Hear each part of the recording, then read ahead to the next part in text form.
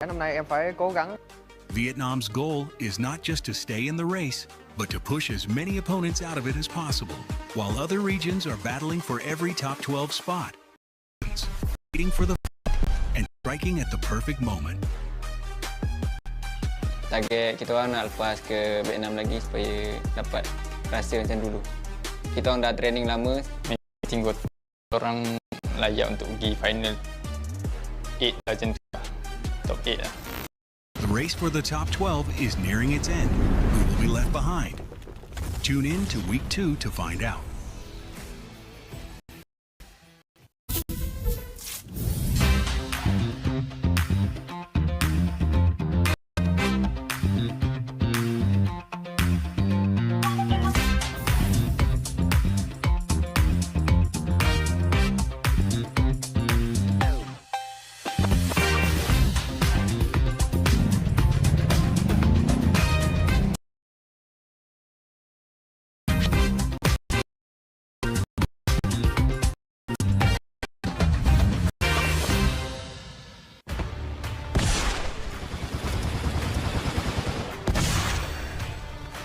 Ate said the moon and the sun aren't rivals.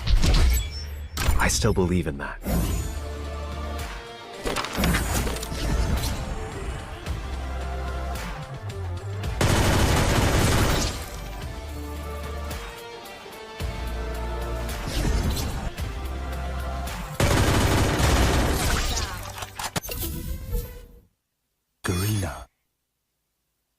Week 1 came to an end, and the battlefield of FFWSC 2026 Spring had begun to take shape. Thailand rose to dominate the standings, claiming the entire top 4. 2 Team of the Day titles belong to Twisted Minds and Team Falcons. Team Falcons charge forward like a machine of destruction, the only team to break the 200-point mark with 4 dominant booyahs. AG doesn't need booyahs. They hunt eliminations, apply pressure, and hold firmly at top 2 as a warning to everyone. Now he might get a 4th one here, and Han goes down! Cypher takes them all out! Buriram United had a slow start, but Kings always know when to accelerate. Through all of those players, dig way down on the ground, and Buriram coming in here to finish them off one after the other. Demon can't do much. It's a 4v1, and Moshi finally puts an end to that. The class of the defending champions never truly fades. Indonesia became the stage of shocking upsets. Giants are falling. Even the EWC defending champions managed only 10 points on day 3, dropping all the way to top 18, an unbelievable collapse. He gets smacked out as well. There goes Evo's 12th place at 4-3, third game. But inside that chaos, a new generation is rising. Onyx, Bigatron, bold, explosive, fearless. Rosana wide, Bigatron with a back-to-back booyah!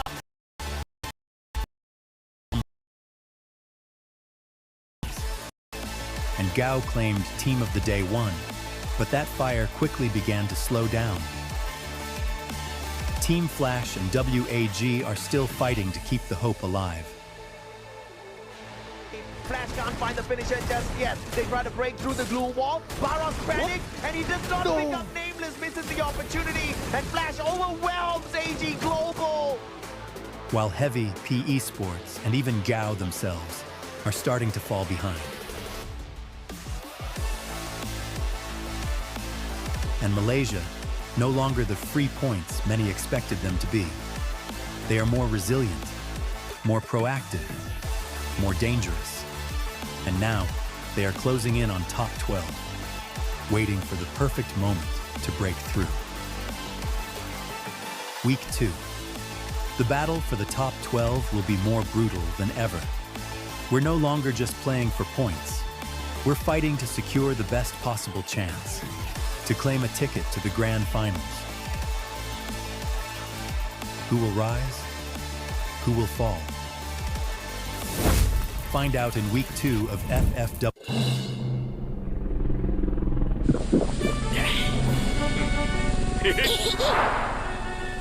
おい！それスノボじゃなくて人体だから。それにこれってケツでブレーキかけるやつだし、吉原大炎上の次は異世界大炎上なんてシャレになりませんから。バカ！これくらい犠牲を払ってこそコラボに対しての俺たちの気合が伝わるってもんだろ。銀ちゃんの言う通りある。コラボのためなら尻の一つや二つ差し出して当然ね。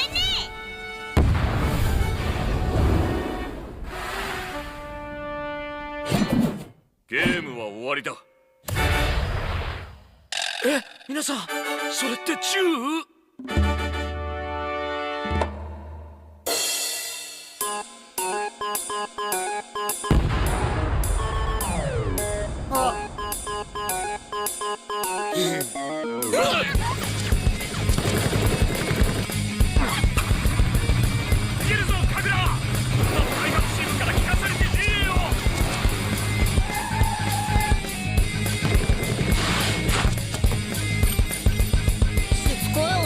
嫌いやろ。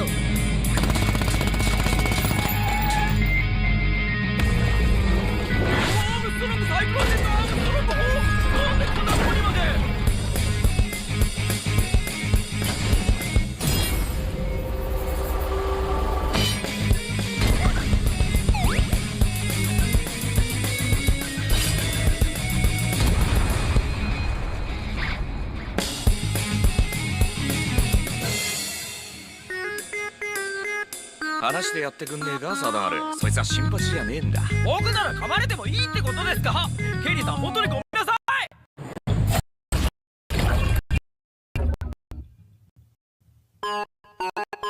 さて、行き先は？ってもしかして僕またメガネだけになってない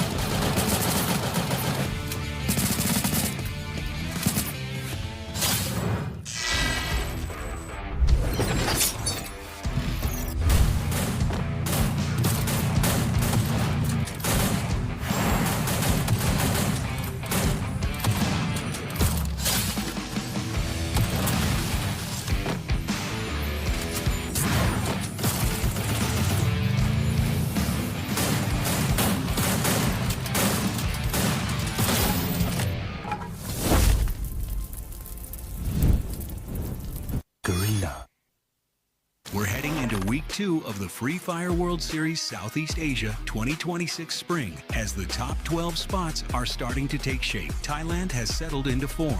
The experimentation phase is over. They are now in full control. Any sparks from the rising teams were quickly snuffed out. All 5 Thai representatives have secured places in the top 12, an unmistakable statement that this year's race belongs to Thailand. Thailand, the kings of Southeast Asia, enter this competition with the aura of a reigning champion. Reaching the top 12 is no longer an objective, but an expectation. Buriram United will get that booyah because of great. คืออะไร32ว่าที่1แล้วกันผมราชาเก็บแต้มอยู่แล้ว The race for the top spot may soon see no other region represented. With 4 Thai teams, Team Falcons, AG Global, Buriram United Esports, and Twisted Minds taking control. มีความในใจอยากจะบอกบุรีรัมย์ครับอยากยิงหัวโจนะจัดเลยรอบเนี้ย However, it's not only the top contenders. Avita, a newcomer with the makings of a dark horse. They didn't come here just to survive, but to prove themselves among the elite. เพราะว่าเพิ่งได้ขึ้นมาเนี่ยครับแต่ก็อย่าประมาทผมครับผมเอาจริงครับ And when Thailand turn it on, anyone in their path can become the next to be wiped out of the top 12. คิดว่าทีมที่จะตกรอบน่าจะเป็นทีมออร่าครับเพราะแบบเป็นน้องใหม่ยังไม่รู้ฝีมือขอให้เป็น RQ แล้วครับขอให้เขาแบบว่าไปก่อนเลยจะได้เล่นง่ายๆ Indonesia had a forgettable week, with giants like RRQ and Ffws looking unusually quiet. Karena kurang adaptasi aja sih, sama ya kurang berpengalaman dari player-player lainnya. Ya kurang introspeksi diri sendiri aja. Is it a slow start, or are they waiting for the right moment to break through? Kalau top 1 nanti kebaca gameplaynya. On the road to the top 12, Vietnam remains a difficult opponent, consistently applying pressure on the Indonesian representatives. Buat tim Vietnam mau lolos apa nggak lolos ya mending lu nggak usah lolos soalnya kan lu main di negara lu sendiri ya. Jadi saran gua mending lu nonton aja. Vietnam, a region that exploded in the early stages. Cái là ấp này chắc là ấp mạnh nhất của Gao từ trước này. Gao có khả năng tầm 60% để vô địch giải C năm nay. Amid such intense competition, can they find the strength to bounce back? Việc team em trùng khu khá nhiều nên cái lượng điểm thu thập được là không đủ để vào top 12. Even so, for the Vietnamese representatives, missing out on the top 12 remains unthinkable. Cái đó thì em không nghĩ tới, bởi vì line-up mùa này em khá là tự tin. Động lực của em đến từ sự thất bại của mùa giải trước. Đó là một khoảng thời gian tồi tệ và rất dài đối với em, nên là mùa giải năm nay em phải cố gắng. Vietnam's goal is not just to stay in the race, but to push as many opponents out of it as possible, while other regions are battling for... Truck running down those blue walls, and that removes RRQ from the equation. What a decision made here by the Vietnamese squad. BE secure.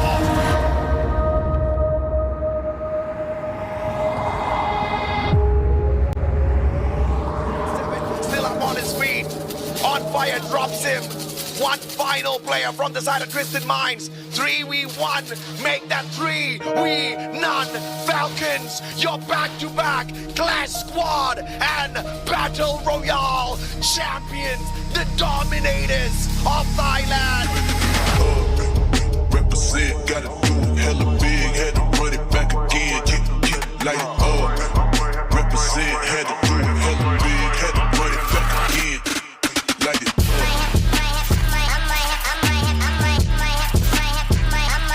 Let it drop.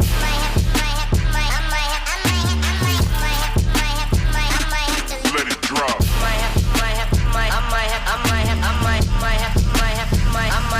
Let it drop.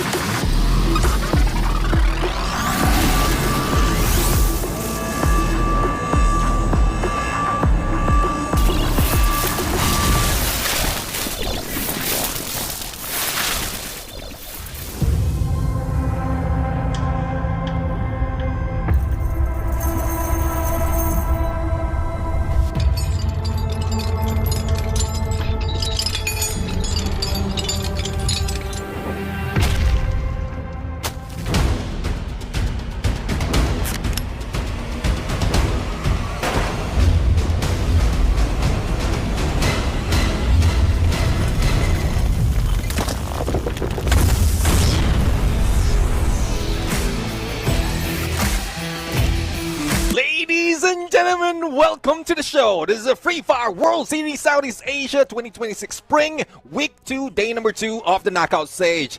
There may be no relegation yet for the team, but this is where teams need not to make mistakes because every match will lead them to be one step closer to the top as well as a team of the day. On the desk right now, I'm Neptune Jemba Garcia, joined my brother, the Mustachio AJ, and we will be your casters for today. It's good to be back, man. I think the production team thinks I'm husky because they green screened my background.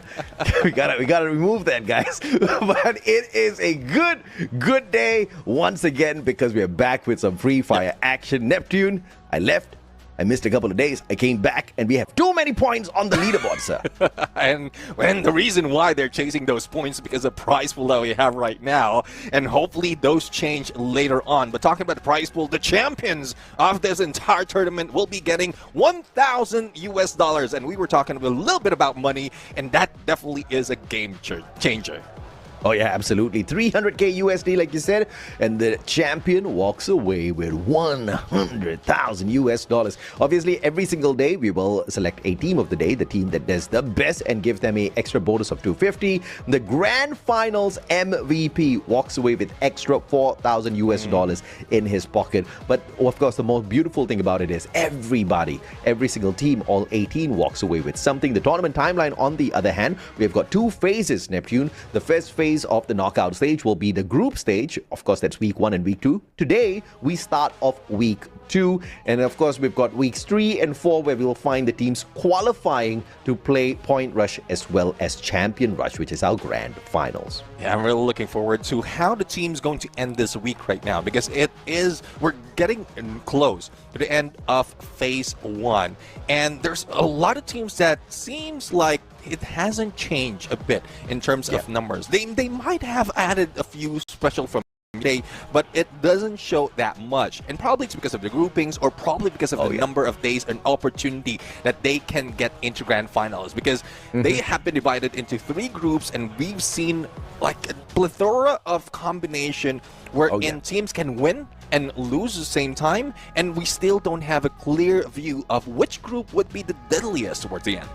The teams play a total of 24 matches over 2 weeks, and then after that we rank them, the number 1 to 18th. The top 12 will start off phase 2, that is in the 3rd week, and the top 2 teams will qualify. In fact, every day 2 teams will qualify into the Point Rush a little bit early, and then the final week, which is the 4th week, we will have the final 12 teams slug it out, where the top 6 teams will make it into this spot as well to play Point Rush as well as the grand finals. But of course, like you mentioned earlier on, the groupings have been pretty grueling in the recent times, Neptune. It seems like some of these teams just happen to be the kryptonite out there when big teams come looking for those booyahs. Yeah, we want to see more of those booyahs as well, not only from big teams, but also coming from the underdogs and the dark horses. But again, we are still on phase 1. Now we're showing phase 2. And if you're a team, AJ, if you are part of and about to end week, would you in for 1 of 2? Because I think some of the teams doesn't want to do so. They want to find out what what their potential opponents would be in the finals be showing time like this. Yeah, honestly, if you're bored, if you know how you can dominate everyone and you want to stay out of the crosshairs of the opponents, then you don't really look for a lot of points, right? And speaking of points, how do you earn them? You hit the booyah, you walk away with 12 placement points, 9 points for that second spot, you minus off 1 point for each consecutive position you hold on the leaderboard, except the very bottom, 11th and 12th place gets you no points, but every elimination gets you that 1 point. On tiebreaker rules, it hasn't changed, as well as the one unique active skill wherein there's no spam of specific skills, and we've seen a few skills that is being used quite well. Even I want to see how they are going to play it right now, because we've seen a few of those active skills that was nerfs, specifically Ray as well as Nero, and we've seen how well they have been used in Battle Royale. But this time around, I guess even with the update, even when it changes, they're still in the testing phase right now, because there's no relegation for the teams just yet, and there's a little to no chance that they will be ousted in getting in the point rush. Because once you are in a point rush, that's more opportunity for you to grab more points towards grand finals. Absolutely agree with you. And obviously, you want to have those bonus points if you want to guarantee yourself to be the champion. Okay, I take that word guarantee back because we still have champion rush in contention, right? So just because you have the extra bonus points doesn't really mean much if you come in the following day for the champion rush format and you don't pick up those early points. The teams that reach 80 points first will activate the champion rush condition, and if they secure a booyah in one of their following games, in fact, the first one to secure a booyah will be crowned champion. Now, in the past, we used to have a maximum of X number of games where we look at the overall points if we do not have a champion by then. But this time round, unlimited games, Neptune. Yeah, limited games, limited chances for those who haven't achieve that champion rush condition as well to add up to the points. But we'll have to see on how well they're going to play it out. This week, or this day rather, we have two groups and we have Group A and C. We've seen a few from yesterday already, but let me introduce everyone. We have Heavy Brim United, GOW, Bigatron by Vitality, WAG, as well as Aurora Gaming for Group A. For Group C, we have Falcons, Ffws Divine, Anyone Can Dream, Twisted Mind, Onyx Olympus, and Shadow Esports. And we were talking about from the past that a few teams are looking like that they are primed to be in the champion condition or in the point rush already. But a few teams are slowly building their momentum towards the end. Yeah, absolutely, man. Bigatron by Vitality, WAG, these two teams are still struggling to find their way out there. But granted, they only have 12 games played so far, and they're already in the top 12. So I do expect them to collect some heavy points out there. Pun intended, I do expect to see Heavy playing a little bit as well, because Heavy is one of those teams who have been struggling a little bit too much, even worse than WAG as well as Bigatron. And this is the grouping that has got the Titans. You're talking about Onyx, you're talking about Twisted Minds, Falcons, all at the very top. Ffws, well, seems like they're struggling, but just like Buriram, they've shown us that when they want the points, they can get the points. Yeah, I mean, it's only yesterday we've seen Ffws really rank up all throughout this Phase 1. So let's see if this is a chance for them to do so. We're going to start off our matches in game number 1 in Nextera, followed by Purgatory, and a third game would be in Bermuda. Solar would be 4th game. 5th would be Kalahari. I'm really looking forward to those who would take advantage of these specific maps, because so far there's a few advantages that's being taken by a lot of teams, especially for those who like elevation, high ground, long range engagement, but hopefully they get a map that they want on that randomized game number 6 as well. Yeah, man. At the moment, Nextera is looking like the Indonesian map, right? Bigatron by Vitality, Onyx, they already own a booyah here apiece. Falcons, though, although got no booyah on Nextera thus far, they do dominate with the highest numbers of points collected on Nextera. It could just be a battle between Thailand and Indonesia here. The Malaysians will be playing Anyone Can Dream alongside Aurora. We do expect some heavy turbulence in the air today, Neptune, with the Vietnamese teams looking to prove themselves. I mean, so I'm a little bit surprised. Off of week 1, Team Flash is the best squad that we've got out of Vietnam so far. And that's a little bit of a shocker because Flash has not been the most consistent squad. We do know that they recently acquired a brand new coach, and it seems to be working out perfectly for them. And that's one thing. I mean, you might have great strategy from the past because of the mechanical skills that each player has. But if your chemistry is not built by a coach, as you mentioned, similar to what we're seeing from Team Flash, then it like everyone will not jive. You will not have a one mind that is going into battlefield. So let's see if that's one thing that we're going to see, we're witness right now.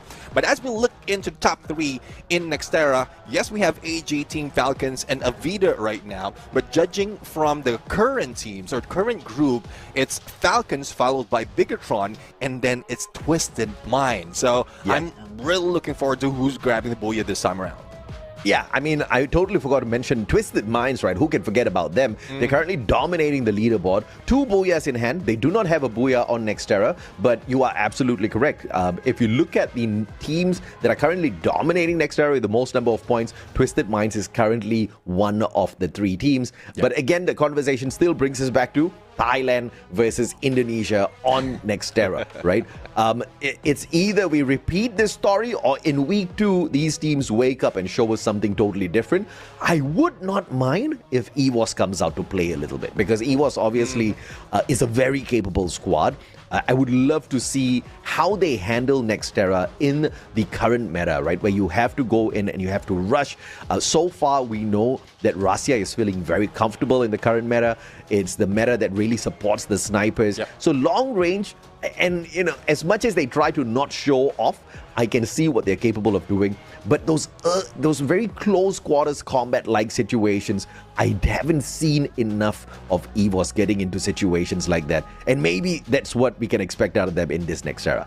Yeah, let's see it out. I mean, yesterday they did put out 22 points, similar to what we've seen in RRQ after RRQ grabbed that booyah. So they're slowly really building it up. And they did get a booyah from yesterday's game. So Ffws Divine is definitely waking up.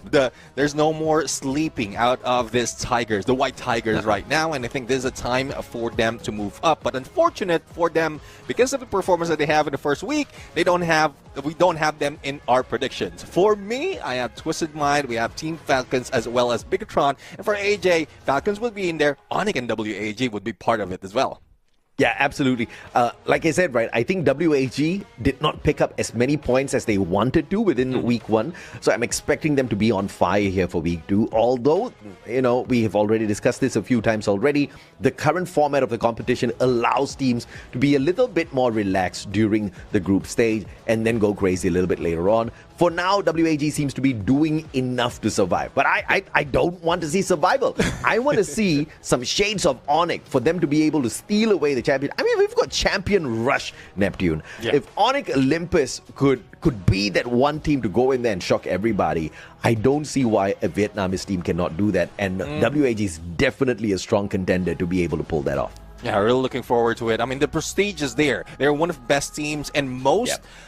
one of the most fans out of Vietnam. So hopefully those fans would not be disappointed with their performance because we've seen them rise up in group stages, knockout stage, but towards the end, that's where they falter. I don't know what's happening internally, but even with the interview, it seems like there's still a few things that need to work on despite of how long they have been playing. And it's not just them. Even some, and we've seen Team Flash right now move up, as you did point out earlier. They're slowly building it up. They're more concise in their movement, in their approach. But how will the WAG respond to that kind of challenge coming from Team Flash right now? Though Team Flash would not be playing right now, but we would love to see WAG move up together with Heavy as well as GOW in this game. Yeah, in general, WAG definitely had a much better 2024 as opposed to 2025. All throughout, see spring, see fall, even the global finals, in every single competition, if you pull up the statistics from 2025, they've been having it rough. So I've been expecting this wake-up run by WAG to be coming for a while now. I think I'm getting a little tired of waiting, WAG. So maybe today is that day as we head on into Nextera to kick the battles off. Yeah, let's see who will be kicking some of the battles, some of the teams out as we look in the flight path. Coming in from Turbine, heading into Rustdown, a few of those contenders, especially those who want to hang in on Intellect Center, has a clear view, and Heavy is one of those who often drop in. But I think they also have a few, an opposing team going against them. It's ACD, anyone can dream. So let's see how Heavy is going to handle this. So far from the rest of the team, it's Boxing Gym that we will be seeing another hot drop. But let's focus now on Intellect Center and let's see how they drop.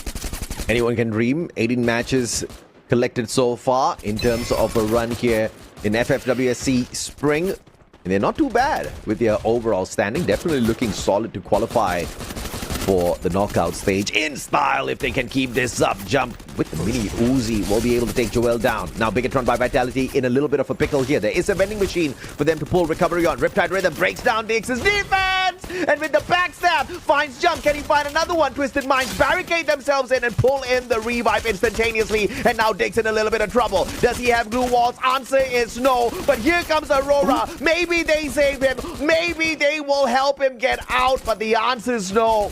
They eat him up alive, and they now look for Twisted Minds and their players. Aurora winning big off of this third party. Great pressure being brought in by Aurora Gaming, especially in the final moment for the final player. They didn't really stop in giving out those shots, and that reduces chance of them going for the revive. Well, let's see though. On the other side, ACD right now going against Heavy, and Heavy, though they lost a few or one of the players, I think they're still prime, especially with the compound that they're taking. No opening coming from Heavy right now that can be taken by ACD, and it seems like they need to get up close. But Alan is prepared, VSS in hand, Alif slowly moving in, but this is the time for them to back away, because there is not an opportunity for them. They don't have any advantage in that situation. Heavy versus Anyone Can Dream. Onyx dropping by to say hello as well. Anyone Can Dream, well, about to face a nightmare as they deal with two squads. One from Indonesia, one from Vietnam. They've got nothing to do but to run away from this compound now. Question is, can they get away? Adam, Macden in hand, trying to spot out Alif. Putra drops by to say hello as well. Alif does have the Trogon in hand, can respond, but focuses on the wrong player. Either way, he would have been toast. A 2v1 situation. And Traps instantly bringing him back into the fight. So Anyone Can Dream will continue to survive for the time being as Intellect Center sets up the stage for Heavy versus Onyx. Oh, let's see though. Heavy from behind of Traps. It's a good thing that Onyx Olympus Zyro pulls away, but unfortunate for Traps. There's no backup that's coming from their side. But here comes the engagement that's about to happen between two of the teams, Heavy and Onyx Olympus. But not being stuck in the corner, Heavy will be fighting back, but Mufasa will be taken down. Time Turner saves Zyro a little bit as well as with that electrotherapy. Don't cry for that flick, and even Adam will need to go and use that skill to bring down Alan. But the pickup will not be done on Heavy's side. It's Onyx who will have the advantage on the 2v1, but a revive, and don't cry for two. Don't cry is that brilliant man. Passed his way in towards the vending machine, pulled up the glue wall, stood up, still alive, and tried to run over the players of Onyx, but Don't Cry finally taken down. But my, oh my, did he trouble the Onyx players.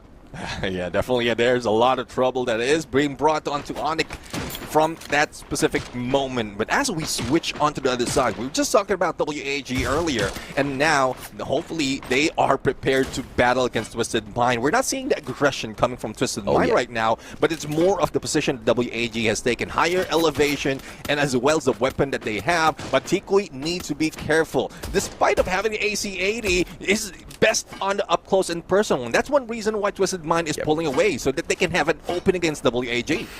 Yeah, absolutely, man. Oh, Shadow Esports doing a number here on the GOW players. Rasia, the final player, a sliver of health, and his run is over. Aurora putting the final bullet in the coffin of the EVOS players. And the Malaysian squad running with 10 eliminations already. WAG now spotting them out. WAG within the lightning zone created by Twisted Minds, aiming to take perhaps the Vietnamese squad off of their throne here.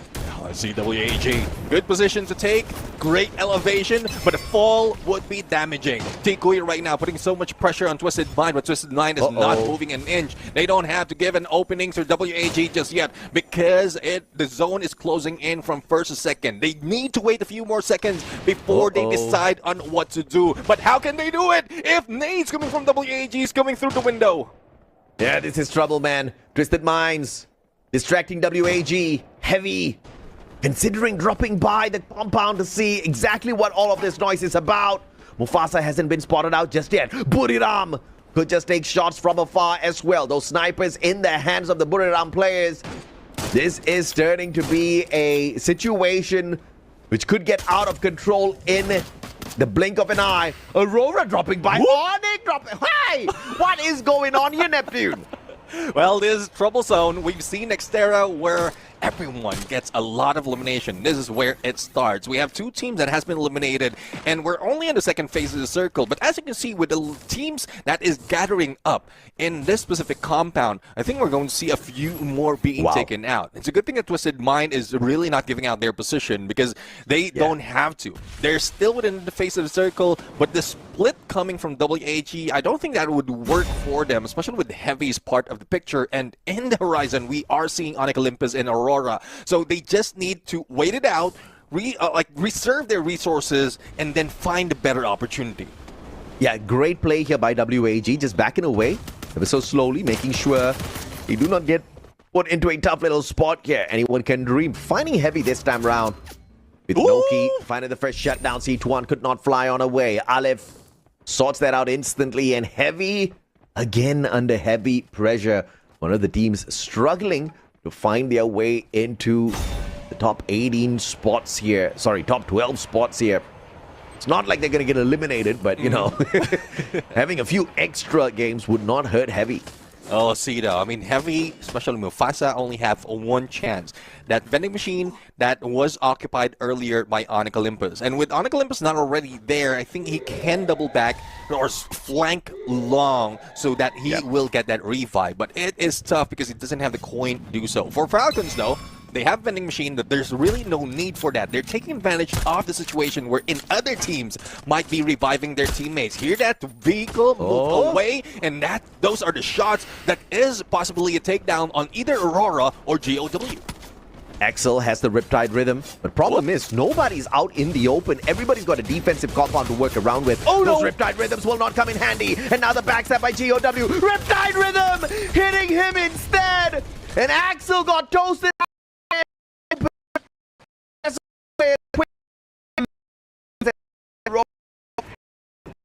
A pickle thanks to GOW. Aurora Gaming. I mean, they built us so much of aura earlier, especially starting off. Last time we saw them, they had 10 elimination. Now that they have 11, but only 2 players, they're slowly losing all those aura, all those energy. But let's see if they can survive on the onslaught. If in case they move out of the compound, again, waiting it out is one of the key in this situation. But how can you do it if teams like GOW is slowly in this space? Step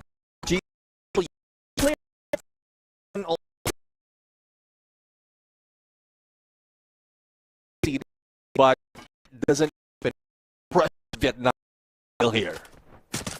And still 10 more squads left in the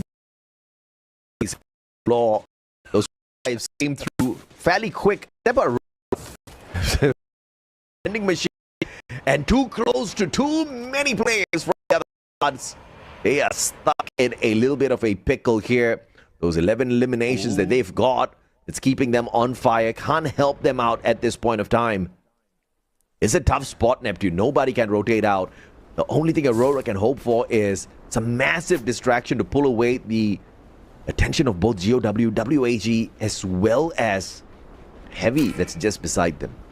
Yeah, one thing that might save them is if the shift happened wherein everyone would be moving towards a different location, then that would be their opportunity. Because from what I'm seeing in Twin Bridge, Falcon is guarding their vending machine, that vending machine that they could have taken. But here comes Budam United into the fray, into the middle of that previous circle, and it just brings so much pressure. We still have 10 teams, and Heavy, bro, look at Heavy. They're outside. They are not worrying about this. They're just laying in and prioritizing and healing up, and I think the team booster is helping me out. And also the team's read on the circle is just brilliant, don't you think? So many squads knew exactly where that final zone, or one of the final zones will be moving on into, and they've already looked for their defensive spot. Buriram, one of the final teams to make it on in here, but just in time. Not too early, not too late. They found themselves a decent defensive spot, and this is a 4-way standoff. Well, Aurora's not much of a team that can hold their own in the standoff since they're down by 2 men. But the rest of the teams could perhaps make it a little bit more difficult for Aurora here if WAG takes the jump pad, puts themselves right behind Aurora. It's the toss of a coin right now. Those binoculars should come in handy for these teams who are looking to reposition, but WAG not very keen on moving just yet because they are safe in the next circle. As Heavy approaches from the back, Nan7 beautifully shot, don't cry, on the ground. Mufasa left out in the open. C1 quickly U-turns around. The rest of the Heavy players saying, okay, maybe not there. Imagine staying outside the blue, using a vehicle just to get through, and then you get gunned down by WAG. And it's just unfortunate for them. It's a good thing that Heavy still have 3 of the players and probably a little bit more of coins on them because they were not part of any engagement. They're not losing so much of that fight as well. But it's more of the position that they need to consider. If Mufasa moves away,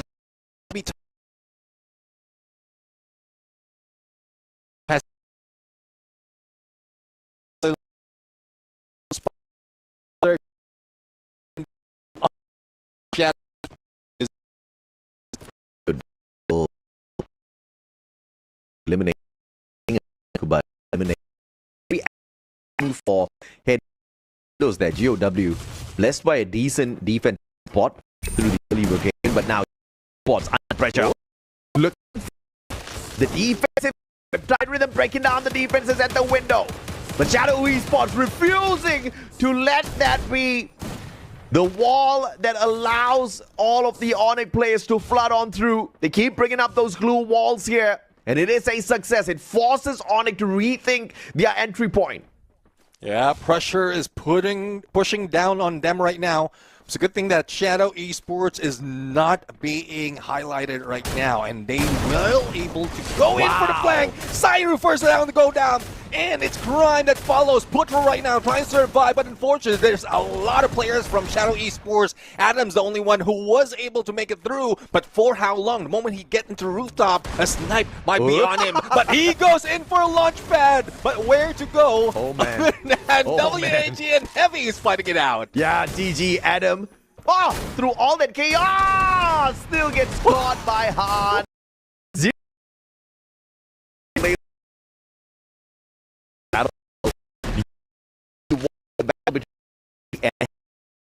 count finally ends in the for the levels, but the duck for the players. Well, let's see though. I mean, I don't see a dog that will be laughing if in case they shoot the duck.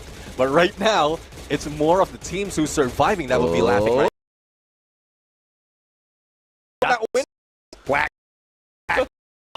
Not up in the air, but no cover around them. Containers all around. Shadow Esports finally bows out of the lobby. 8 more squads left.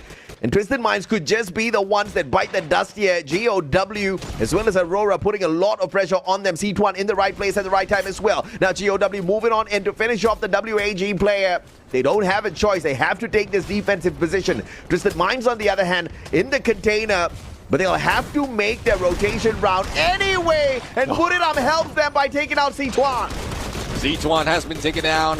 Heavy has been eliminated as well. And let's see who or if Buriram and ACD will be duking it out. There's a good God nade coming from Buriram. Jonah with 3. And Team Falcons are out because of Buriram United. We're down to 5 teams already in GOW. Seems like a target to go down. Oh yeah, Twisted Minds on fire once again. Diamond with the God nade just taking in that elimination for the squad. The rest of the players is making sure the numbers stay strong on their side. The next one to prey on though would be a Aurora grenade from the back. Twisted Minds needs to figure out exactly how to get to Demon, who valiant dashes into 3 players, knocking back the Twisted Minds squad. But 3v1 was obviously too much for him to hold on to. And it's now setting up the fight between Aurora and Twisted Minds here, Neptune. Yeah, the thing though, Aurora has been hanging in this compound for a few minutes now. Make that like almost 10 minutes. And they still managed to survive, get a few more elimination.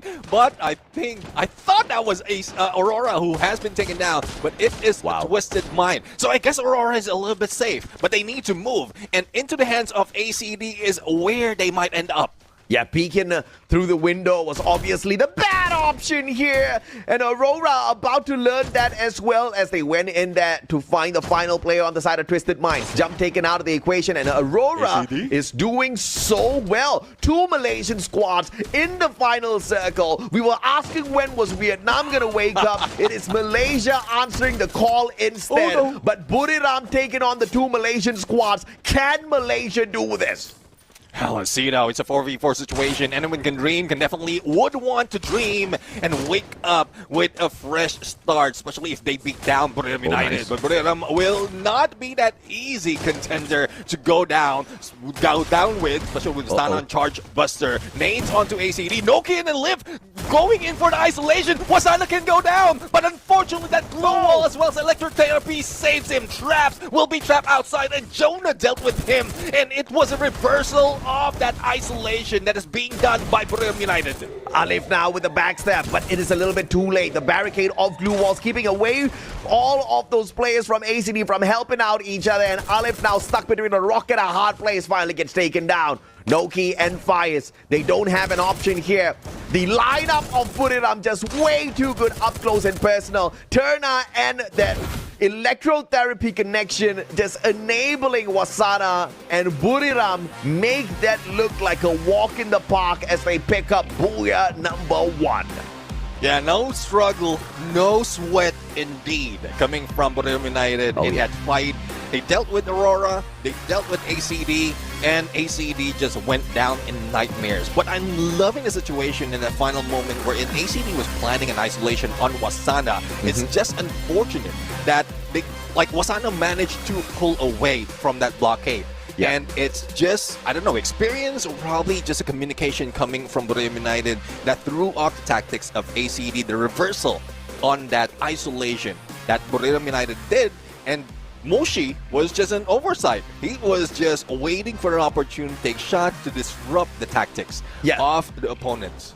Moshi playing that Cryo Mine, played it absolutely perfect. I mean, Nero is that disruptor. Moshi is that disruptor. This is his season, and he played that perfectly well, right? Always staying on the roof as the sniper of the squad, enabling the 3 rushes. Now, Buriram is that kind of squad. They can go in here with a double snipe setup, or they can just split into 1 to 3 with Moshi watching their backs, the rest of the players just down on the ground, getting the job done all on their own, right? And once again, the electrotherapy from Turner just allowing Wasana to be a beast as usual. And it was more importantly the way they were dancing around those glue walls that kept the players of ACD not just away from them but away from each other. The pickups were almost impossible on the Malaysian side up against Buriram, Neptune. Yeah, exactly. I mean, that's a tough part if you're going against Buriram United. Yep. Even if you manage to bring down Wasana, you still have to deal with Jonah and Turna. And no one has dealt with Moshi, especially on that rooftop. Ffws tried to do it, but still failed. Glue wall after glue wall, Moshi defended himself, and it's just difficult to take a shot against that sniper from Buriram United. But I'm really loving that even without Get High, Buriram United is still this aggressive. We are seeing a different page from the book coming from Buriram United, which I'm loving so far, and I want to see more of that. Yeah, the fresh blood of Buriram Turner just being given more game time out here up against the Southeast Asian players. Obviously, he was good enough to replace the Cruz, and he's only been on the squad for less than a month. So Neptune, he definitely needs a lot more time out there with the squad to get them into rhythm. I know the chemistry on the side of Buriram has been as solid as it has ever been, right? I mean, the players have been playing together for so long now, and I think the most recent squad has definitely been together for close to 3 years, right? Every single player on that squad has not changed on the side of Buriram. Bringing in a new player should technically rock their rhythm, but it's not doing that at all. But at the same time though, I do realize we're not getting those explosive numbers out of Buriram. Is this because they're taking it easy, or is it because the chemistry is not working out as well? But either way, they're preparing very early, Neptune. Yeah, and that's one thing now. I mean, we've seen how they work in the first week, and this time in the second week with Turner introduced, I think it's just to throw off any assumption that their usual roster would be that deadly. And with Turner into the mix, and we know that Turner was part of AG Global as well before getting into Team YU and then jumping into Buriram United. Yes. So it's more of what they learned out of those teams that they were part of that's being embedded into this new strategy of Buriram United, which I'm loving right now. Like Get High is a player that you cannot replace that easily because he's not just support, he's also Sure, he even beats Buriram United in terms of elimination. But if you can build Terna to that extent, then that Buriram United will be even clear. Yeah, I mean, no.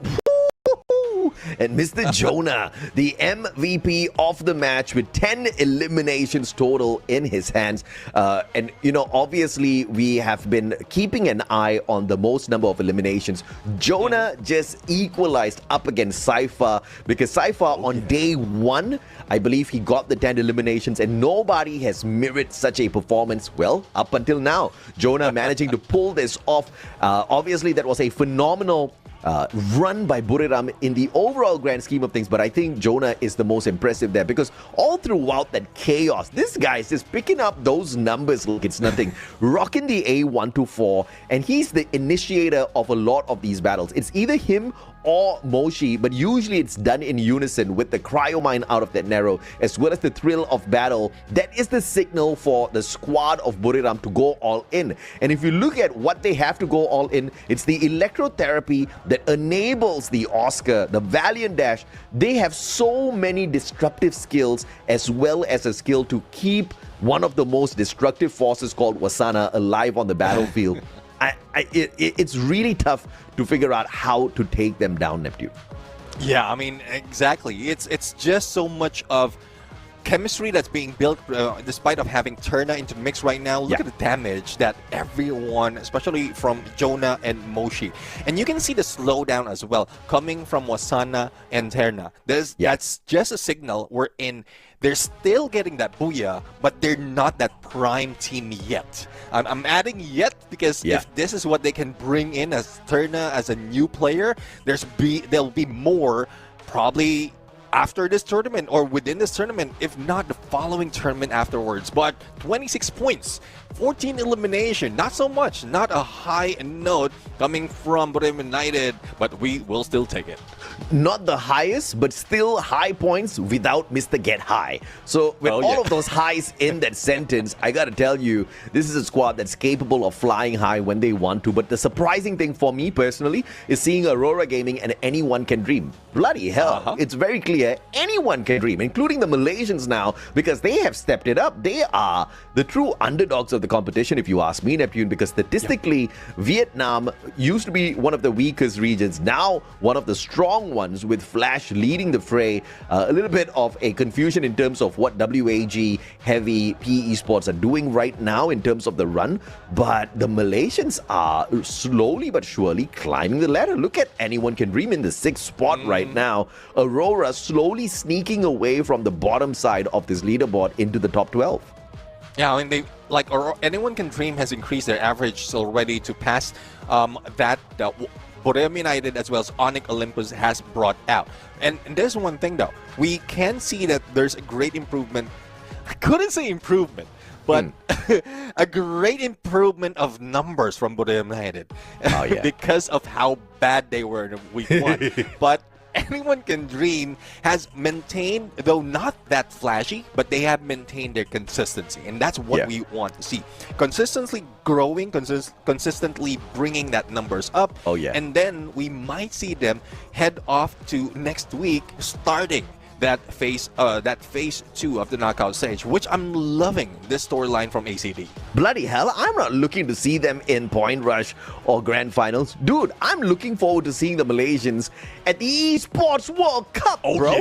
I mean, the top 9 teams, if Ffws Divine is part of the top 8, will make it to the Esports World Cup. And it'll be cool to see a Malaysian squad there. It'll be cool to see 2 Malaysian squads there. Are they going to become bottom feeders at the Esports World Cup? I don't know. If they can continue the run like what anyone can dream is doing right now with the numbers, I think they've got a decent chance at being one of the disruptors at the Esports World Cup. But let's, of course, take a look at some of the numbers here as well. Speaking of disrupting, because as we head on into the Purgatory map, RRQ, yes, they dominate, but they're not playing today. Falcons and Buriram. We definitely have to keep our eyes on Falcons because they got taken out a little bit prematurely in this first game. And I'm expecting them to hit back, especially on this map where they've got 2 booyahs so far. Well, let's see now. I mean, Team Falcons, what they've been doing, especially that next era, is taking advantage of the vending machine that's near them, and that's getting elimination out of those. But it's just unfortunate that they have to deal with the nades coming from Jonah, and that's why their final player was eliminated.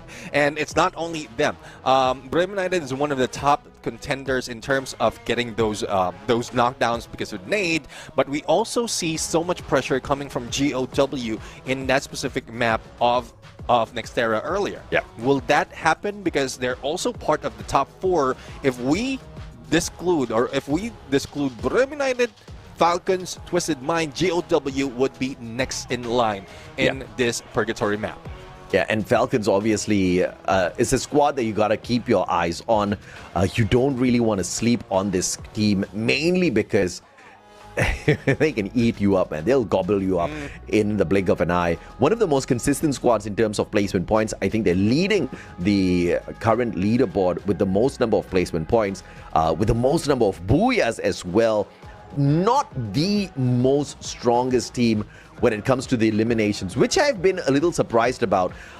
Not because they're not shooting, because I think they're focusing on just getting into these final circles very consistently, just guaranteeing themselves as much as possible these booyahs, because they're trying to sharpen up that win condition, not just here for C, but for EWC as well. Well, let's see though. This is a lot of preparation coming before we get into EWC. But we are now heading into our next map. The flight is ready, and neither heaven nor hell can save anyone who will be sleeping in this specific map. This is Purgatory, and you know how it is. Even if you're not in hell, fire will be felt. Fire will be felt indeed as we head on into Purgatory. We got the lava flowing this time around, man. As everybody is trying to go for the throne of Southeast Asia. Falcons versus Heavy. And this is going to be a heavy fight indeed for the Vietnamese squad that's already struggling. Their best bet is Falcons drops all the way at Brigade, but the answer is not going to be so. Falcons actually choosing to drop a little bit closer here to the squad of Heavy. And I think Central's going to be lit up in a little bit. GOW up against Aurora on the other hand puts the Malaysian squad up against another Vietnamese team. Let's see though. I mean, Aurora Gaming did well earlier, but we'll have to see if they'll be able to bring all those fire with limited resources, especially in the compound. They have to share it with GOW right now. But we're seeing that GOW is not moving that much to grab all of those loots. Apart from one of the players who already doubled back already, a backstab might happen, but another player from Aurora is closing in. But as we hit into Falcons, the battle between them might ensue right now, and they might be able to end this from what we've witnessed, as you mentioned, on the drop. You got to focus on those team boosters very early game, and the initial coins that these squads pick up. You can see exactly what the focus is on. Great blue ball by Axel, but Azriel will not be able to pull off such a flashy play. Axel with the instant revive tries to survive, but too low on the HP, and the Bison off of Hans will get that elimination. But a timely revival by the sniper of the Aurora squad here to keep the Malaysian team active. Let's say that. I mean, will they be roaring later on, or will they be slowing down? Heavy right now is being slowed down, especially on contention against Team Falcons. Let's see if this is just a one-man mission being done by LimitX7, because I've seen a few of the players already trying to gang up on the heavy players in Central, and LimitX7 is the one who is backing away. But he does have a little bit of saving grace later on, if in case he spots anyone who wants to take that vending machine on towards this area. But shots onto the vehicle of Seats 1, missing those shots. Pina, I don't think that is a way to show off this time, and a little back and forth coming from Mufasa saves him, but not for long. Well, Ffws is having a good time out there up against GOW. Coach Hill would say otherwise. You spoke too soon? Yeah, man, he just got hit down by an FGL of all things. Man didn't have enough to survive that encounter. Aim God just finding a little bit of revenge here. I want to check out that fight. And Aurora getting involved as well in this fight up against Evos. But yep, we'll miss all of that. Yep, okay. All right. So we move on with the Falcon running in through. Yeah, I mean, Evo's Divine, oh, there you have it. Evo's Divine right now, I think they've dealt with GOW. And the moment that we get a picture of how Evos is doing, Rasia has been taken down. So Wes right now, M590, and I guess this is the reason why they don't want to show it. They don't want to jinx Evo's Divine. 2 of the players has gone down already, but fully revived. Only Aim God remains and might be taken down, especially with the number of Aurora Gaming players in this area. Yeah, I mean, vending machine here, so revival's not impossible. Suez, man, binoculars would have come in very handy in that situation. What? Aim God! Did he just do that? The vehicle on its side, and Aim God still pulls off a masterful escape. M590 in hand is waiting for the backup, and Aim God's actually going to get the heck out of here. Pull out your sniper, boys. Well, it looks like the car is on fire. Nobody to snipe Aim God. But he's going to pull off a masterful strat.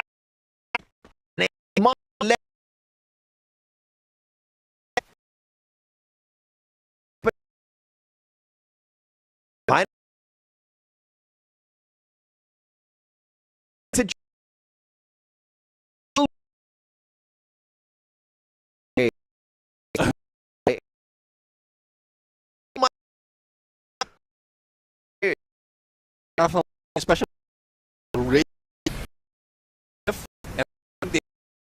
to eliminate Evo's Divine. That gives more opportunity for those Divines for go to revive as well as a regroup, but I think they're spread out a little too thin. So they will need either to use those zip lines or vehicles, whatnot, but they need to do it quick because in a bit we're going to see the second phase of the circle, and that would force the teams to head into where Evos is. But speaking of force, WAG might be forcing their way onto Heavy right now because they used a binocular, didn't spot anyone, but Heavy was just next door. Well, driving past Heavy is the first part of this challenge. Staying away from anyone can dream. And avoiding a third-partying Heavy would be the next challenge for WAG. I think anyone can dream will not be rotating because they've put the vending machine on their side.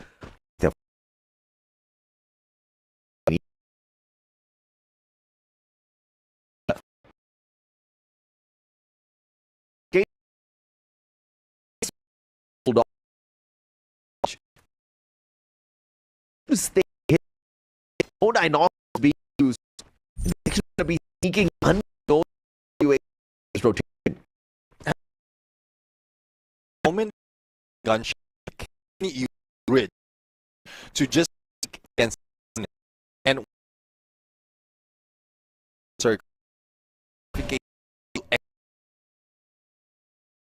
it's take opponent more right. No one is any shot. Is where we gaining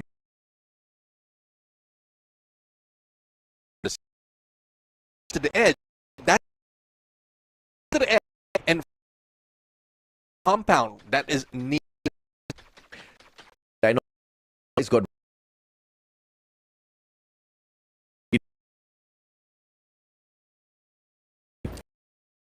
of the one of the to rotations and the best with ball. Taken by one of the ones that keeps here. It's a better rotation. Times help at least.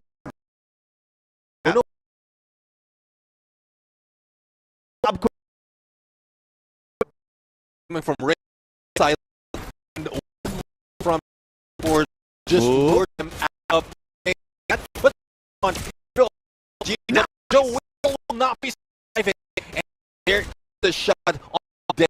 I don't think Dix will have any cover left in that moment, but Ren was spotted being taken out by Card 98. But I think Shadow Esports is still alive. There's no taking them out. And C-Bank managed to bring back one of their teammates. That is Joel. So they just need to regroup, wait for the opportunity. But it's a good thing that they know exactly where GOW is. Yeah, that play right there confirms that Skylar is back, baby. Oh, yeah. Beautiful play and well paced out Riptide Rhythm coming through from the Vietnamese squad. Is making sure the rest of the players focus fire to take down those glue walls instantly as well. In a coordinated attack like that, that Skylar can do big damage.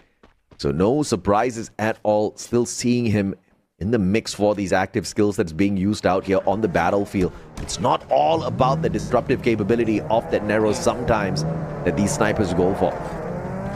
Well, here's one thing that I'm questioning right now. Earlier, Buriram United is near Brasilia. They crossed the bridge, went outside, head to golf course, went to quarry, and now still outside of blue. So I think they want to wait it out, especially with the number of teams that we have in the next phase of the circle. The saving grace that they would have is if they stay on the edge near the waters, just between golf course and central.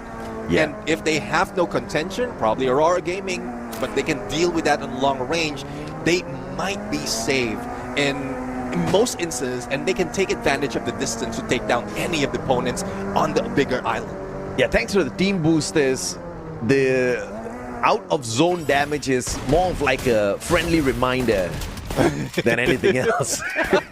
It's a friendly tap on the back, like, hey, maybe you want to join the fight now. You know, Buriram taking good advantage of that to focus on their looting progress. But of course, it comes with its own fair share of risk as well. But I have to tell you, Neptune, you hit the nail right on the head by assessing the number of players that are alive in this lobby.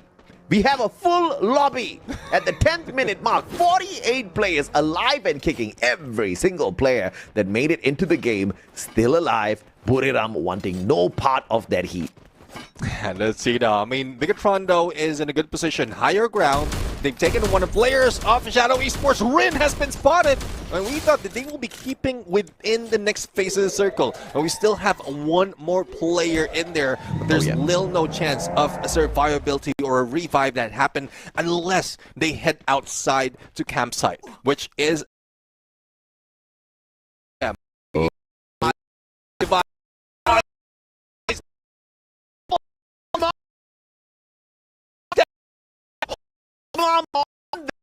in snipes OB53 perfection, baby.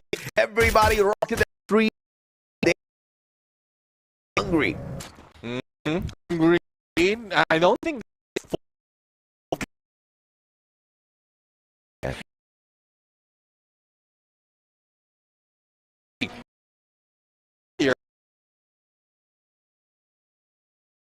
would coming, but I don't think the role they would go with but it clear say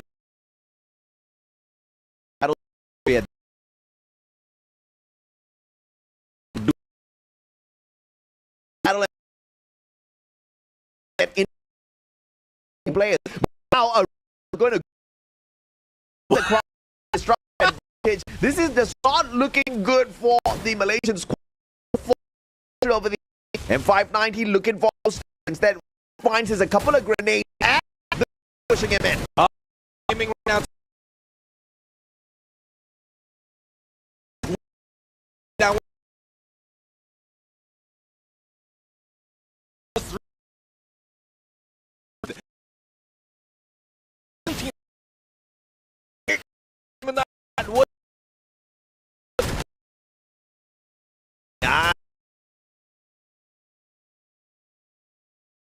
Up again, they go in back.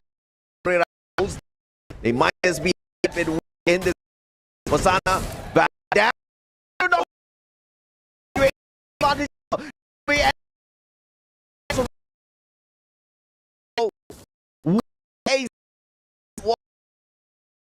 Save, great turnaround being done by Brayden.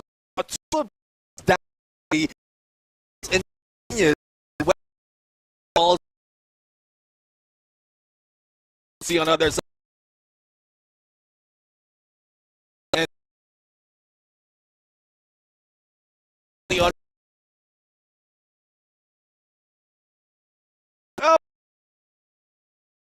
I think TD can be having a full squad right now because they need to move.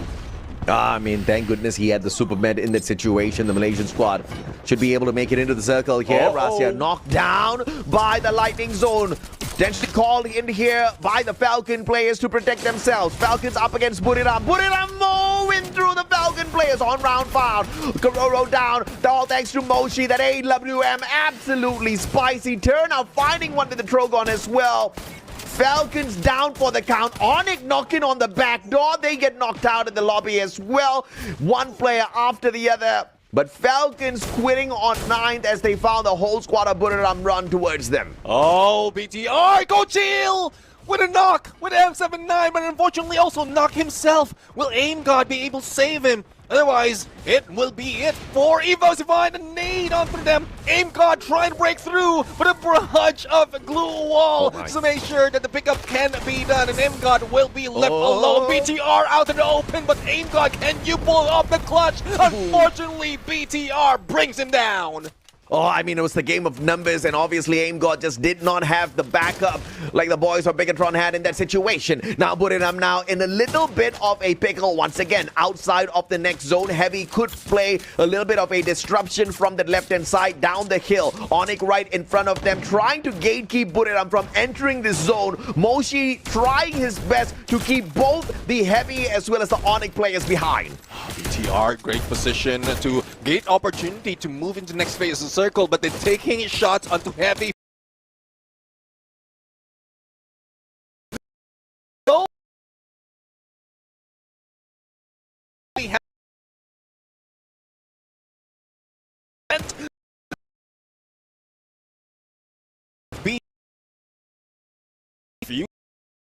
But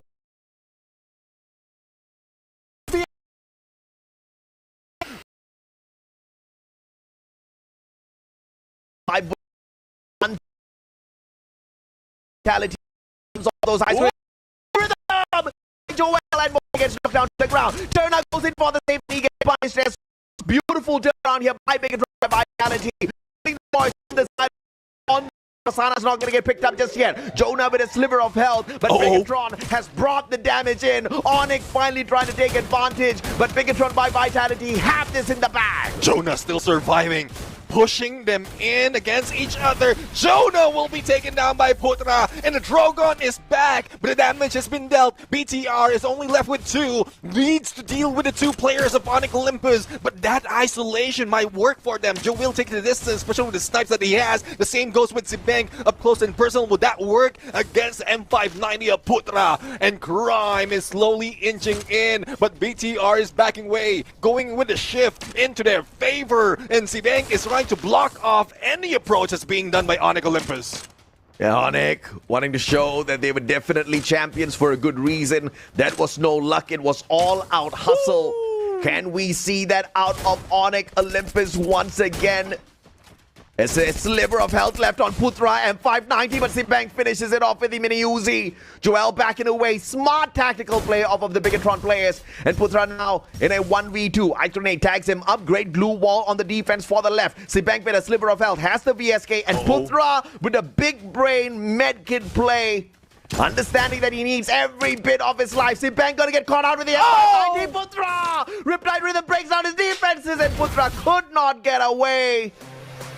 And Bigatron by Vitality secure the booyah after a neck-and-neck fight up against their brothers Onyx Olympus. Bro, I mean, we were talking about the snipers, we were talking about the Skyler, and that Riptide Rhythm saves the game for BTR. But before that, I'm loving how BTR is positioning themselves in those situations. Even against Buriram United, they were not phased. They spread out with 2-on-2 on approach, and then have to deal with the ones in the front line. First, it was Wasana, and even with that glue wall, the pickup has not been done. I think the pickup, the Thiva has been used already. That's delay on the side of Buriram United. That was taken advantage by BTR.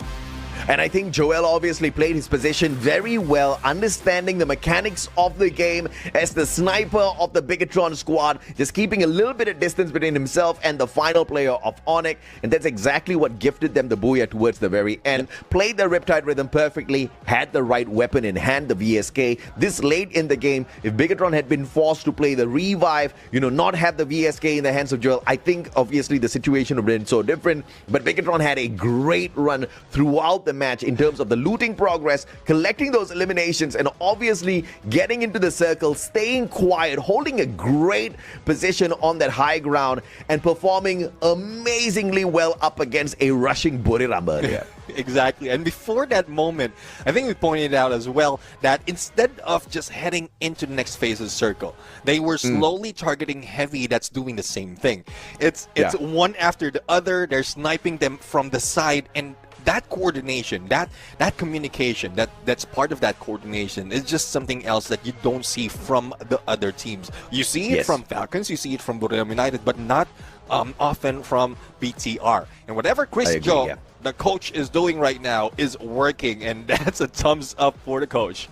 Yeah, absolutely. And it's all, I mean, we see a lot of the action out here on the screen in front of us, and we praise these players. But I tell you, the analysts of these squads, the coaches, definitely deserve a lot of credit, right? Because a lot of the ideation in terms of how you approach each and every single match, how you handle certain teams, trying to break down the strategies and the rotations of the other squads, usually it's done off screen in the background. The application of all of that knowledge is exactly what we're seeing in here. So, and I have to say, that's exactly how Flash has been so flashy this time around as well, right? Just a little bit of guidance goes a long way. And speaking of going a long way, I think the teams have definitely shown us the experimentational period we have given them here in FFWSC is paying off, right? Because they are pretty much sharpening their active skills now. You can see a little bit more consistency with which actives are brought in, and that Riptide Rhythm, that Skylar is performing very well. And like we discussed at the very start of the competition, it needs to be followed up with a lot of focus fire from the rest of the team members as well, because the Riptide Rhythm is not as strong as it used to be in the past, but very viable when you've got strong teamwork, Neptune. Yeah, I won't be surprised if they have the Skylar, they will have an Oscar as well. And you've seen the flurry of glue wall melters that you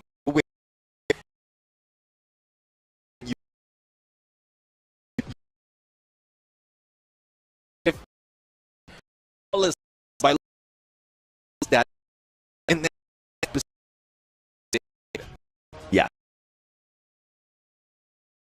right, because for those narrow good, you all of blue wall down and any final and glue walls. I mean, those kind of disruptive capabilities makes a squad scary. It definitely made Joel, the sniper of Bigatron by Vitality, with that Skylar in his hands, super scary. 7 eliminations, 3,881 on the damage as he picks up his MVP title. Yeah, VSK, as you did mention, the weapon of choice and a weapon that won them that game. I'm really looking forward to how BTR is going to turn things around even further, because they did challenge Buriram United, and as you can see, even on the top 5 elimination, they are up in there. Players of BRU and Moshi didn't put so much, so I guess Wasana will still not be pulling out so much of elimination, similar to when they got the Booyah. But let's focus more on the skills of BTR rather. Skylar? Bro. Yeah. Hold up. You've got double sniper build. Can we respect this? We were talking about all throughout the start of OB53 update making such a big difference, but this is one of those few teams who come in here with not 2 players walking the sniper as well as the marksman, but actually going in with a full passive sniper build here, Neptune. Yeah, and the funny part is, the Joel and Bank was the final 2 players who dealt with the So yes, beauty. If you look at the possibilities, the probabilities of them winning against teams, especially with those or against opponents with a CQC player, it is less than 50%. But they did manage to pull it off. What a phenomenal play coming from BTR. I absolutely agree with you. And again, this is the experimental phase we have been blessed with here in Southeast Asia that I think these teams are really making really good use of, because if you don't go in with an experiment like this, you're not going to know exactly how you can survive the battle. And it's not something that the other squads can just copy off of, right? Because you're not going to have a lot of dominators who are capable of using those snipers. And I think as far as Sibeng as well as Joel is concerned, they're very comfortable on it. And clearly, the elimination numbers speaks very highly of what they've been able to pull off in terms of active and passive skill lineup. We also saw the Moss there making Sibeng very dangerous when it comes to these repositions, and being that unsuspecting sniper appearing out of nowhere after his stealth bites cools down. 31 points in total with Buriram right behind them, and they sorted out Buriram like right on their own, right? So this is a very scary growth of Bigatron. Yeah, I'm really looking forward to that. The moment that they have been introduced, up until now, they still are surprising us. Now, Onyx Olympus, they did manage to go in for the placement, but not so much of elimination. And I'm really wanting more coming from the scene. The same goes for Ffws Divine, because yes, they did manage to get 10.7 in elimination, but not so much of survivability that went into that fight. But looking into numbers overall, especially for today, Purim United still topping board with a decent amount of lead against BTR. But if BTR continues with this, especially in Bermuda, wherein they can use a double snipe setup once again, they might be taking over that #1 spot. Yeah, I mean, Onyx Olympus at the end of the day is the reigning defending champions of the FFWSC Spring, right? They were the champions in 2025. They're looking to defend their title, and it looks like they are in a very good position to do exactly that. And what Onyx Olympus has proven to us last year in 2025 Spring is that you don't need to be the heaviest hitter. You don't need to be the biggest team on the board to become champion. You just need to make the right moves at the right time in the right way to run away with it. And it looks like they are more comfortable than they have ever been on the leaderboard in Southeast Asia. This is such a phenomenal improvement out of Indonesia, not just by one squad, but by so many of them. And of course, the one team that is called Ffws Divine is the outlier, but you know how that's a plain lie. It's not an outlier. Yeah, that's ousted lie that we're seeing coming from Ffws Divine right now. And I mean, they might be in there in 13th spot, but you know for a fact that if needed, they will be stepping into the top 12, skipping one day for next week. But I don't think they want to skip. They want to go all the way. That's how they got so much practice, but it's also there's also a little bit of risk to that. They can show off a few more of those tactics as well. Thus the slow pickup in this phase 1. So want to see more of those storylines being built coming from the team, but I'm really loving that we're getting close to, I would say, halfway through into this day, and then by the end of the day, that's where some of the pressure starts to build up, especially for those teams that already put in so many days in this first phase of the knockout stage. I'm obviously going to let the cat out of the bag here, where I'm going to try to theorize what Ffws Divine is doing, since we've got a little bit of a break before we head on into the next battle, right? Because at the end of the day, we are looking at the reigning defending champions of the Esports World Cup. The Esports World Cup is what we are playing this current C qualifier for, and I think they want to keep the crosshairs off their back. They want to be the very first team in the history of the world to be a back-to-back EWC champion, and I think they've got it in them the last time they showed us what they can do out there. Speaking of showing us what they can do, in this Bermuda map, 3 teams have shown us what they can do. Flash, Twisted Minds, anyone can dream. Team Flash is in that group B. They will not be participating in this next matchup, but Twisted Minds and ACD definitely there. ACD today have been doing fairly well, Neptune. Yeah, I mean, I'm really loving that ACD is slowly building up numbers, and with this favoring them, I think this can increase for their side. Though they were cut off a little bit earlier from the previous match of Purgatory, but we want to see how well can they work with survivability, because towards the end, most of the top dogs wait for what, 4th, 5th phase before they get into the fray. As long as they are within reach of the next phase of the circle, they can still make it and then deal with elimination before the end, or once you are in the final circle. So that's one strategy that we don't see often from ACD, but hopefully with familiarity in Bermuda, they'll be able to put it off. The last team we just saw on the screen there on the player camps was Bigatron by Vitality. They were placed 3rd in FFWSC Spring last year, and then they went on to the Esports World Cup to place 3rd there as well. And I would say that's not too bad at all. They fished out a massive bit of the prize pool of both of Southeast Asia as well as the Esports World Cup, and they are back in it so much better this time around. You've talked about how their aggression is really paying off, Neptune. But I feel like it's not fully translating just yet on the overall leaderboard, but that's for a good reason, because they have played way lesser matches than the teams that are surrounding them currently in the top 12, my friend. Yeah, exactly, and that's one thing. There's still plenty of chances for them to make those adjustments if in case they make a mistake, and this is just one group that they're dealing with, and what they're doing right now is not like different approach for each team, and they're not putting themselves out in open. And if needed, they have the double sniper setup wherein not only are they given the opportunity for information but also elimination, but a split wherein they can still be safe towards the end for a revival. That's what most of the snipers has been doing, and with 2 of those, there's more chances of survivability. I mean, in the sniper meta, when you are running 2 snipers right on the right active skills, the right passive skills for snipers, you've got it going on your side already. I'm wondering, when is a team like Buriram going to pick up on something like that? I think it's going to be fairly deadly, right? Can you imagine Get High dropping back to be full on sniper alongside Moshi? They start splitting off into a 2-2 format.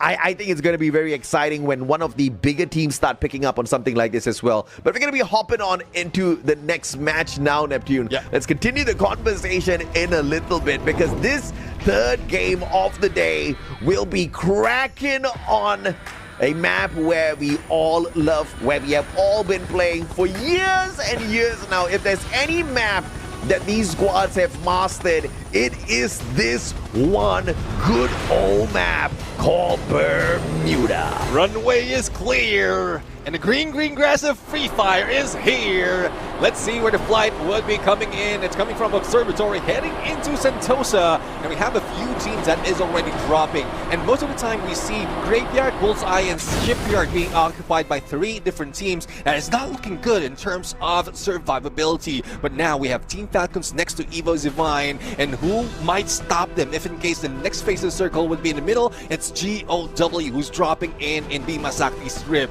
Buriram United still taking that peak, and Twisted Mind taking that mill, but BTR with that Booyah as well as the momentum, they might be able to occupy that area real quick. Yeah, Bigatron by Vitality, 1 Booyah in here so far today. Buriram as well, the previous game, not being able to get to that final battle because of Bigatron. So it's going to be a battle between the 2 for sure today.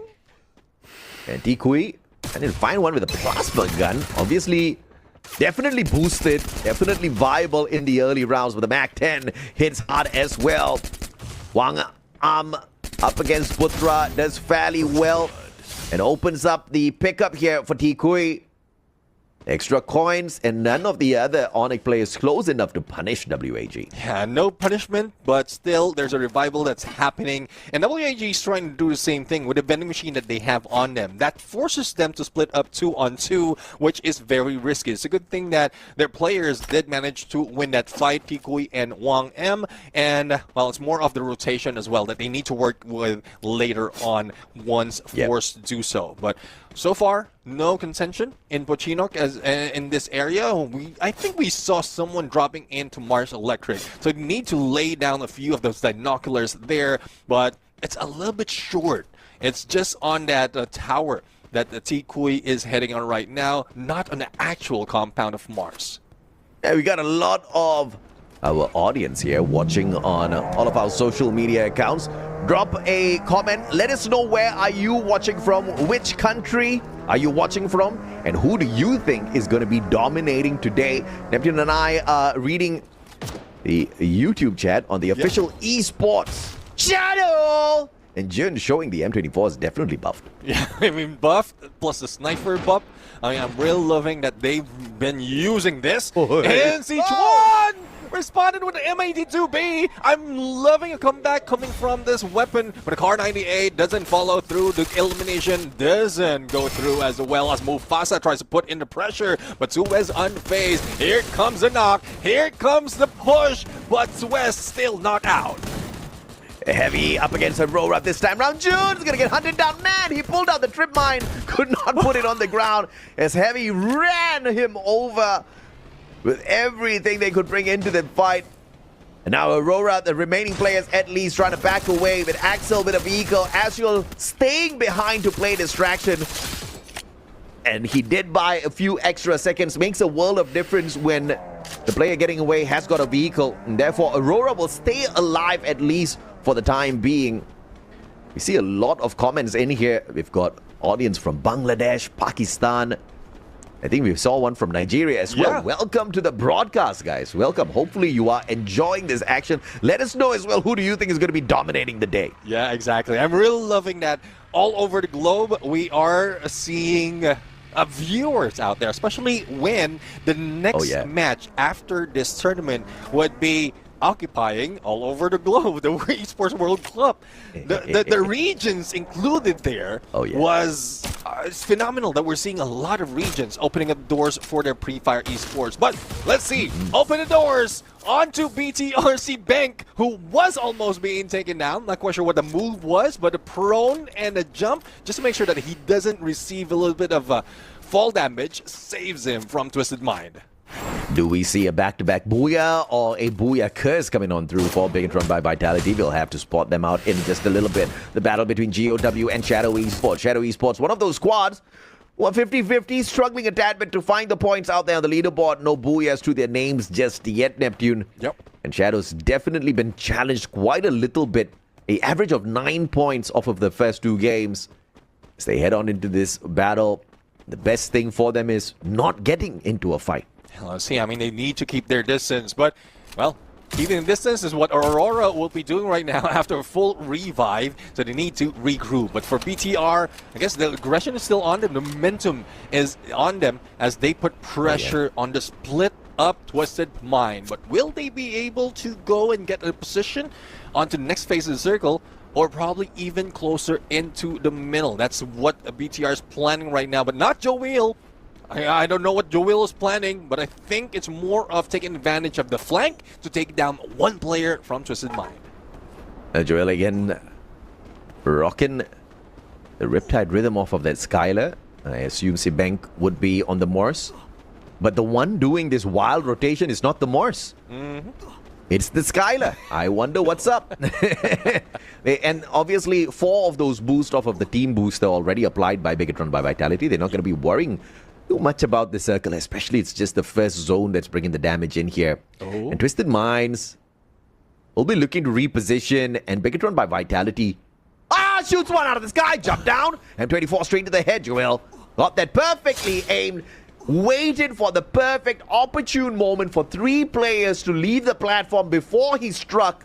That's a big brain play out of the Bigatron player. Yeah, talk about big brain, because I guess they know exactly that the next move of Twisted Mind will be using that launch pad, and Joel is just taking point on the angle that they can take it. Damage has been dealt, damage has been dealt by Joel, but the follow-up coming from the rest of the teams that managed to go for that knock. So, great plan. I mean, I don't know how they're thinking about this. I know it's more of the playbook that they have right now, but the execution is just prime. The timing and how much plan do you have? You need to have to be able to pull off something like that within a game just like this. Yeah, absolutely, man. Now, I think I've caused a little bit of chaos in the comment section. So, Bangladesh, this one is for you so that you guys calm down. Ami Tomake Balubasi, thank you so much for responding in the comment section and flooding it, letting us know exactly where you're from. I see a lot of Pakistan in there as well. We've got a lot of the audience from the other regions who have got a slot at the Esports World Cup, who have got a slot at the global final. Yeah, for a good reason, they're trying to check out what the competition in Southeast Asia can do. And I'm very sure a lot of these play styles are being applied over in those regions as well, Neptune, because it's one that's been ever evolving as these updates come on through. Yeah, exactly, especially with the champions coming from the specific region, so you need to copy coming from that. But taking a look right now, Philippines! I saw one on the chat right there. So big shout out to Filipinos out there as we focus into the fight between Shadow Esports and Team Falcons. No elimination happening just yet. One trying to barricade themselves in, and on Fireman's take down Baron and goes for that confirmation as well. Only 3 remains from Shadow Esports, and they are being pushed in. Yeah, you know, the only thing that's going to be exciting me about the battle between Shadow and Falcons, if all of a sudden Shadow starts hitting Falcon players down one after the other. But you know that's not going to be happening, man. Falcons out for the hunt, snuffing out the Shadow players one after another, allowing one final survivor to get away through all of that chaos. But can Shadow Esports survive? Yes, they can. One with the double revival. 1 for 2. One for 2. That is what its name is for. 1 for 2. Morocco as well, by the way. Yes, welcome. Welcome Morocco to the broadcast. Yeah, Africa. I'm seeing Africa, a lot of Africa right there. The introduction to EWC coming from Africa is just lovely. So I, again, appreciate everyone who's joining us right here and appreciate everyone who's giving support as well, not only with your specific region, but those coming from Southeast Asia. And of course, to the casters as well. I mean, yeah, you see more Philippines there. I want these Filipinos to just wreak havoc in the world of Free Fire. Oh, yeah. We don't get a lot of that these days, man. I mean, the days of Mac Rory, you gotta remember those snipes, crazy snipes. Mechanical skills out of the Filipino players, definitely admirable. But something that Thailand can show us as well. 1 for 2 earlier with the revival, and now with the drop onto the bats as well. 1 with the double, 1 for 2 all over again, and this time with the eliminations, allowing Jump to go in here for the pickup. Can he get 1 for 3? Finally got turned down 1. Needed a medkit in that situation. That was a 3v1 situation that he wasn't able to win. But if he healed, if he had a super med or he healed up at least half of the HP, he will be able to break down the glue wall and put Twisted Mind down into that fight. But let's see though if they will be able to pull it off. WAG right now being pressured. Sheryu needs to be revived, but ACD is taking peak right now. But a good story for WAG is no one's guarding that vending machine. So ACD just have the rooftop, but they will need to be stealthy to pull away from any overwatch against them. I see Tamil Nadu in the comment section as well. Namaskaram Taleva, welcome to the broadcast. Team Hin recently won the Indian Championship. You gotta love that, man. The champions. It was such a wild grand finals in India. They had a LAN event as well. It was lit, Neptune. Everybody was so excited there. We missed out on all of that action, but of course this action here, Lightning Zone called upon by the GOW players, forcing Onyx away from this battle, and GOW is gonna look to... Well, they barely needed to recover from that. They could have gone in there for the chase, but I guess they didn't want to waste the resources they've collected so far. Yeah. Potentially counting a 50-50 fight out in the open. So, I guess a smart play by the Vietnamese players. Yeah, I do agree. I mean, all here, so the risk is not that much compared to the reward. But for Gurev United, well, they do have the elevation and not so much of contention, especially with all this all the cover that they have right now. But Evo's Divine might be able to spot them out. But on the other side, WAG, Valiant Dash coming from T-Queen, plus the Drogon is slowly beating up on ACD. And again, ACD is the one putting pressure earlier as WAG slowly gets into peak, but they were pushed away. WAG is a full squad. ACD is now being forced out into the open, and Jiryu right now can bring down Unleaf, but unfortunately Allen is in there on the other side. Heavy is knocking on their door. Too many squads in this tiny little compound trying to work their way out of peak into the next open compound. Very little defense possible. Can but a couple of more matches to play later on. WAG on that revival, sending one player back in. They are making WAG right. Like that by Cryo, my head. Need right in front. So and drop down. WAG is cooked. OW. Yeah, what I thought was T-Queen on the rarely see T-Queen on the snipe, but up in personal, he can bring that on with accuracy. Use that, but heavy now. A block a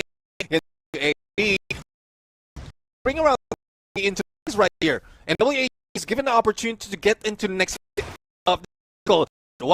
Needs to be forced out and buy a little more time for T-Queen and 7, and then go to a group and try to stay. And Allen has been taken down, but T-Queen right now with Valiant Dash, isolation prowess being brought in by WAG, and they're dealing with Heavy quite well. Absolutely well, I'll say. WAG just cooking the rest of their Vietnamese brothers.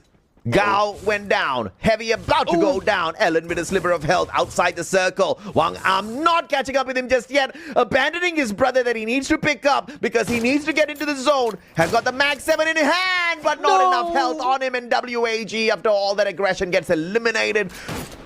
Buriram player getting a 3 point off of that, and that's the first point for Buriram. It is by Turner, but they are all locked in off of the thrill of battle from down below. Falcons, on the other hand, facing a little bit of heat here. The players on the side of Twisted Minds, hunting them down one after the other. Exposé with the VSK finds a knock onto On Fire. Karora with the M590, barricading himself in. Jump going in for the finisher. Waits for Exposé to back him up as well. But now Twisted Minds under fire. Bigatron by Vitality approaching from the back. Oh, Twisted Mind, the pickup needs to be done on jump, but no! A God Nade coming from Koja, twisting the Twisted Mind players. But Carrero needs to survive. AWMX doesn't help him that much, and BTR is slowly looking into another Booyah. With 5 minutes already in part, get with teams, which is stuck in this one compound. I think they can keep their distance right now and take it and deal with Vietnam United from a distance. Otherwise, if everyone is forced outside and into the middle of the next phase, that might spell trouble for BTR. Absolutely, man. Onyx on the ground floor. Aurora up here on the first floor. They've got some company on the roof as well. Ezreal finding Allen off of Heavy. But now Ffws up against Bigatron. This is a big fight. This is for the back-to-back Booyah off of Bigatron by Vitality. Wall melters all going to be laid out first. And the response of those ice grenades towards the players on the side of Bigatron by Vitality. Double Riptide Rhythm breaks down the defense's optics. Who quickly uses the antenna to back away. And time done to pulled out by Coachil. Apex prematurely rushes in and sacrifices himself. Bigatron by Vitality now with the numbers advantage. Aimgon trying to take advantage with the Valiant Dash, but gets punished as well. Coachil for the save, and Ffws in a 3v4. 3v4 situation, and most of the time Ffws being beat down by Buriram United. BTR could try to defend themselves, but it's just Buriram United from the other side. And there goes the song, Hello from the Other Side, coming from Moshi, who beats him down. It's Buriram, you cannot hide. Buriram, high ground domination. They're not the only team that can play with a double sniper, says Bigatron. Buriram up and safe. Bigatron, they do have the double snipe capability to take them down and out of the equation. but they'll have to figure out on how to get into this next zone first as the circle now starts to move. Bigatron by Vitality still with a very challenge spot out here in the open. Wasana punishes, Joel down, Diggs taken out of the equation, and Buriram just going crazy with the high ground advantage. Koja all alone, punished by Vasana. 2 snipe setup, let us show you 4. Well, a little bit of payback action being brought in by Buriram United against BTR, but they need to deal with the multi-level, the 3-dimensional battle that we might see into this next shift, the circle. On the top, we have Buriram United. In the middle, we have Aurora Gaming and Onyx Olympus on the lower ground. And I just saw an M79 coming from Zairu that might be deadly, especially for Aurora Gaming, if that hits them real close. And I don't think Aurora Gaming has been using that Steffi quite hard. So I guess they will be able to go in for the takedown, but Onyx Olympus distracted by Wasana and the rest of Buriram United. But will they be able to eliminate the entire team? Yeah, that was a god level Riptide Rhythm off of Onyx Olympus, punishing Buriram on that jump pad reposition, and now 1 man down on the side of Buriram. Perhaps Onyx will use this as a great launch pad, pun intended, to get the booyah here for themselves. Moshi and Jonah did not rotate just yet. Moshi has got the electrotherapy connected to him. From long distance. Outside? Yeah, from long distance, man. This is a long distance connection that's still hanging on.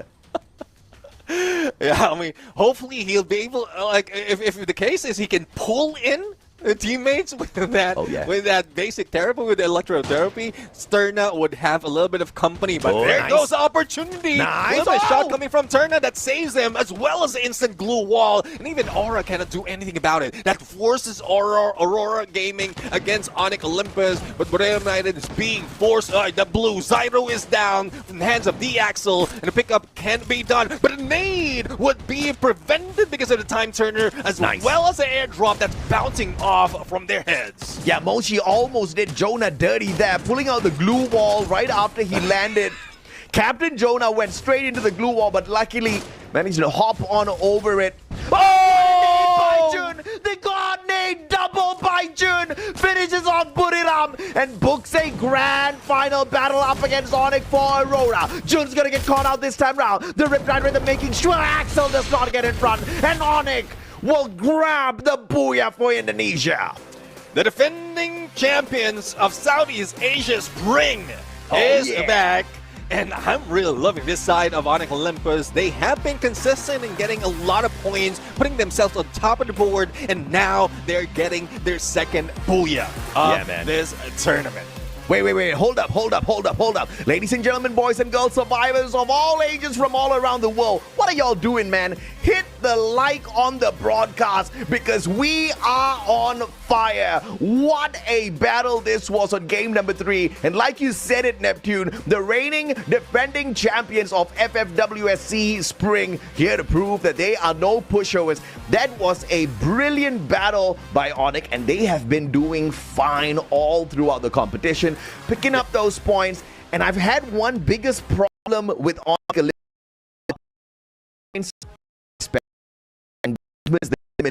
not been too high, and you see that slowly changing as they pick up rhythm. Yeah, I mean, you witness in the final moment, they have a clear view against Buriram United, but it's more of Aurora Gaming who managed to finish them off. And I guess that is a threat to like Onyx Olympus moving up and momentum building on them. If in case they get clear view of most of the opponents, and we've seen that they don't stop shooting against a specific team. They are shooting, but it's not landing those shots. That is difficult for Onyx Olympus compared to what we've seen in some of the games like Buriram United, Aurora Gaming, even some of those who can confirm those elimination.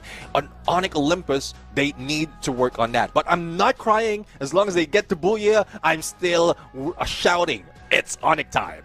if Aurora can continue to give us what Aurora has been giving us so far, we're gonna get to see the Malaysian squad on the Esports World Cup stage. I'm excited. We're gonna have a lot of underdogs there on the world stage for the first time for some of them.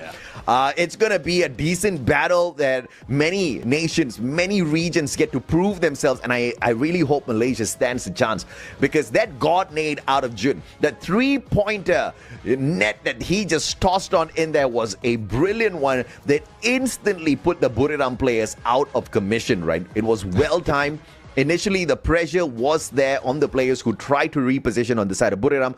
Onyx would get the first damage in, and obviously Aurora getting that finisher will keep the Malaysian squad in high spirits for sure, because when you see that, end of the day, a little bit, and that they annihilated Buriram in that circle, preventing the second booyah for Buriram in here today, and also getting themselves a little bit of extra points. I think it's going to boost up their confidence quite a bit.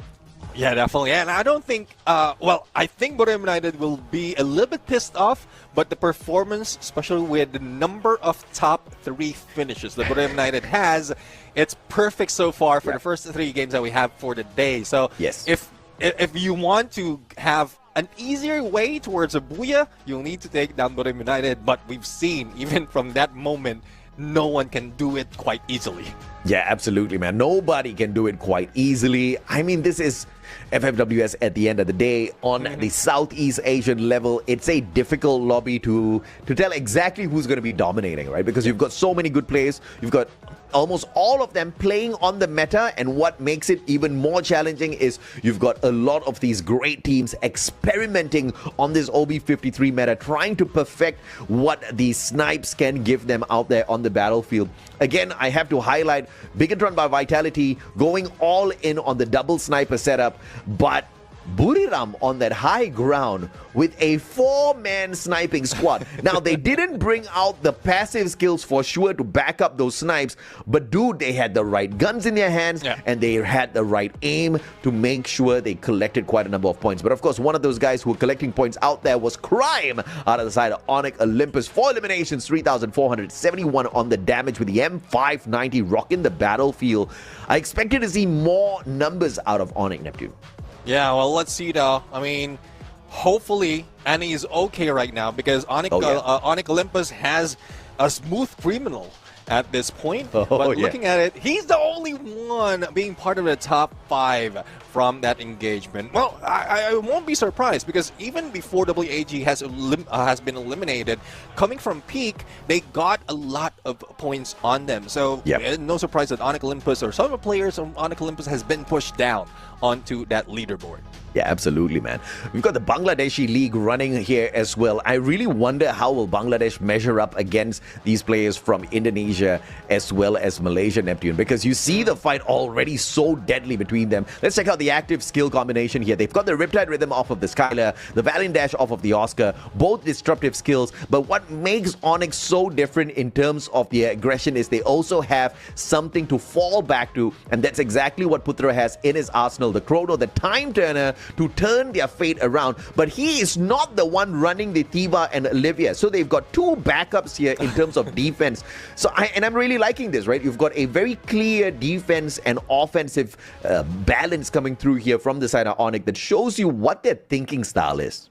Yeah, I mean, one thing that I'm not seeing as well is the change of the balancing on those Nikita, because we're still seeing multiple Nikitas being used, and the reload speed, even if it has been reduced from 30% to 20%, it's still being usable, especially if you are the ones using what a M590 or a Trogon that we see often in this game. But looking at the numbers, well, it is true, there's not so much of a points or elimination points that has been brought in by Onyx Olympus, but I want to see that change later on. Yeah, absolutely, man. And that's like your dad cutting your allowance from $100 to $98, right? I mean, the 10% off of the Nikita still makes a very heavy contender when it comes to these passive skills, because the M590 is still very much in play, because the M24 definitely requires you to reload because of the mag size.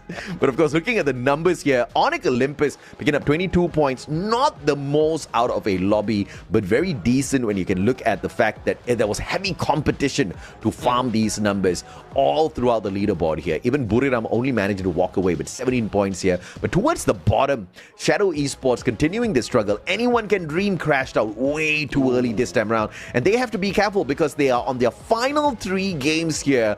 When we get to it, by the end of the day, they will have completed all of their games for the group stage. Yeah, let's see though, looking into today's standing, but United still taking the lead with a 20 points away from BTR. And we don't see United being taken down a little bit early. That's one of the conditions if in case BTR on Olympus, let's include Aurora Gaming as well, wants to take over that number 1 spot. So we might be ending this day with a team of the day coming from BRU, but anything can happen, like anyone can dream.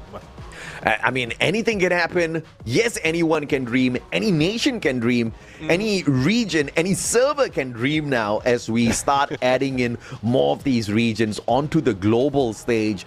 And when you've got something like Champion Rush sometimes activated, and maybe truly, you know, that statement stands true. Anybody can dream of going up there and grabbing it for themselves. But when you look at the overall standings, Neptune, again, we need to stress the number of games played. Like we've told you guys in the opener of the competition, the introduction, all the teams get to play a total of 24 games. So yes, Twisted Minds Falcons dominating at the top. This can definitely change when RRQ steps up to the plate to complete their 24 games. Buriram, they've only played 15 games so far and they're on the 6th spot. My God, Buriram has got too many matches to go to dominate this league. And no surprise why they were slowing down. They're studying the opponent, and now they're putting up everything from the homework into execution. Because top three finish is not easy for a lot of teams. But Buriram United can easily do that, and considering that they have Turna, a new introduction into their team, into the mix as well, wherein they're winning, even if they're without a Booyah, they're winning most of their gunfights. Yeah, like you said, man, Turner is no green player, right? He has definitely been within the circuit. He knows how to play on the Southeast Asian level. But in the squad of Buriram, finding that perfect mix of chemistry is going to be the biggest question mark here.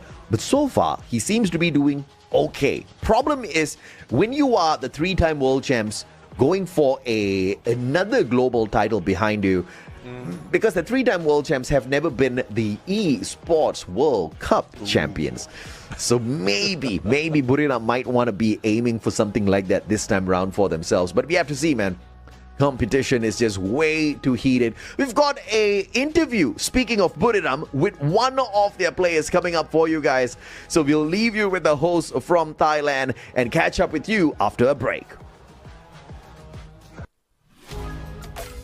Hey, what's up, y'all? Now we are with one of the very outstanding team, Buriram United Esports และตอนนี้นะคะเราก็อยู่กับทีมที่ทำผลงานได้ดีมากๆซึ่งก็คือทีม BRU ครับ Buriram United ครับ ทีม BRU นั่นเองค่ะ Can you briefly introduce yourself ช่วยแนะนำตัวสั้นๆหน่อยได้ไหมคะ ผม BRU เตอร์นาครับ ว่าเตอร์นานะคะ Okay, you start today match with a booyah. How you feel about it? เริ่มมาเกมแรกก็ได้บูย่าเลยรู้สึกยังไงบ้างคะรู้สึกดีใจครับได้บูย่ากับในนามทีมใหม่ครับ I was really happy because I got a booyah with my new team and since you just first joined the BRU which member in the team is the kindest to you เพราะว่าเราเนี่ยเพิ่งเข้าบุรีรัมย์เนาะพี่ๆคนไหนเนี่ยใจดีกับเราที่สุดคะดีทุกคนครับอยู่กันเป็นครอบครัวครับEveryone is kind to him because we live like a family. But which one is the most strict? มีใครสักคนไหมคะที่ดุเป็นพิเศษไม่มีครับมีแต่คนน่ารักครับNone of them are mean. They all are cute to him. And what's your expectation for this week?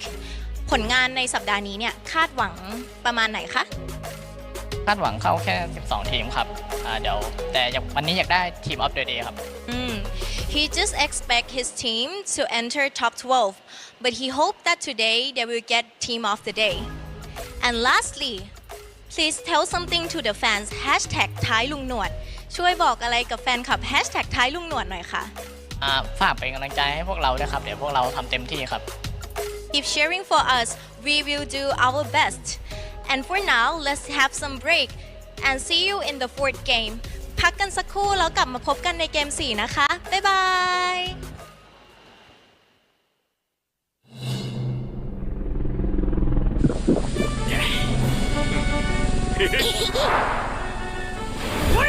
それスノボじゃなくて人体だからそれにこれってケツでブレーキかけるやつだし吉原大炎上の次は異世界大炎上なんてシャレになりませんからバカこれくらい犠牲を払ってこそコラボに対しての俺たちの気合が伝わるってもんだろ金ちゃんの言う通りあるコラボのためなら尻の一つや二つ差し出して当然ね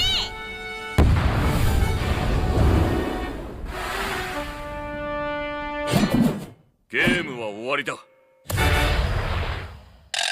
皆さんそれって銃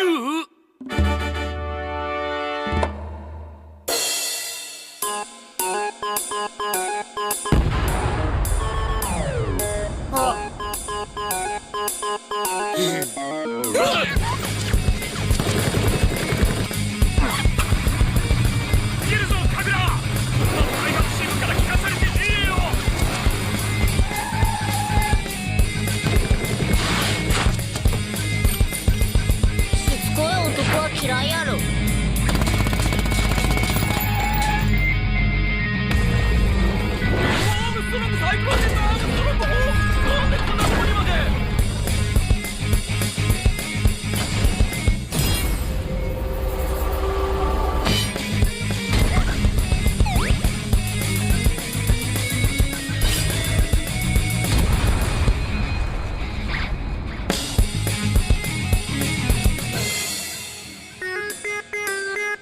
話でやってくんねえかサダールそいつは新橋じゃねえんだ僕なら噛まれてもいいってことですかケリーさん本当にごめんなさい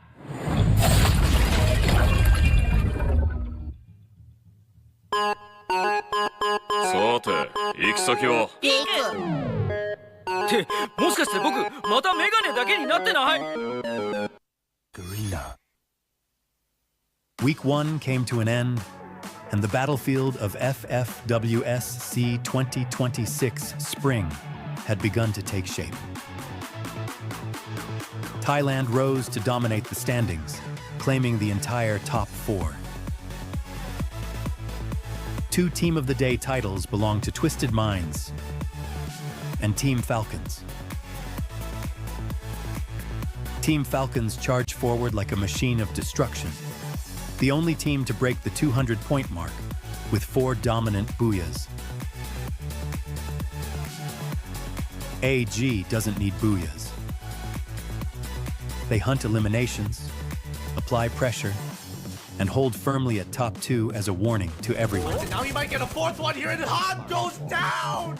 Cypher takes them all out! Buriram United had a slow start, but Kings always know when to accelerate. Through all of those players, dig way down on the ground, and put it on coming in here to finish them off one after the other. Demon can't do much. It's a 4v1, and Moshi finally puts an end to that. The class of the defending champions never truly fades. Indonesia became the stage of shocking upsets. Giants are falling.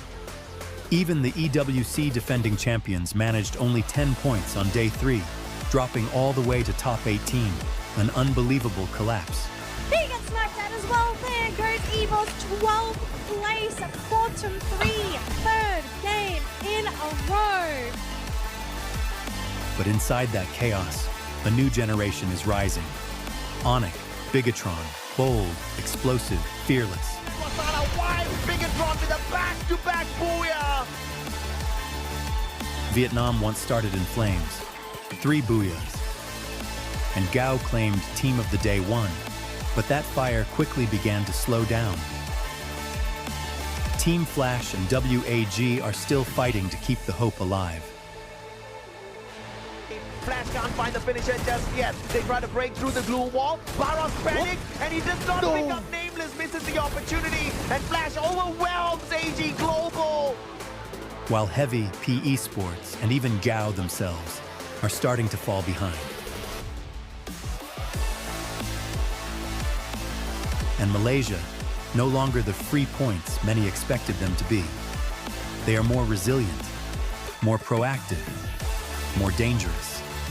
And now, they are closing in on top 12, waiting for the perfect moment to break through. Week 2. The battle for the top 12 will be more brutal than ever. We're no longer just playing for points. We're fighting to secure the best possible chance, to claim a ticket to the grand finals. Who will rise? Who will fall? Find out in Week 2 of FFW.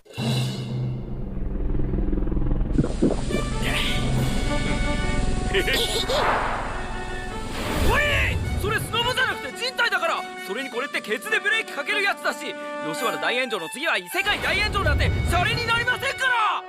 バカ、これくらい犠牲を払ってこそコラボに対しての俺たちの気合が伝わるってもんだろ。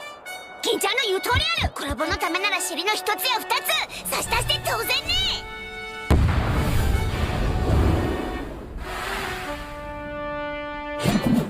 ゲームは終わりだ。皆さん、それって銃？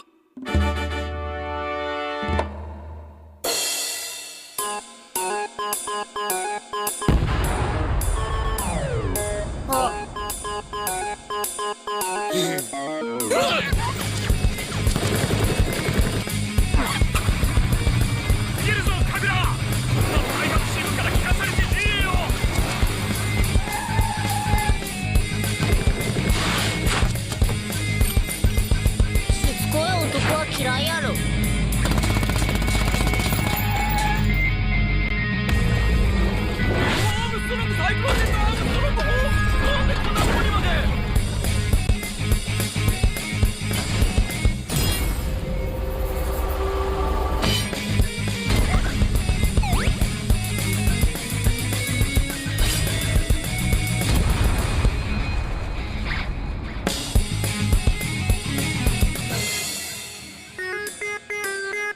話でやってくんねえか、サダール。そいつは新橋じゃねえんだ。僕なら噛まれてもいいってことですか？ケイリーさん、本当にごめんなさい。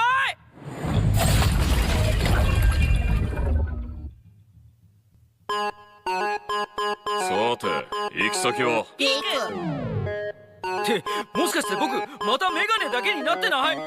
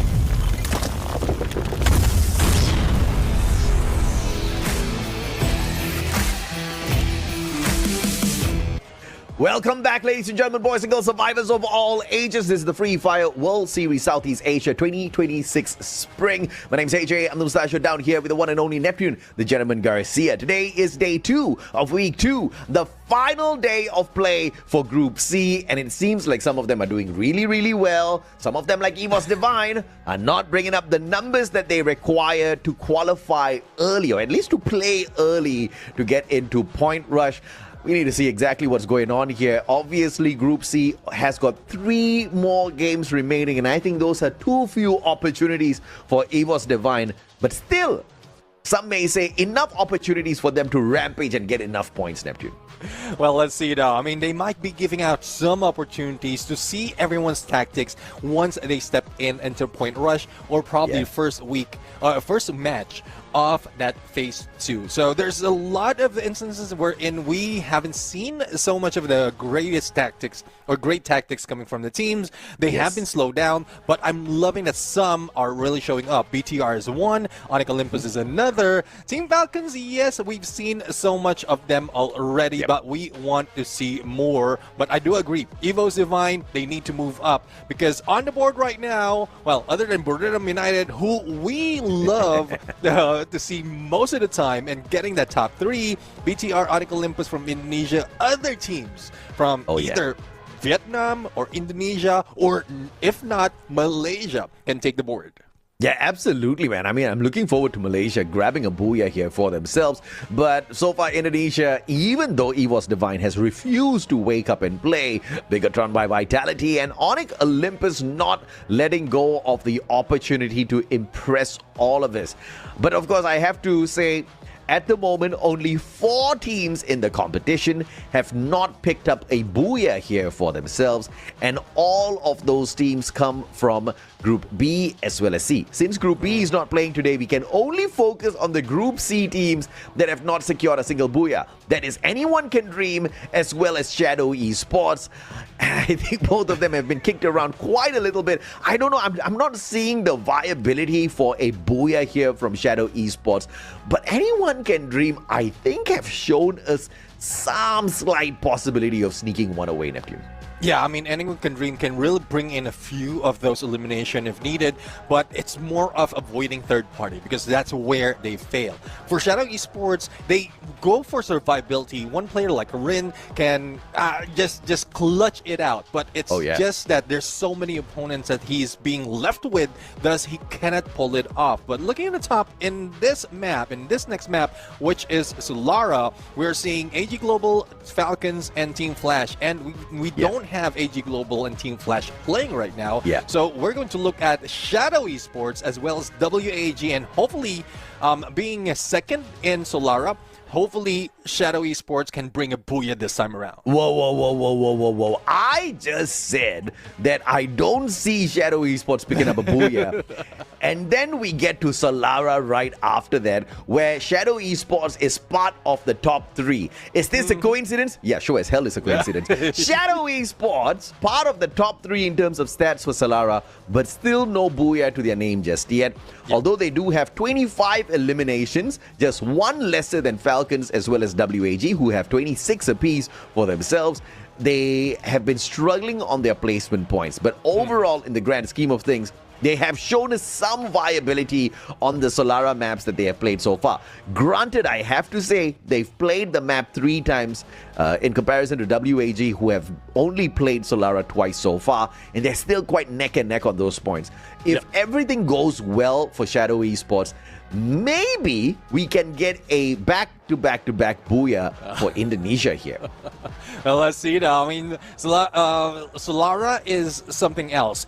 When it was introduced, a lot of teams has been taking advantage of how new it is. BTR is one of those. They dubbed themselves the king of Solara until they are being taken down by a lot of teams. Buriram United is one of those as well, who slowly built up their team in this specific map, throwing BTR down. But with those two titans in Solara, if they do get out early, if they try to go in a hot drop, that opens up the floodgates for the other teams, and as we mentioned, Shadow Esports to grab a booyah in this map. Yeah, I think Shadow Esports, from not having an opportunity, definitely has an opportunity. I forgot to think about the map of all things, right? Solara perhaps could just be exactly where they need to be right here, right now, as they head towards their final 3 games available in the group stage. Shadow Esports with a challenge to see if or not they can achieve their very first booyah in the competition here within the group stage of FFWSC 2026 Spring. Let's see if they can get the job done on the map we all love, Solara. And let's open up the map right here as well as the flight path, finding out where the teams will be heading. It's a little bit skewed towards the hub, but Riders Club is still open for Team Falcons to drop in, as well as the Windmill for Twisted Mind. But it ends to pass Bloomtown, and those trying or aiming for Aquarium would be in a short drop. So hopefully they don't meet up in Casa Vista, or probably they find their way into Bayside using those slide trails. But as you can see, there's not so much of hot drop that would be happening, except for one that we've seen before. Team Falcons going against Heavy, and we've seen Heavy win this fight before. Yeah, absolutely. On fire in a 3v1, but the time turners just buys him a little bit more seconds there before he gets nailed down. VSS in the hands of Pina, but he might just get overwhelmed. Shadow Esports in the compound as well. Let's see if or not this can turn into a three-way battle. Two players down from the Falcon side, Kororo and Limit X7, looking for an opportunity to survive. The vending machine still away from them. Twisted Minds in the vicinity, spotting them out, and the chase is on. The Bass with a mini Uzi nails down Limit X7. Kororo, the final one, needs to get to the vending machine. Has a vehicle right in front of him. The cryo mine already used up 6 HP, not enough for Kororo as Falcons fall. It's the 12th squad, or at least the team in the 12th spot in the Solara map, so unsuspecting Neptune. Yeah, I mean, they are top the board when we're looking at Group C and A, or A and C right here. Oh, yeah. And they got eliminated early. That gives more opportunity for Shadow Esports. But let's see now, Twisted Mind battle against Heavy. A pickup can be done on C1. Shield Gun is paying dividends in this survival with a Valiant Dash. And Vaz right now might be the one who will be saving Twisted Mind. And unfortunately, here comes the rest of Heavy. Eliminates them, brings back their teammates, and BTR Dix, the ones who finish off Team Falcons, is now in fray against the 3.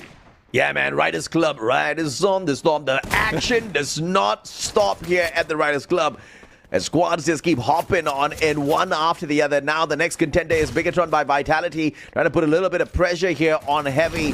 The full squad is not in action just yet. Koja gets tagged up. Mufasa showing up at the right time, right place. Don't cry. Digs with a sliver of health. Mini Uzi, Riptide Rhythm out of nowhere. But Mufasa is there for the save, and Heavy has gotten the job done already. The Riptide Rhythm did come in for the play, but the players of Bigatron too far away to take advantage, and they turn tails and run away from Heavy. Yeah, I mean, they need to run, especially with the hit list on them right now. And Bank will be flying away, far away. Joe Wildo spotted on the vehicle, but no contention being done by Don't Cry right now to shoot him down. I guess it's more of finding out where the rest of BTR is, and it's more of leaving that area as well, avoiding any other team that is challenging them. But 3 teams challenging them. Heavy managed to be on top. This is how, even from last week, this is how Heavy ended their Solara run, winning a fight against Team Falcons, and that ring around the rosy that we witnessed in there, outsmarting Team Falcons and guarding that vending machine is what they're banking on. Anyone can dream under a little bit of pressure now. GOW. Gao spotting and Aleph out in the open. Brilliant Valiant Dash. Mag 7 in the hands of the Gao player as well to get the job done. Traps. AC80 open shots up against Demon. Doesn't manage to tag him just yet. No key with the time turner. M590 in hand, but Demon turns on him with a Mag 7. And Demon's still alive. Ffws and Trap still can't get the job done to nail down the Gao player who's all alone out of the open. I don't know what's happening right now. Traps could have made those shots, but I think he is dreaming a little bit too much, and Ffws will go for that revive. 500 coins in the pocket, only 1 revive can be done, but it's more of how they will recover. WAG though, putting in pressure against Heavy, a team that you don't want to go into fight, especially with the momentum that they have, but they are split up right now, and Alan can be taken advantage of right here. They got the momentum, the loot, the coins, but not the mechanical skills in that engagement. The 1-for-1, Shuru down on the ground, but the WAG players in the right place at the right time with the lightning zone, putting up enough pressure to force Heavy to scramble. Gao, on the other hand, with the team recovery on those revivals, full squad once again.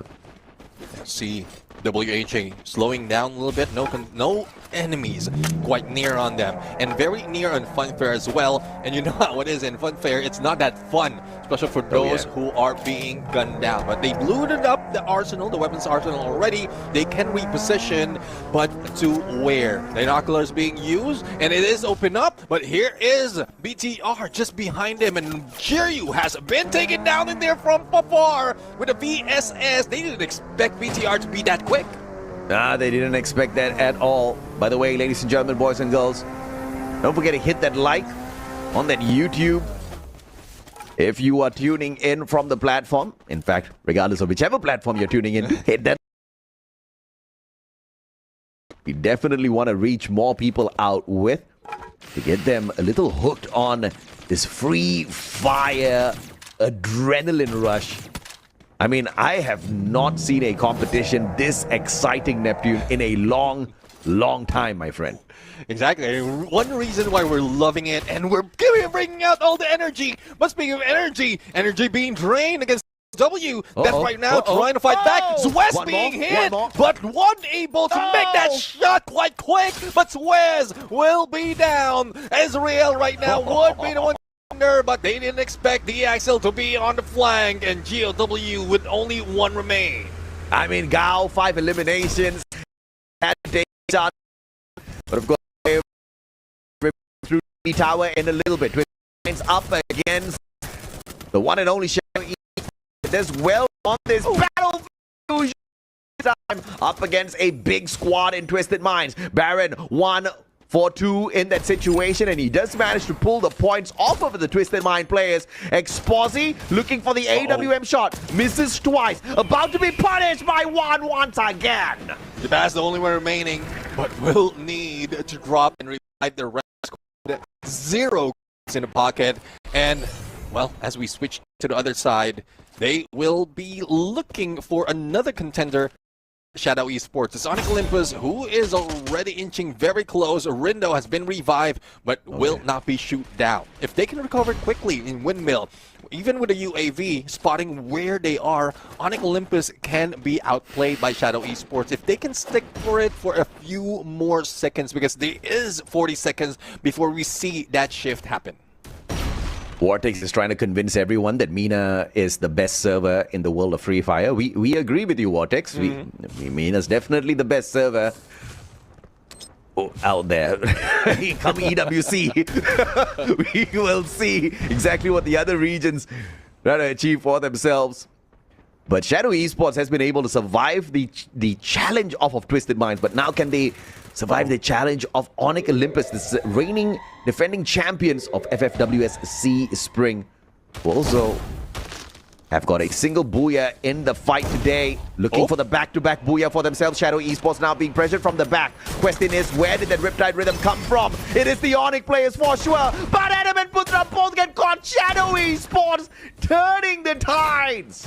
And one thing that we see from Shadow Esports as saving them is them sticking together. And they're not splitting up that much. One for a takedown against Zyru. And you ask where that Riptide Rhythm came from. It was from Crime, who's now turning tails, trying to survive, going in for that revive with 4,500 in the pocket. And Zyru has been revived. But to what extent? Evo's Divine, WAG is here. There's a lot of pressure coming from both the teams. The shield gun in the hands of Tikui. Probably taking a little cheeky shots there. Oh, what a beautiful dash by Ffws. But it is Azrael the one who pulls away that elimination from afar. AC-80 to the neck of the player. An Aurora with 9 eliminations already. This is a different version of the squad for sure now. Yeah, definitely. I want to see more of this team, because Malaysia haven't brought in a few of those contenders until it was like a few years back. But Aurora Gaming putting so much of damage, even against Onic Olympus, who might be eliminated right here, right now, and 10th elimination being gathered right now. But they need to get in better position, because the last time we saw Aurora Gaming in the previous map, they were caught off guard, though they did make the top 30, but they were a loss with numbers already, and they need to work on that survivability as well as aggression that brings a big dog to that #1 spot. Man, Putra thought he was getting away from the Anyone Can Dream squad, but Anyone Can Dream said, yeah, keep dreaming. Dream on! Yeah, dream on! Takes them 3 players to take down the play, so, all's fair. Man had 2 glue walls with him. Heavy up against Shadow Esports. Man, the competition to eliminate Shadow Esports is not ending here. And Heavy now taking a few shots at them and finding each and every single one of them, nailing those players down. 2 out of 4 annihilated. Now Heavy going in for the finisher. Well, let's see though. They don't want, Shadow Esports doesn't want to be on a 1v4 situation right now. Also, they are backing away. Rin right now might still be left behind. Glue Wall saves them a little bit, but they need to go far. That ridge, that slope that they have might save them, probably for a flank. Probably for a rotate, a full rotate away from Heavy, because that's what they need to work on if they want a full squad to beat Revive. But we're going to get back Shadow Esports in a bit. Heavy with 10 elimination, this is something that we don't see often, especially with big dogs like Buriram United into the fray. FFWS MENA 2026 Spring is currently running. We've got a lot of action there. We've got some action in Bangladesh. We've got action in Pakistan. Man, so many regions playing at the same time. Oh, yeah. And all those regions are coming to Southeast Asia to flex on us. And we see you. We see you. It's going to be fun at the Esports World Cup for sure. And I hope the competition is tough, Neptune, because it is going to be hella exciting. Look at how tough it is for Buriram. I mean, they've been silent all this time. And even they dropped by Riders Club. What's up with Riders Club, man? I mean, it's far away, and there's a slide rail and a vending machine just next to that drop. So that's a one key factor, especially into Lara right now. Well, let's see if that would change later on as we deal with the Malaysian Civil War. ACD against Aurora, and ACD seems like getting the shorter end of the stick. Oh, Valiant Dash versus Valiant Dash. Who wins? Nobody. The Glue Walls are the biggest losers. Noki and Alit both down. Aurora, as well as anyone can dream, losing players. But it is Aurora, the ones who are closer to each other, were able to pick those bodies right back up. Ffws all alone with the VSK in hand. And the best situation is Aurora rotates away, and that's exactly what's happening here. Oh, let's see. I mean, I don't know if he survived that jump, that launch pad. But as we head into Evos right now, all potential for a knockdown by Onyx Olympus. And we are seeing so much pressure coming from these teams. But we're also seeing Buriram United being taken down off camera. And we didn't witness what happened, but it's just unfortunate for BRU right now. But as we look at the next phase of the circle, 8 seconds to go before the shrink happened. And Shadow Esports just knocking the doors off Evo's Divine.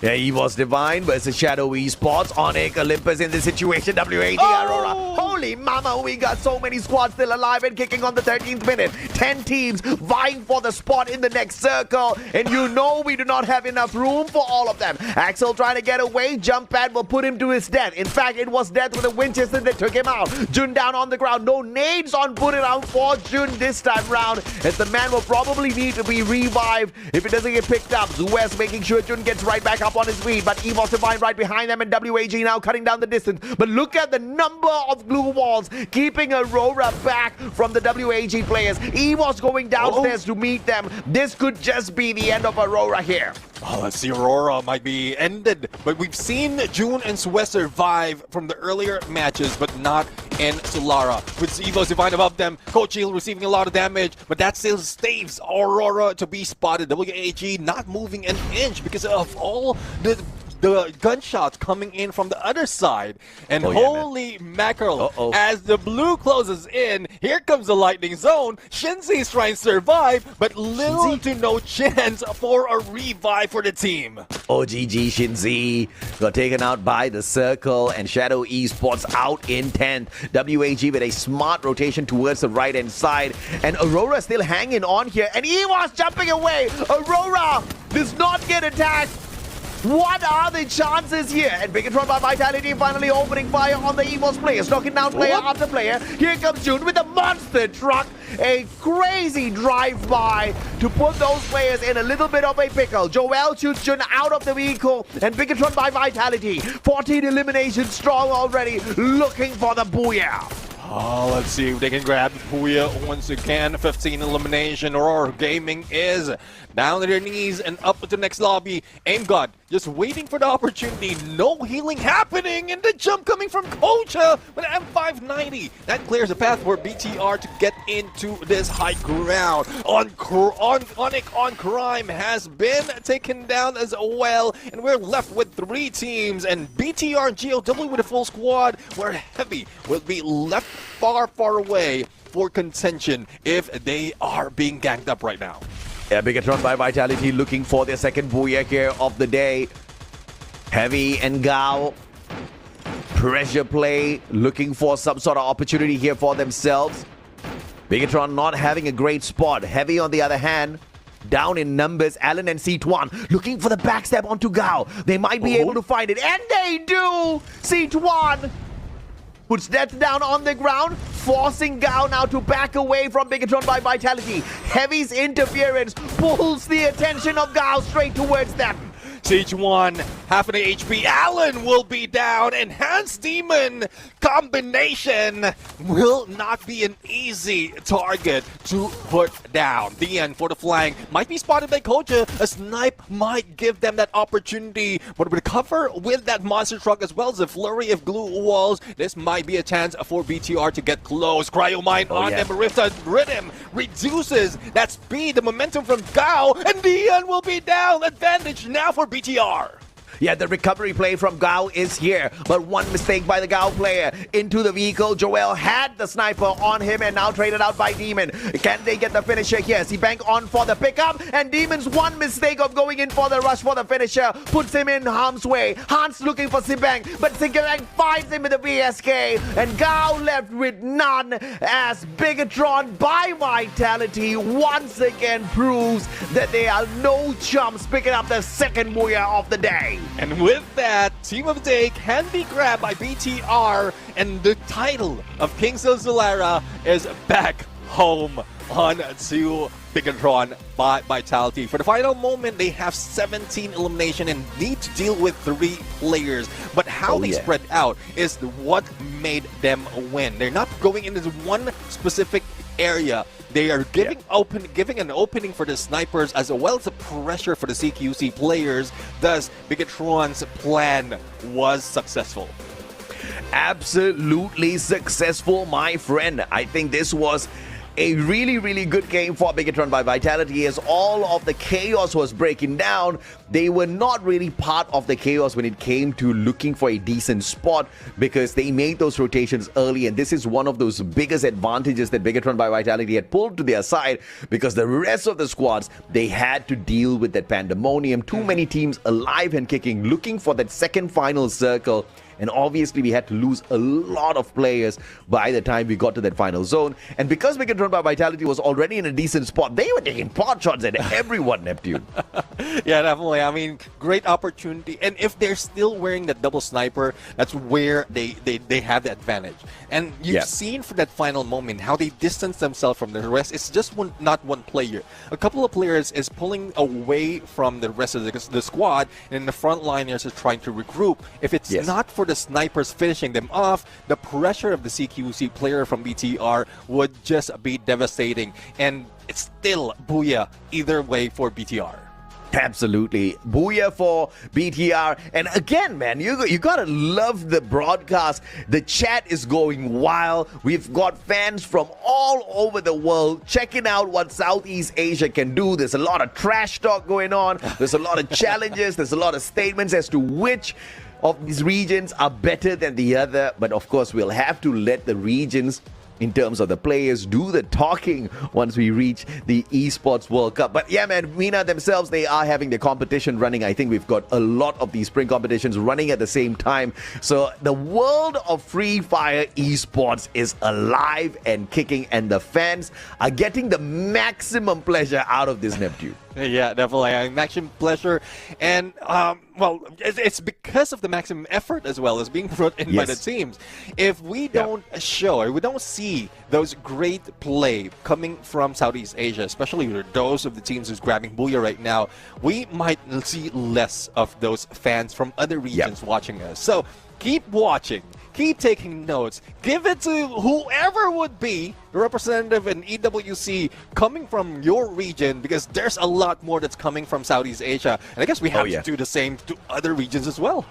Yeah, absolutely, man. I mean, they are all slugging it out in their own spring seasons. So, you know what, C? The C chat is in here. They are being troubled by all of the other regions flooding the chat as well. Southeast Asia, you got to return the favor later on, okay? I know. If I'm not mistaken, Bangladesh is going to be playing in less than 40 minutes, so that's going to be an exciting one. We've got the Pakistani battles going on. MENA battles are going on, all again at the very same time. So the weekend is packed with free fire action. Here, Bigatron by Vitality doing whatever it takes to climb the leaderboard. 2 booyahs within the day, and we've got 2 more games to go.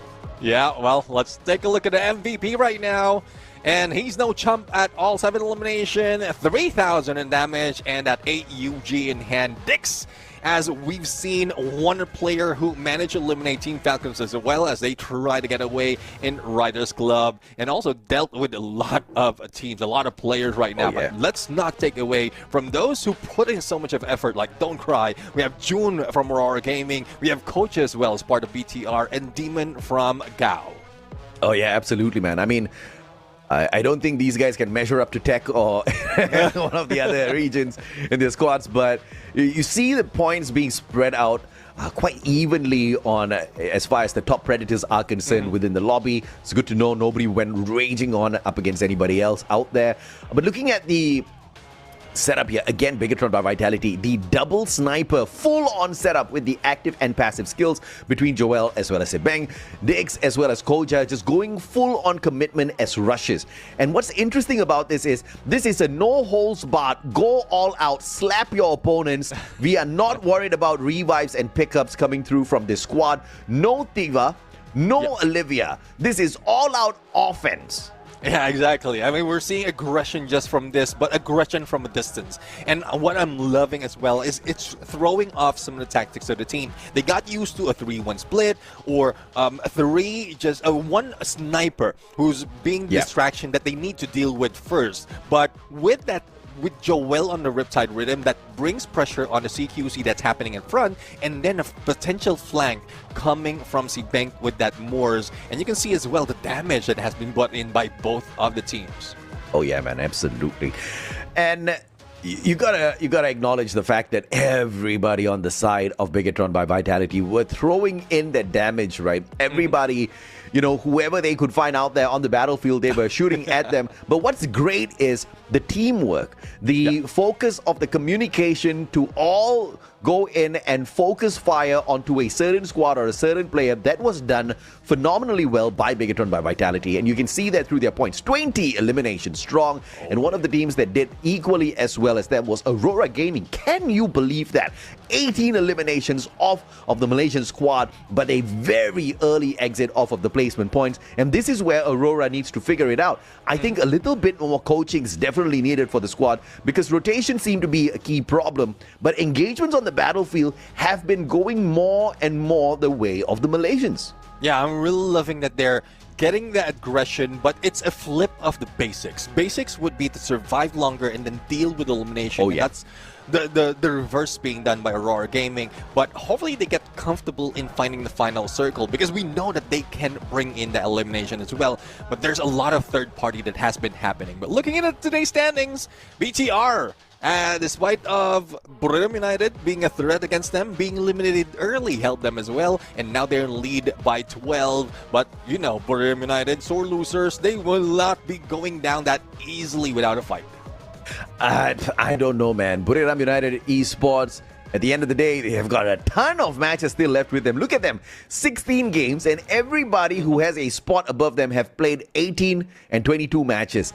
The only ones kind of catching up with Buriram is Bigatron by Vitality, who's actually leading the leaderboard of today. So the battle between Buriram and Bigatron by Vitality is definitely a thing that we need to look out for here.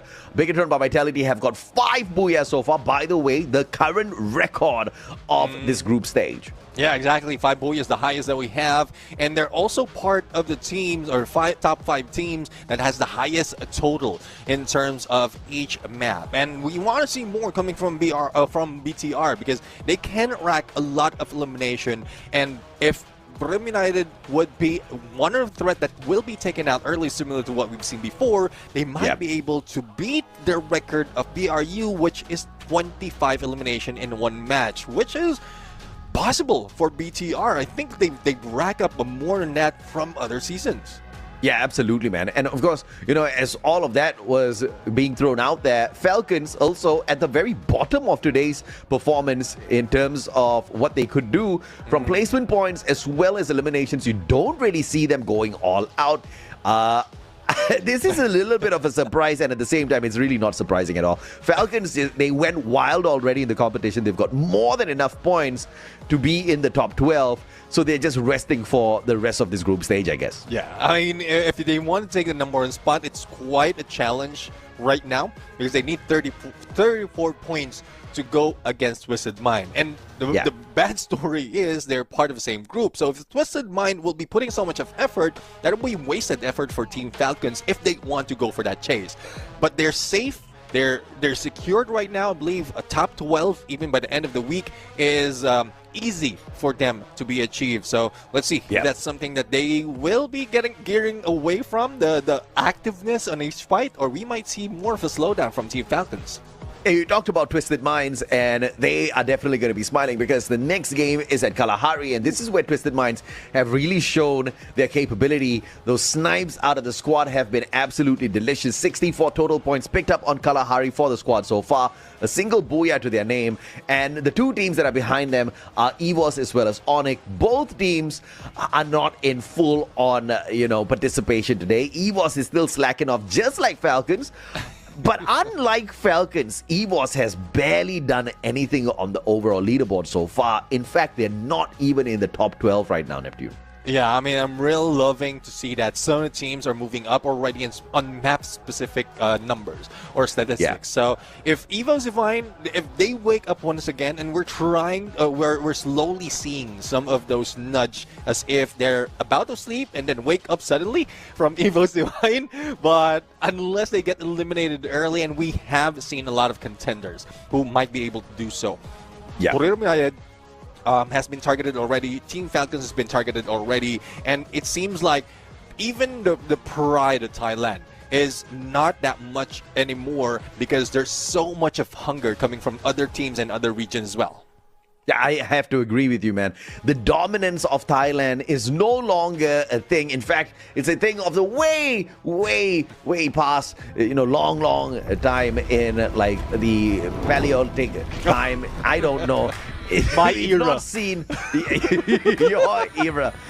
We haven't really seen Buriram go all out just yet. But it's a kind of squad, just like Falcons, just like Ffws, who can get it done. In fact, I have to include Onyx into the statement, who can get it done when it truly matters.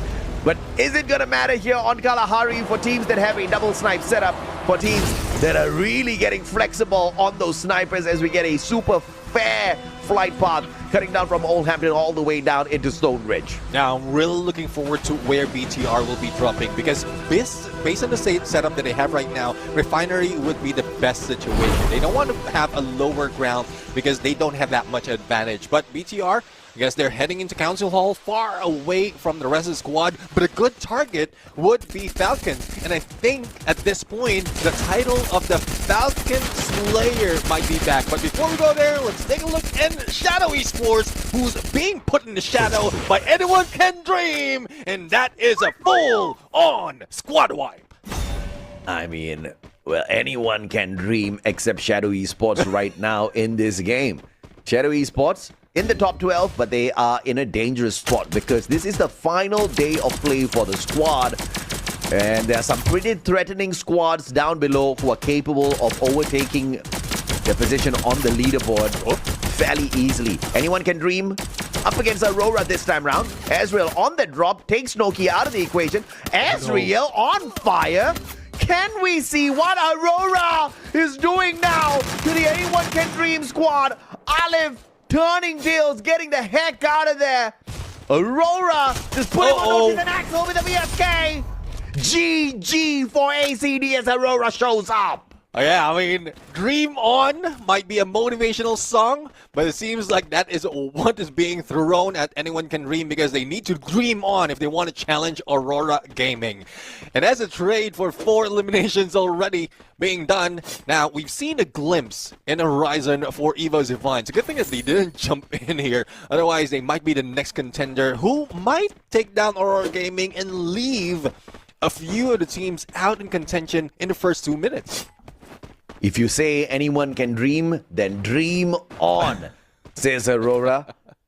You know, anyone can dream. They are currently on their last run here for their matches as well because they are part of Group C.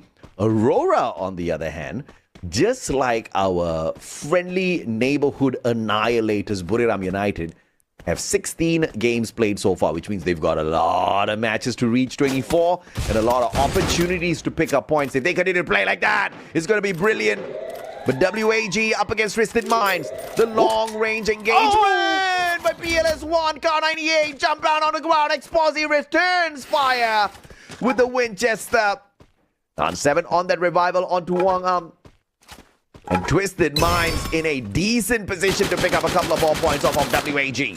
A quick flick being done by PLS1, but a quick flick has been returned by Exposi. But Tikoy right now, AWG, pressurous headshot, but no takedown just yet, and Nan7 will be left alone. Diamond right now, almost going for the shot with a Car 98. It's a good thing the glue wall as well as the heal UAV will be here, but a 1v2 situation up close and personal without work, especially with Exposi on point. But the revive can be done on PLS1, but a sub can be occupied by the same team later on if they move that fast.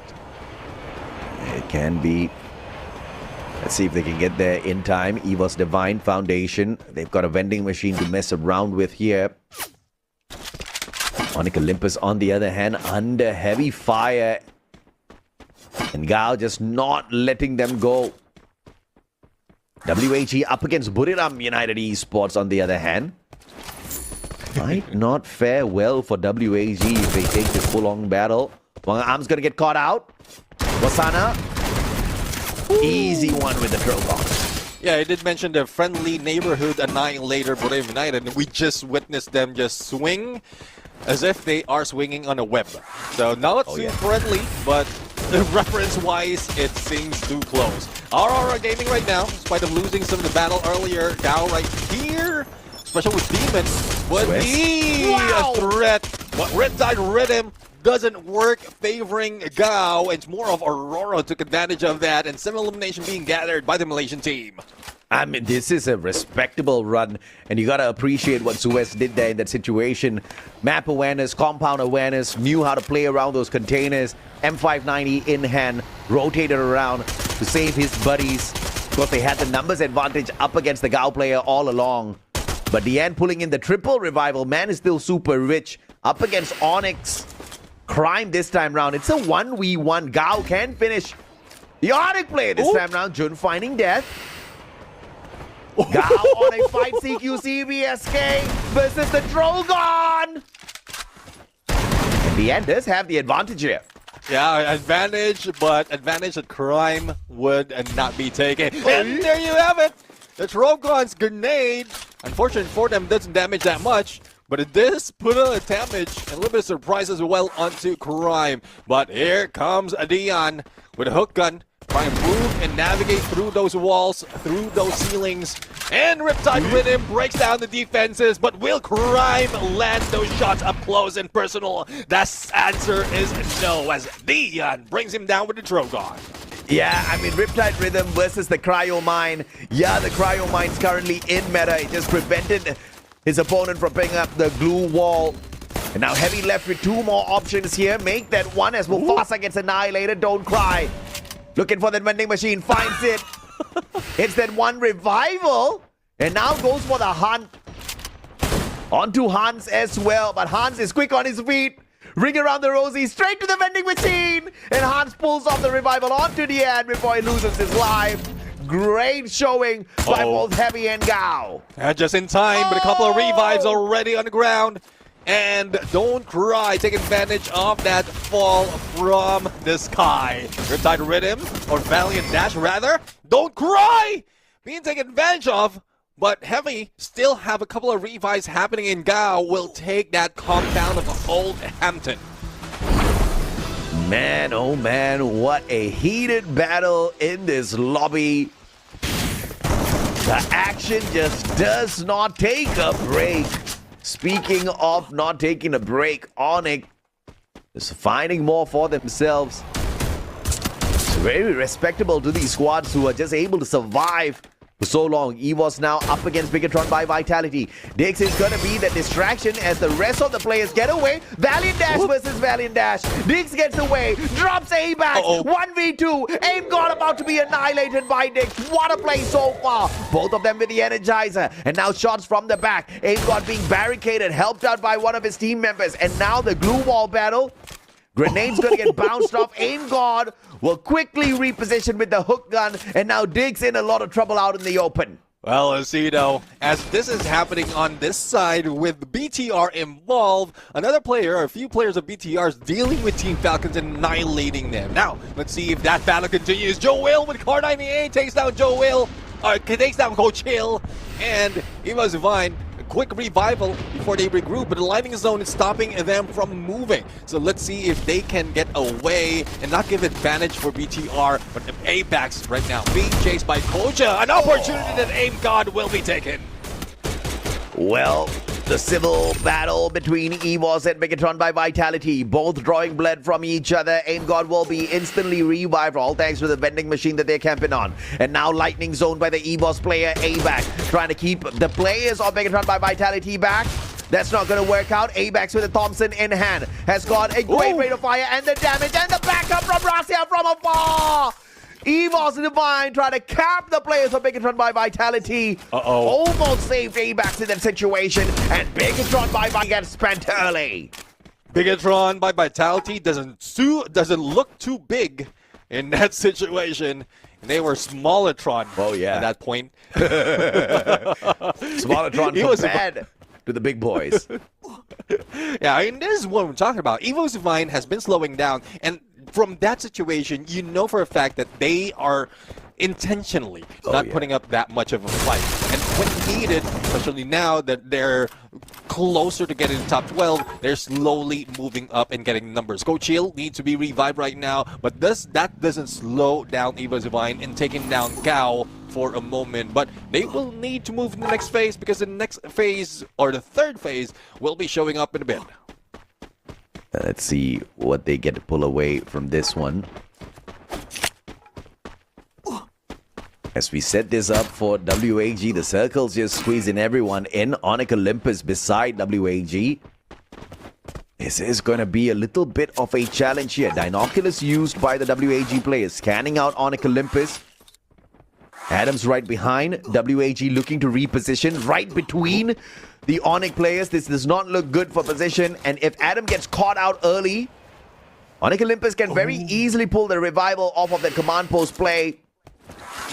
WAG so low in that situation. Adam could have taken advantage, but just not enough manpower on the side of Onyx to punish WAG. And we'll call a truce for now in the battle between these two squads. Yeah, I mean, I do understand the ideation coming from both Onyx and WAG right now, why they're running away, because the next phase of Circle has shown up already far away from them, and they need to get real state early as this, because we're still dealing with 8 teams in a 10.5-minute mark. If they can take this compound, or probably somewhere near in the next phase, or in the middle of the next phase, then that clears their way to get into the final circle. But how will they work on it? Like, if you have the sub being taken by Twisted Mind like this, there's no much cover that would help you survive if you get gotten down by the snipes.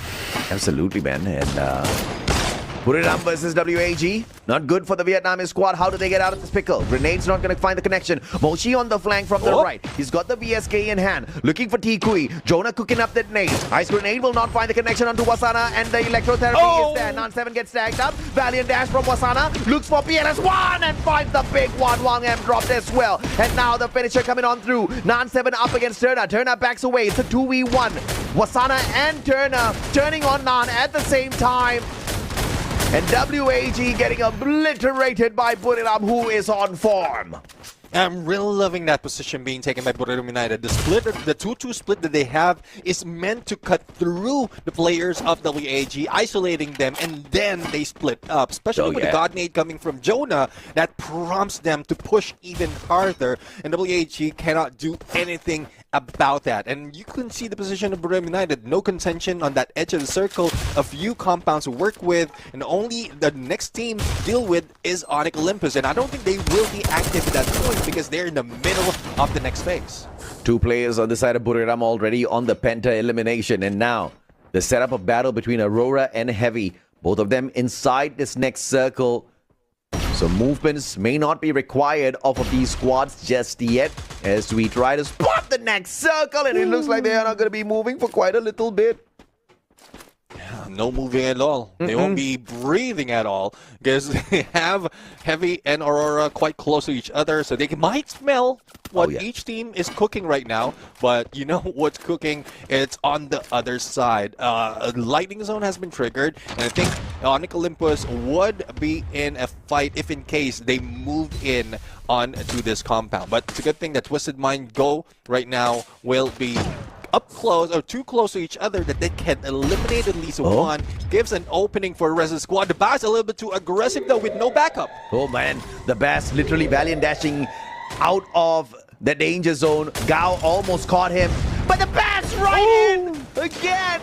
Makes a big mistake. The Max 7 punishes him immediately. Diamond comes from the back and the M590 finds the revenge instantly, but Gao has the advantage here. Now 3 players on the hunt to look for Diamond, but Diamond instant pickup on the best. Definitely is rocking the T-Bar on him. Diamond on the hunt. Demon caught by the M590, and Twisted Minds have taken over the steering wheel once again. And Gao, they had the advantage, but very quickly dropping it. Riptide Rhythm breaks down the defenses, and Deanne annihilated before he can get away. Another perfect play coming from another team from Thailand.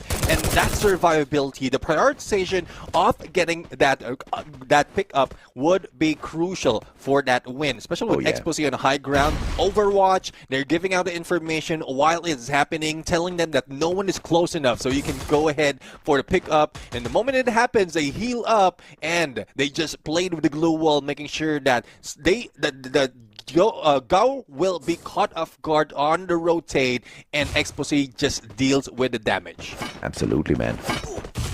The grand finals champion rush for FFWS Pakistan Spring is going to be kicking off in a little bit. I'm very sure the Pakistani fans are going to be very excited to find out exactly who's going to be the champion of Pakistan, who's going to go and represent the region at the Esports World Cup. But don't leave our chat. You can watch both. You can watch both. Don't leave our chat. We still love you. And despite of that happening on this side, there's more to see in Southeast Asian side as well.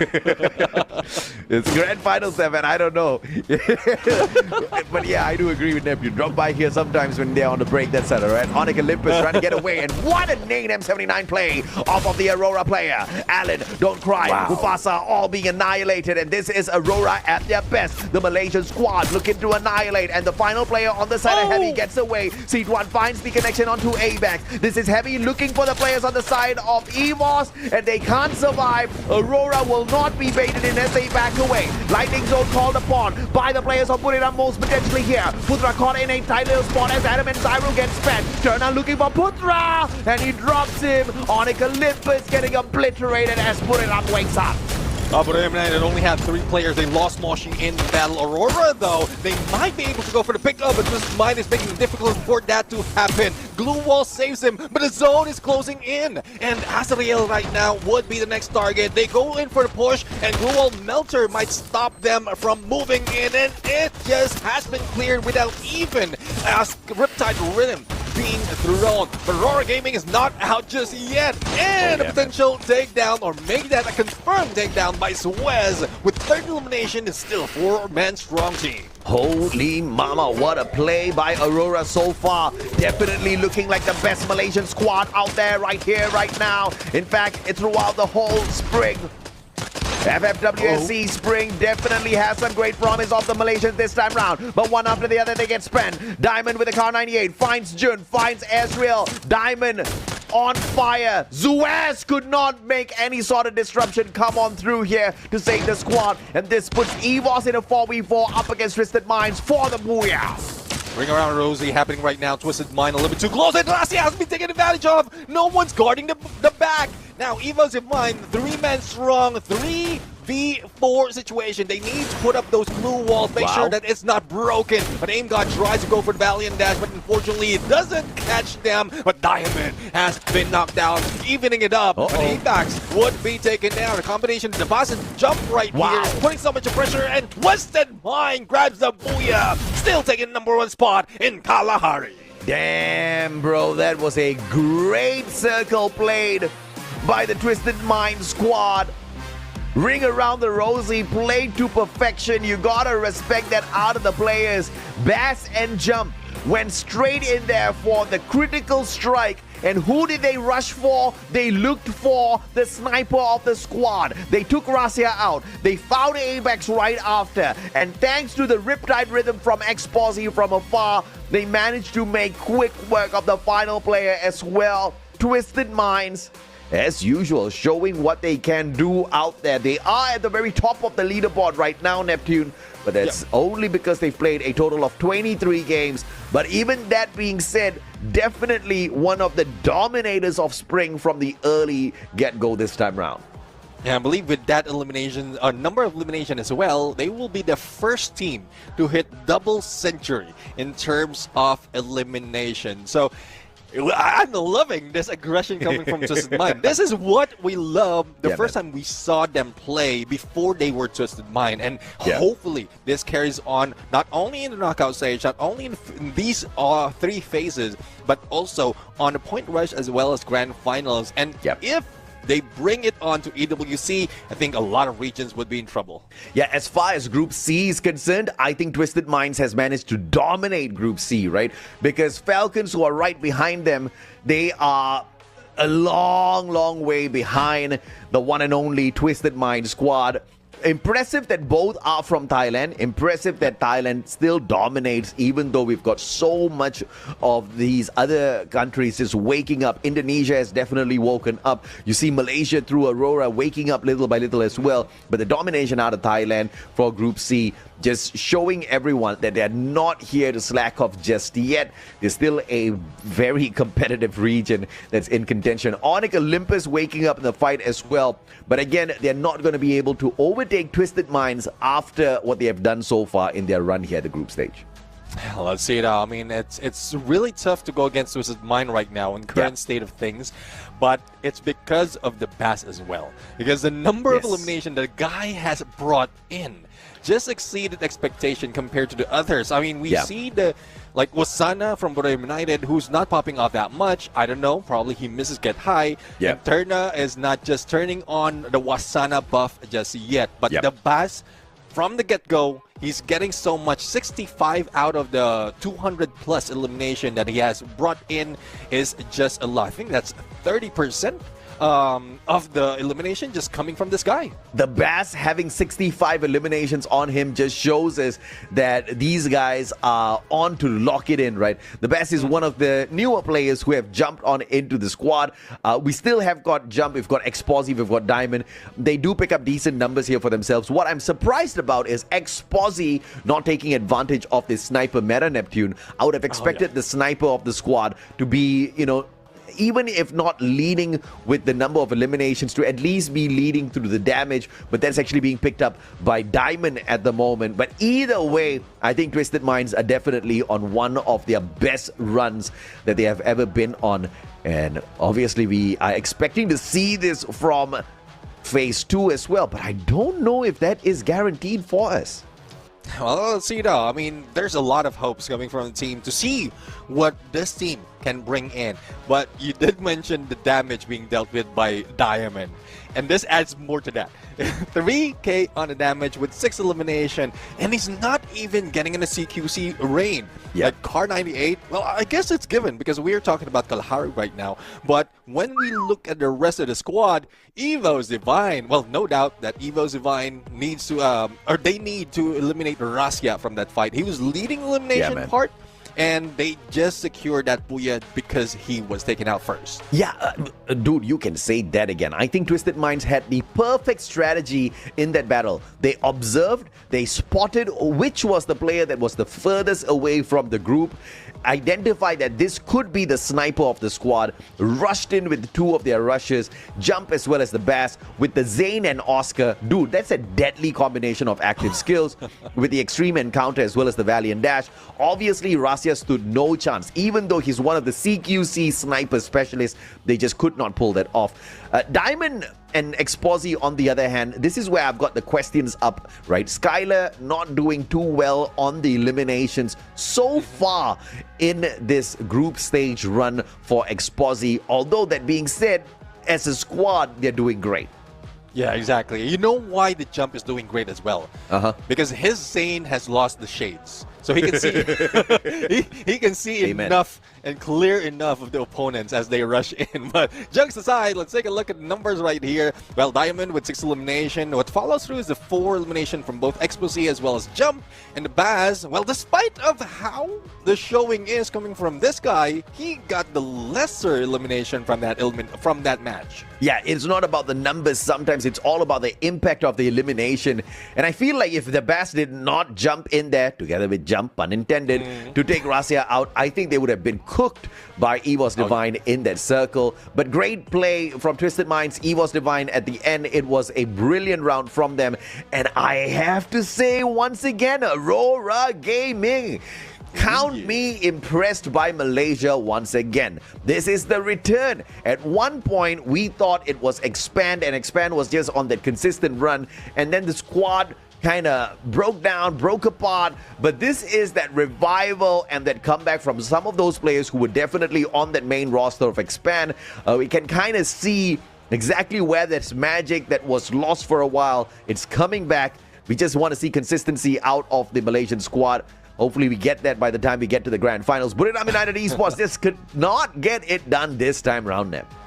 Yeah, I mean, it's tough, especially with how it ended, with the position that they've gotten as well. They were far away with only a few compounds to work with. I thought that was clear enough, but Onyx Olympus was blocking them. The moment that they went in for the engagement, they were the target of a lot of teams. Yeah. But this is what I want to point out. You did mention Aurora Gaming. Now they are third for today's game without getting any Booyah. So if they did manage to get a Booyah, take a lead, they will take a lead against Buriram United as well as BTR. It's a good start coming from team. Great motivation for them. Yeah, I mean, come on, Aurora. 1 Booyah to wrap the day up.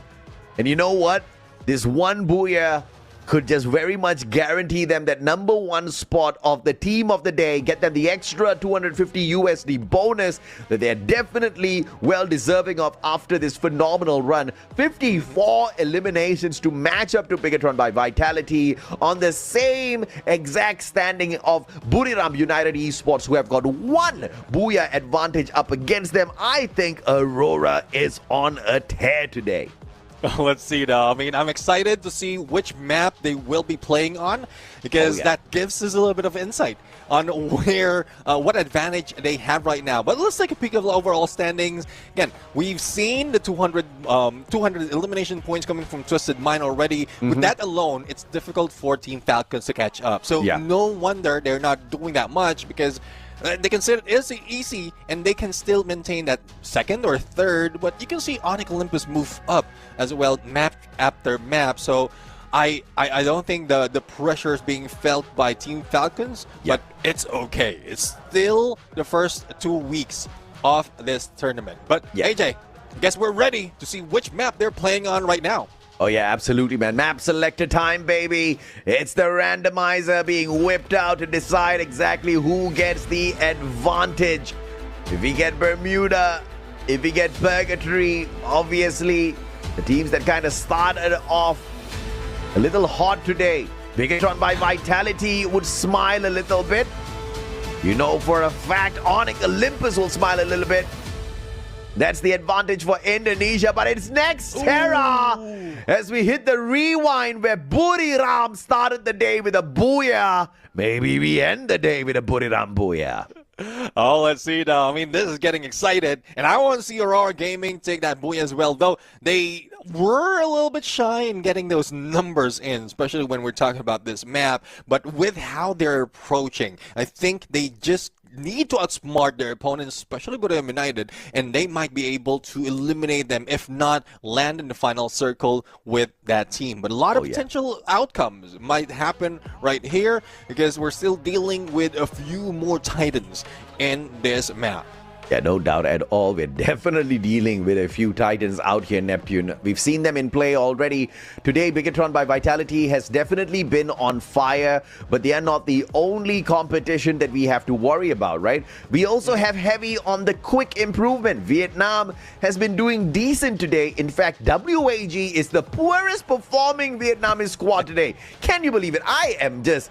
I'm a little confused, man. Vietnam's doing that thing again that I don't like. The inconsistency is creeping up. I hope we don't see this in phase 2, my friend. I mean, definitely we don't want to see that in phase 2. What we want to see is teams improving, the consistent improvement of a team. Well, let's see if that would happen. Once again, looking at the top 3 teams and Nextera, Team Falcons is there with no booyah. Buriram United, we've just witnessed a booyah coming from them. And AG Global, who will not be playing. And who's up next in leaderboard? When we look at this team, it's ACD, who will be followed by Aurora Gaming. So there's still hope, despite of how far they are at number 1. Yeah, absolutely. If you look at the Nextera performance, you're looking at teams like Falcons, Buriram, Twisted Minds, ACD's there as well. You did mention ACD, Aurora. These two Malaysian squads are right behind the Thai squads. But what Aurora has above ACD is the momentum. They have had a great run in here so far. Aurora's not too bad on Nextera, so I'm not very nervous for them. I am perhaps a little concerned about their rotation. Engagement-wise, I think Aurora has been very impressive. Getting into that final circle consistently and contending for the booyah has been one of the bigger challenges here for Aurora. They need to figure out exactly how to sort this puzzle piece out in their run towards phase 2, towards the Esports World Cup. If they can find this fix, I think we've got a champion on our hands here out of Malaysia, bruh. Well, let's see though if that would be fixed right now, because we are set. We are stepping into the future to find out what's next for this team. And there's no terror that can be brought other than next Terra. So let's head into flight right now as we clear the flight path and we step into this final map of today. The next Terra could just be the Bigatron boys looking for their third booyah of the day. Bigatron by Vitality. The team that is stuck with Buriram as well as Aurora inside a Group A, who are battling for supremacy out here today. But of course, the one great big advantage that Group A has is they are a clean run away from teams like Twisted Minds, Falcons, and Onyx Olympus when it comes to the number of matches played so far, Neptune. Let's see now. Hopefully they take that for an advantage.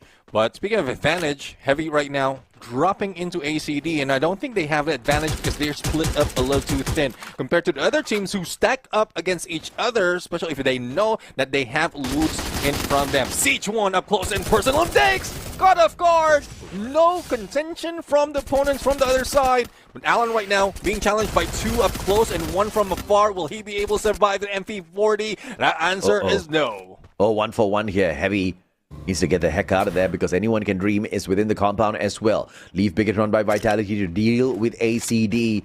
If you're Heavy, you don't want any bit of this heat, Nep. Yeah, exactly. You don't want to deal with the heat. Heavy right now, well, I mean, it is equalized in terms of numbers, but it's the position that they need to worry about. Thus, Don't Cry is not firing at anyone that he spots. On the other side, though, Team Falcons dealing with Onyx Olympus. It's 3 for 1 right now. especially with Zyro no backup at all. So if Crime is smart enough, he pulls away right here, save up on a coin, but Putra might be a little bit too close on fire, and that can be the distraction that can save Zyro up close and personal. Tina! And there goes the Valiant Dash, and Zyro would be eliminated, but On Fire needs to be picked up as well because surprise coming from Putra onto the other side. It's a 1-for-1 trade. Putra right now almost being taken out. In between those glue walls, he could have been down already, but Living 7 say hello to my AC80, and Adam would be next. This might be it for Onyx Olympus, and Team Falcons get their third elimination in Mortar Ruins. You gotta love the heat. And now, Lightning Zone called by the Malaysian squad. Aurora looking for the White Tigers. Ffws Divine. Jun, opportunity. And he just unfortunately does not have the right gun at the right time. The one in the vehicle gets away. Jun on the other hand, gun doesn't work. The nade perfectly gets him that elimination. Aim God with the VSK, missing Jun on the double shot. Doesn't look like the usual Aim God play. And here comes Aurora for the finisher. Can they catch up with the Ffws players who are desperately trying to get away? On the other side, we've got a civil war between Gao and WAG. Gao right now losing out a couple of players. And Dion was just sneakily hiding through. Wang Ham, if he turns that corner, he will be spotted. And there you have it, Max 7 from both sides. With a backup that Gao doesn't have is an advantage that WAG has. And they will be eliminated at 12. Back to the lobby they go. They will be resting a little bit too early for today. Unfortunate for Gao. Not a great run here in performance. 20 placement points before we started this game. 32 total eliminations.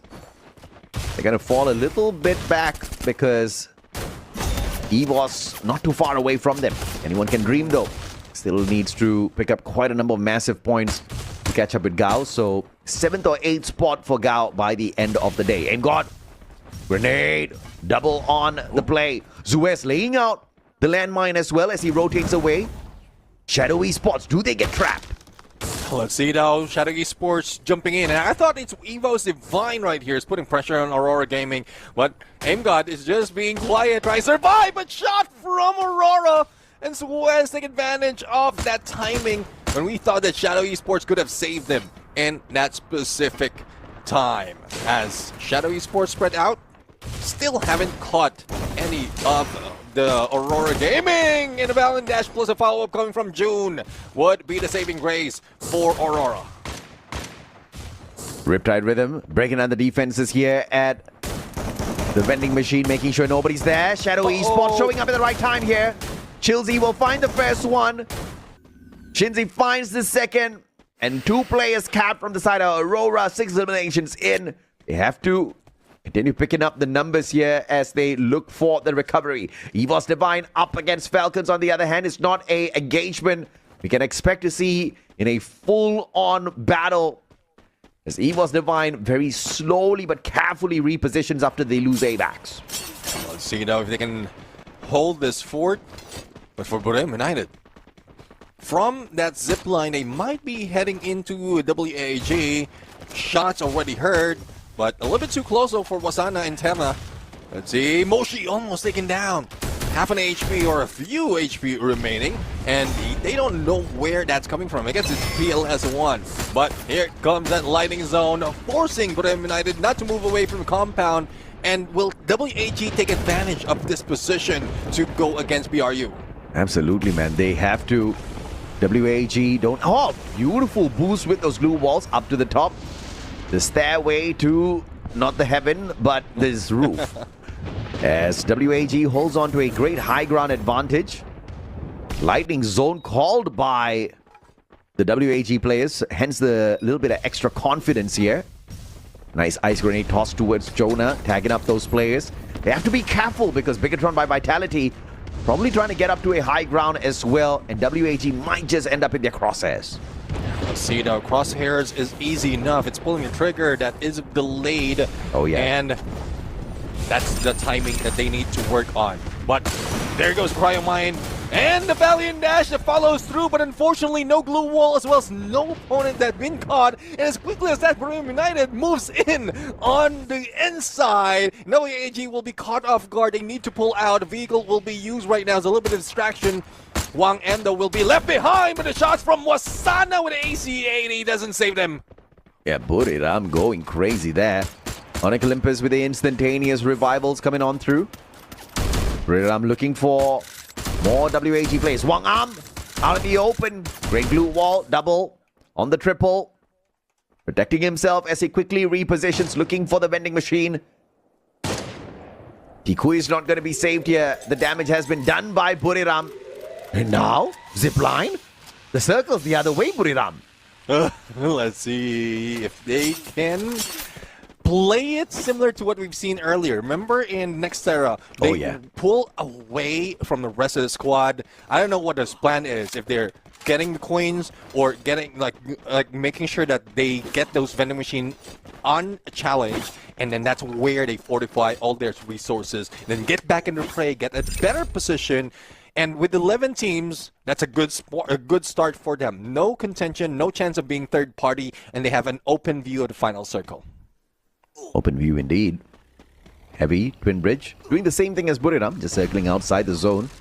I'm too concerned about the damage output here by the circle. Sairu on the boost, managing to drive past Heavy, but not managing to save the vehicle that he was in. Gets tagged up by the Moko as well. And look at that cryo mine travel the battlefield. Tagging him up as well. Allen going in for the finisher. The player with the cryo mine on the toss, but Mufasa from afar with the LMG knocks him down to the ground. M24, M249 rather. And it's a good start if you have an LMG in here, like saving those glue wall melters or any skill. But speaking of save, there's no saving Twisted Mind from being eliminated in the fight. And Team Falcons, the one who's rocking the board right now with the 12th elimination after dealing with Aurora Gaming. So all hopes for those Booyahs is now down the drain as we are still left with 9 teams. But how can you challenge Team Falcons if they're showing up in their prime right now? This is really solid, man. I mean, Falcons in their prime. Anyone can dream, still alive. That's a great big blessing. But Falcons, just one of those squads, when they choose to wake up, they can. 12 eliminations is nothing for this team that's on fire. Traps got tagged earlier. The moment they smell blood, they want to taste it too. They're going in here for the finisher. Let's see. Limit 7 M82B action. No glue wall is stopping him. And he doesn't need an Iris to put in so much of that. Not even a Riptide Rhythm is being laid out. It's more off information as well as a backup coming from the rest of the squad. And Team Falcons is raking in all those elimination right now. And AZD is the unsuspecting target. I mean, that was just a little bit of a boo-boo there in those shots off of Limit. But it's okay. Everyone can make a mistake once in a while. Limit has got that M82B AWM on the flip. This time does not miss the aim onto Ffws. Ffws annihilated and anyone can dream.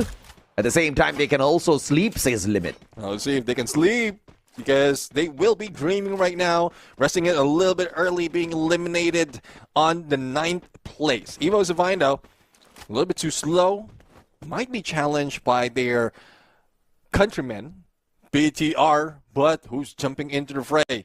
WAG just next door, and it is being witnessed not only by Shadow Esports, but also Team Falcons is jumping in next to them. Solid play here, WAG. Quickly weaseling their way out the moment they notice Bigatron by Vitality and EVOS there. Decent reposition, but that's just so far they can go. There is a vending machine, though, that they could try to navigate towards, but they also know that that's going to be the prime zone. Everybody's going to be looking for the rotation on. WAG wants these points, Neptune. Let's see if they can grab those points, if they can get that position.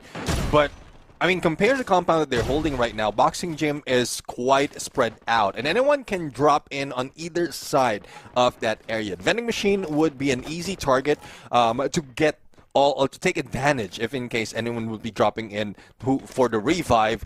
But do you have enough cover? That is a question. If you're deciding to relocating in that position compared to what WAG has been holding right now, only a few openings to deal with, and they are guarding it well. Eliminate 7-5 eliminations in hand already. Falcons with a total of 16. A great run for the EWC 24 champs. They had a historic run, and it all started off with a victory here on FFWSC Spring 2024 net. See if they can maintain that prestige right now. 16 elimination can easily be 20 in a bit. I think they're chasing for the target as well. 25 elimination is the highest that we have in one specific match that is still being held by Buriram United. But Kiroro almost being taken down. Blue closing in. What a move coming from Pina. Didn't expect them coming from that, using that vehicle right now. But as the blue closes in, the damage will be dealt not only on Heavy but also on Team Falcons. But they are ahead in terms of rotation, leaving Heavy in the open ground if in case they move out. This is slowly boiling into chaos zone as the circle starts to squeeze these squads in together. Heavy versus Falcon. Shadow Esports can take advantage of the situation right here, right now. Oh, do we see it? Yes, we do. Here comes Rin. Here comes one. One for two. As Rin gets a triple of the M590. Falcons being obliterated by Shadow Esports. Heavy's gonna get eaten up too. Shadow Esports waking up. Right time, right place, right move. Out of shadows into the light. And they have decimated two teams at once. Now, the challenge is here. Buriram United, who's jumping in close to them. They do have a ridge to work with, as well as a compound. Glue walls, perfect timing. Get away from being thrown all those nades. And Jonah was just cooking. But I guess it is a little bit uncooked right now. He won't be able to throw anything unless they break down those glue walls. Yeah, you can say that again. Buriram United Esports now up against Shadow potentially in this next bout. Both of them will be looking for the circle at the same time. If Onyx gets involved on the rotation towards Shadow, this could be a GGWP for the Indonesian squad.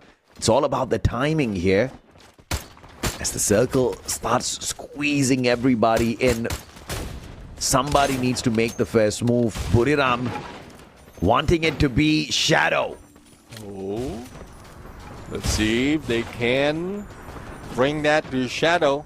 Evo's Divine, on the other hand, good chance, good opportunity to go for the flank against WAG. But no, they're taking rooftop, making sure that they're not in clear sight of WAG.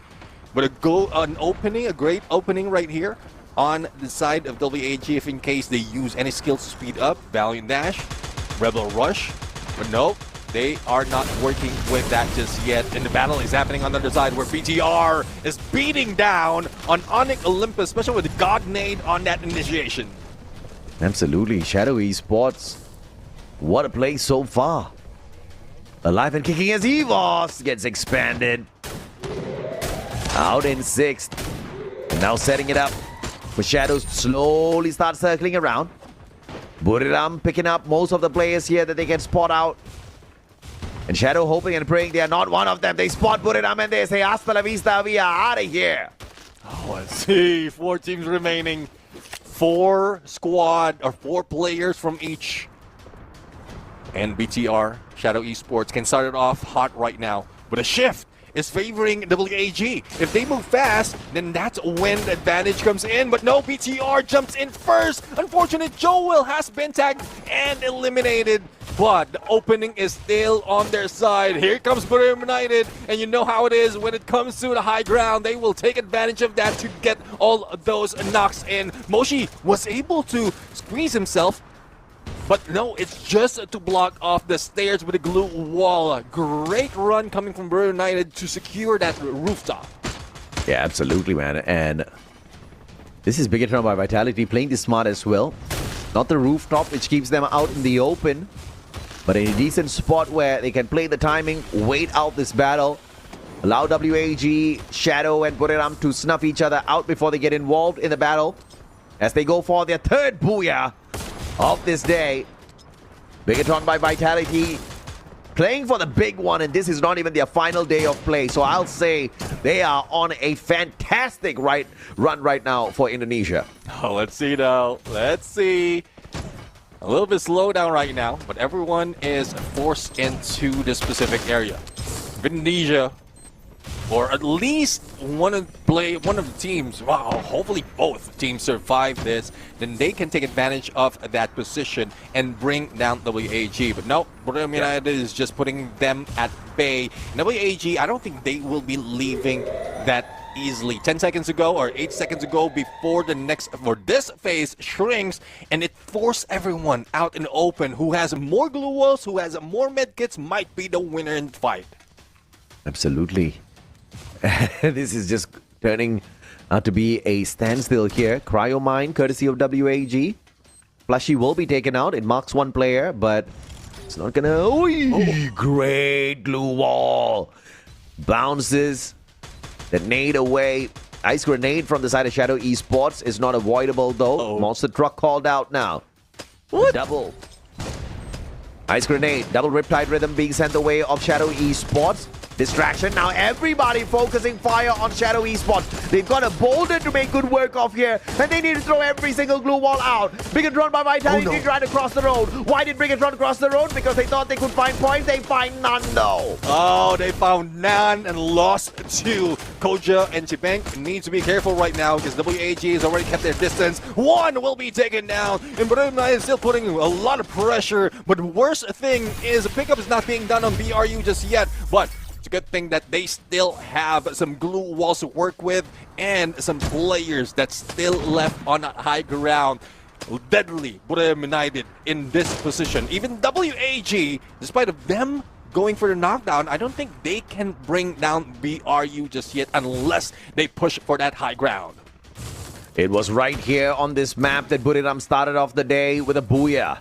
It is right here where Buriram is aiming for the booyah once again. Bigatron by Vitality crossed the road, made a big mistake. WAG now in the hands of Koja being obliterated, and the timing was Wasana with a valiant dash, pushing PLS1 out of play. Nan7 now being caught inside of his own glue wall maze. Koja and Sibang staying out of the battle. Moshi and Jonah inside the circle. Wasana breaks down the defenses once again with a valiant dash, hops right back in, but Bigatron by Vitality have barricaded Buriram outside, and Sibang with jumps on in, gets his shot, annihilated.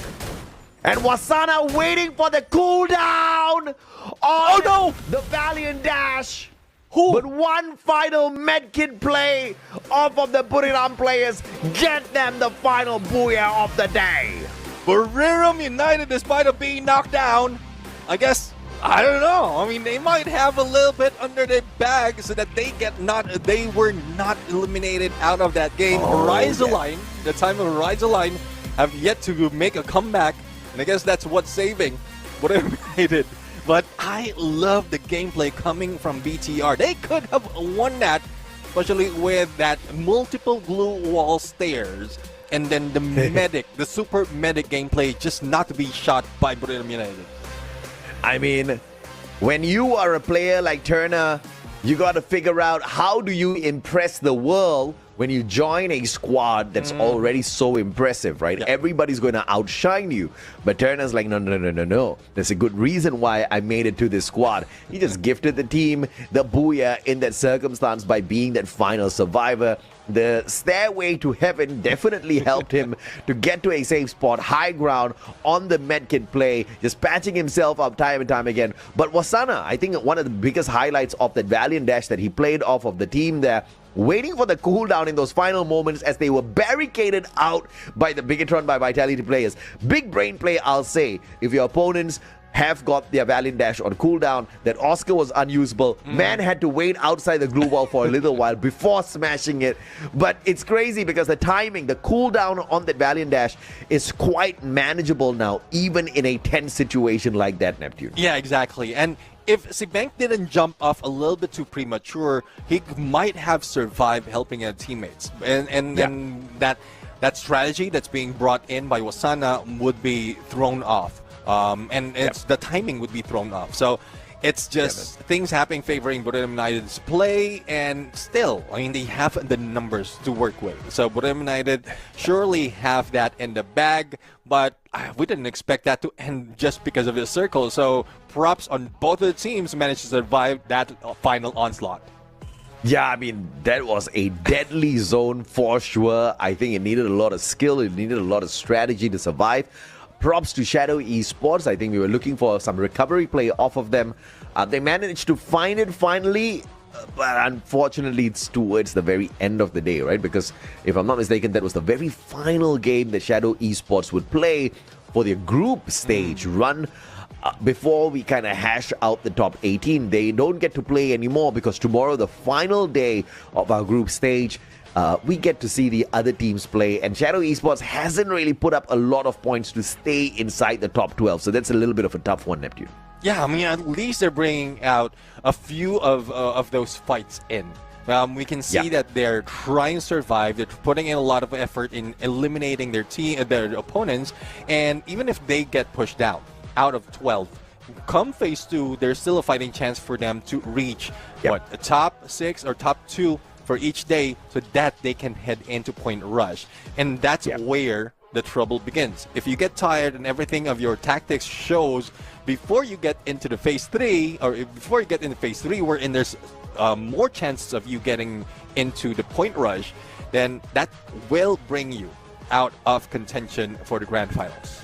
Yeah, absolutely. No doubt about that at all, right? I think strategy and consistency definitely can book you a spot in the grand finals. Phase 1 is very kind. Phase 1 has allowed the squads to experiment, to go out there, make some mistakes. Phase 2, when it comes on through, no more rooms for mistakes, right? We do have a couple of opportunities within week 3 for early qualifier to point rush, but there are limited spots indeed. Only 12 teams get to make it through. We will have to slice away the bottom 6, but thankfully that is not done until we get to the end of week number 4. Yeah, we're really looking forward to who's taking it by tomorrow, because that's where we start off that storyline. Because 3 phases in the knockout stage before we get into the end of week number 4, before we head into the grand finals as well. But all those talks aside, we're seeing great engagement right now. A lot of highlights that we've seen from the team, and even the top dogs at some point were challenged in situations wherein we thought that they're the ones who's going to wreck everyone else, other than the final moment where in Buriram United BTR, they're considered top dogs already in this competition. It's crazy because I thought Aurora would stand a chance to make it to the top this time around. They did manage to claim some extra points here, but unfortunate, right? No booyahs at all. And again, this is what I expect Aurora to fix in the very, very near future, because if they do, they're definitely one of the big contenders here in Southeast Asia once again. Because today, Buriram and Bigatron by Vitality have managed to outplay them for sure. And speaking of Buriram, Moshi with the MVP here. 3 eliminations, 3,359 on the damage. Rocking the VSS this time.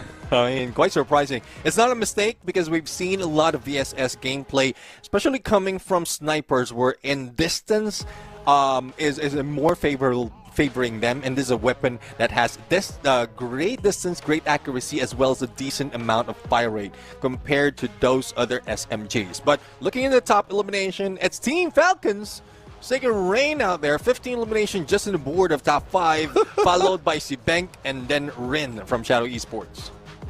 What is going on here? Falcons, throughout the whole day, have barely played a decent game, right? And then on this final match, Falcons just went absolutely ballistic. How many eliminations in total? We don't know just yet. We'll check it out in a little bit. Let's look at the active-passive lineup here. They've only got a solid sniper lineup in Skylar, Moshi. Apart from that, it is a decently set up aggressive battle outfit. The A124 with the thrill of battle to initiate those engagements. They've got the Oscar. They've dropped the Narrow this time round, but the Valiant Dash out of Asana, definitely a well-suited skill for the Russia, especially when he's being backed up by that electrotherapy that Turner brought in. Yeah, and that's one thing. Survivability towards the end, and they can utilize that A124 to deny any movement coming from the team. If you have a Valiant Dash, if you pull up a bunch of glue walls to defend yourself, you have the Valiant Dash from the opponent that can be stopped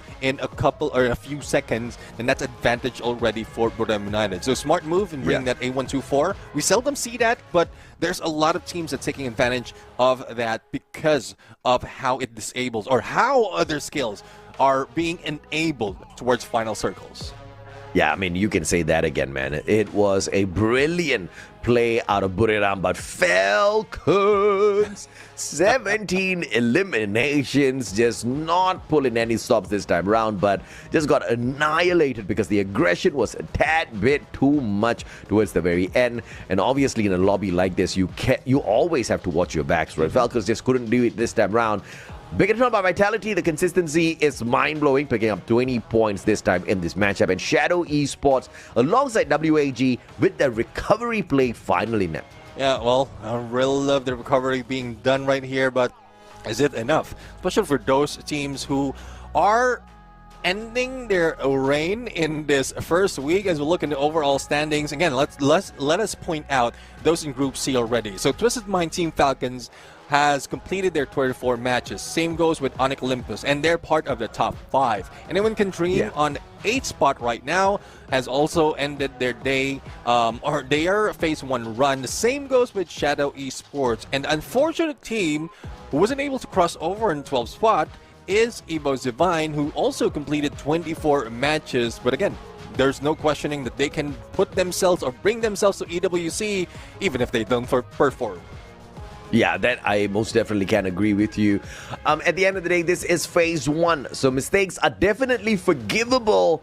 But as far as today's standing goes, Aurora does not get the 250 extra bonus, baby. Buriram United Esports, they rip it away again. 108 points, beating Bigatron by Vitality by just a single point at the very top. Lesser when it comes to the eliminations, but a little bit more consistent when it comes to the placement points. Starting and ending the day with a booyah is Buriram. Yeah, I mean, if the booyah was not grabbed by Buriram United in that final moment, they were title elimination, so it's still BTR who could have taken the lead and grabbed that team today. But no one's crying. We've seen great lengths being taken by BTR to be able to show us what they're made of. A lot of great strategy, a lot of new strategy, especially the double snipes that they have, but they need to work on it. Just make sure that this team, Buriram United, will not go ham anytime soon. But let's celebrate once again. Team of the day, 61 elimination, 108 in the total points, and 43,000 solid damage with 2 booyahs just to complete the day's run. Hey, man, it is not the most impressive run out of Buriram, but it is more than enough to get the job done. And this is crazy. This is Buriram not going all out. How insane is that? Get High didn't even get a game today. They were going all out with giving Turner a little bit of time to rock it out there. And I feel like Turner has proved himself already, right? Perhaps not on the elimination front, which is a little bit concerning. But if the condition is survive and get the booyah, the Turner's your man. Yeah, I mean, there's no one else to turn to than Turner. Well, there you have it. As we end the day right now, we're going to go for an interview for Buriram United. So let's bring it over to Thailand and hear what they have to say. We'll be back in a bit. Hey, what's up, y'all? Now we're with the team of the day, Buriram United Esports. ตอนนี้นะคะเราก็อยู่กับ Team of the Day ของวันนี้ซึ่งก็คือทีม Buriram United ครับ นี่ Can you briefly introduce yourself ช่วยแนะนำตัวสั้นๆหน่อยค่ะ สวัสดีครับผมวาสนาจากทีม Buriram United ครับตำแหน่ง Charger ครับ วาสนานั่นเอง Okay, you just got another booyah from the last game. How you feel about that? เพิ่งได้บูย่ามาในเกมสุดท้ายรู้สึกยังไงบ้างคะ ก็รู้สึกว่าก็ได้ตามที่ซ้อมมาครับก็รู้สึกว่าปลดล็อกเหมือนกันเพราะได้แชมป์ of the day ด้วย It is what they expect since the beginning and they feel really good that they got team of the day. And moreover, as you mentioned before, you just got the team of the day. Does that boost your confidence for tomorrow match? แล้วก็เพิ่งได้ทีมออฟเดอะเดย์มาอย่างที่พูดไปทำให้มั่นใจมากขึ้นหรือเปล่าคะสำหรับการแข่งขันพรุ่งนี้แน่นอนครับเพราะว่ายังไม่เคยได้เลยแชมป์ประจำวันก็พอได้เป็นครั้งแรกก็แน่นอนว่าเพิ่มความมั่นใจให้พวกผมแน่นอนในพรุ่งนี้แล้วก็อาทิตย์ถัดไปด้วย For sure, it really boosts their confidence because it is their first time to get the team of the day, and for sure, not only tomorrow, but from now on, they will have that confidence. And for the last moment of the sixth game, why you decide to go straight to WAG? ในเกมสุดท้ายเนี่ยตอนที่เหลือกันแค่4ทีมทำไมถึงพุ่งเข้าไปหา WAG คะกองหน้าผมไม่ค่อยชอบหน้าผมนานเกินมันยิงผมดาวไงบนหลังคา2คนผมก็เลยใส่เลย Ouch! He said WAG keep looking at his face and he doesn't like it, so he shot them instead. Okay, for the last question, please tell something to the fans. Hashtag ท้ายลุงหนวดช่วยบอกอะไรกับแฟนคลับ Hashtag ท้ายลุงหนวดหน่อยค่ะก็วันนี้ลุงหนวดเอาให้แล้วครับก็พรุ่งนี้ก็ฝากเชียร์ด้วยพวกผมจะเอาแชมป์ออฟเดอะเดย์มาฝากอีกครับ Guys, today Lung Nuot really did a good job and tomorrow they will get another team of the day and for now that's the end of the interview. Let's get back to the caster กลับไปที่ caster กันนะคะ See you tomorrow เจอกันพรุ่งนี้ค่ะบ๊ายบาย Yo, what's up, y'all? This is the English broadcast. You gotta love the host out of Thailand, okay? I think Wasana handled that interview absolutely brilliant, as humble as always. And man, you should not look at them if you're on that land stage later on. Just one look can get you annihilated. Yeah, exactly. Well, I guess everyone will be looking at Wasana, especially with the performance that they have in the team as well. But we are going to see a few more teams by tomorrow. That is the final day of our Phase 1 knockout stage. But again, I, Neptune the Gentleman Garcia, joined by the Masasha AJ. We appreciate everyone who joined us for all the regions that joined us in the chat. We love you all, and we want to see more of that for tomorrow and moving forward towards the finals, towards the grand finals of the Free Fire World Series Southeast Asia 2026 spring. Again, we bid you goodbye, good night, see you again tomorrow.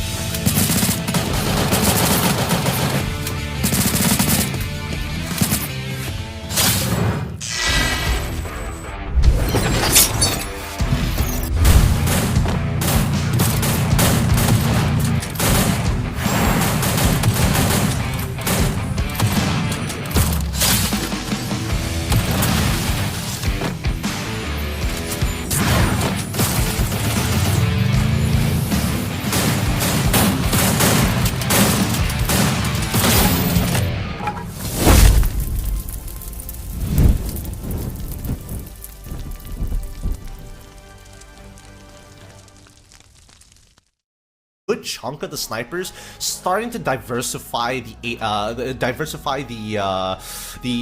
agent pool, right? We saw a couple of Morses come through during week 1. I think we haven't seen a single one by far throughout the entirety of week 2, day 1. But coming up to Purgatory here, Ffws, huge points for them, getting a total of 66 today. RRQ just behind them at 64, and Twisted Minds at 62. So our Booyah winners are sitting right at the top, and then, surprisingly enough, ACD. 32 eliminations and still managing top 5. Managing top 5 over AG Global as well, mind you. And this is because AG Global also managed to get a Booyah. Crazy stuff from ACD. Really, really performing last week and also showing that they're capable of performing this week as well. Again, not to say that ACD are in trouble by any means. They are actually already in the top 10. How much higher are they? They have bumped themselves up to top 9. So ACD reigniting the hope of Malaysia here simply by their performance, and they've been an absolute treat to watch. Everybody else though, okay, look at Ffws' jump. They were in 17th place. They have bumped themselves up to 14th simply because of that single good round. And you spoke about this. Ffws really just needed to have one fantastic game to really push them up that leaderboard. But it's not over yet. We still need to grab those points. If they're going to overtake a Bigatron, for example, they still need, is that 28 points? Yeah, yep. 28 points. And this is considering that Bigatron is not playing today. That's why it's all about catching up. First, they've caught up to Gal. That was goal number 1. Now it's creating a buffer zone against Gal while catching up to BTR. If they can overtake BTR by today, that would be like by far the best case scenario, because then they truly come on equal footing on their final play day. But that might just be a lot of pressure. Then again, they are a professional team, so good luck to everybody there. It's not the type of stress that I would like to deal with personally. I don't think stress is good, but in the case of an athlete, stress is very good. The adrenaline really kicks in for some of these players. But going into our next map here, folks, we are going to be going into our final decided map, game number 5. We're going on to Purgatory. And then after this, we're going into our random map, which won't be decided until after game number 5. So I'm pretty certain there are a couple teams feeling the jitters here because they realize that, okay, we've got Purgatory, and then we have the random map. Favorites to win this map in this particular grouping, it's Falcons. Falcons are at the very top. After that, we have Weram and GOW, who are teams in Group A. Yeah. So these teams are in Group A. They're not playing today. It's really just Falcons. Although I don't have access to the data set. I kind of wonder who would be in 2nd and 3rd place for Groups B and C. That's what I'm thinking as well. I'm not 100% sure because Purgatory has been a polarizing map. It's either everybody has no clue what they're doing, or one or two teams are skewing the entire map. And Falcons is skewing the map. I mean, did you see the numbers of eliminations for Falcons? Because I was thinking that was them who was ruining the data. Well, they are, aren't they? I mean, they got 2 Booyahs, and I think I saw 72 points. So if you break that down, you got the 24 Booyah points, and then the rest of it is elimination. So it just goes to show how crazy Falcons has been on Purgatory. So if anything, I'd be quaking if I was one of the other teams. But okay, here's the thing. There is something we have to consider. If somehow, some way, someone gets rid of Falcons early, then we could be in for a match. But can anyone do that? Hey, look, if AG can get a booyah and still not make it into top 4 currently, just because of one bad game, anything is possible here in FFWS. It's the spring season. That's the exciting part. We got EWC around the corner to really unleash this fire for Southeast Asia. So it's time. Let's hop on into the Playing Survivors and check out this 5th map here. And you better get excited, because none of these teams are looking for fun. They are looking to head to Purgatory to test their mettle. Test their mettle, maybe challenge their swimming skills as well, because this can be a bit of a finicky map as well, because we also need to consider the dice roll that these teams need to make if we end up getting one of those river circles, which is very, very common, unfortunately, on Purgatory. So if you're on the wrong side of the river, I hope you have a launch pad, and I hope you have a safe spot to land, because you're going to be a flying duck as you're trying to make it across the water. Ah, the flying duck. Well, let's see, because now, again, there are some habits that we have to keep in mind, and number one is whether who's going to take Moat House. The next is that left island of golf course Marbleworks. Usually 2 teams drop in there, and only 1 comes out. However, by Central, it looks like AVD once again, right at the doorstep of RRQ. RRQ, yeah.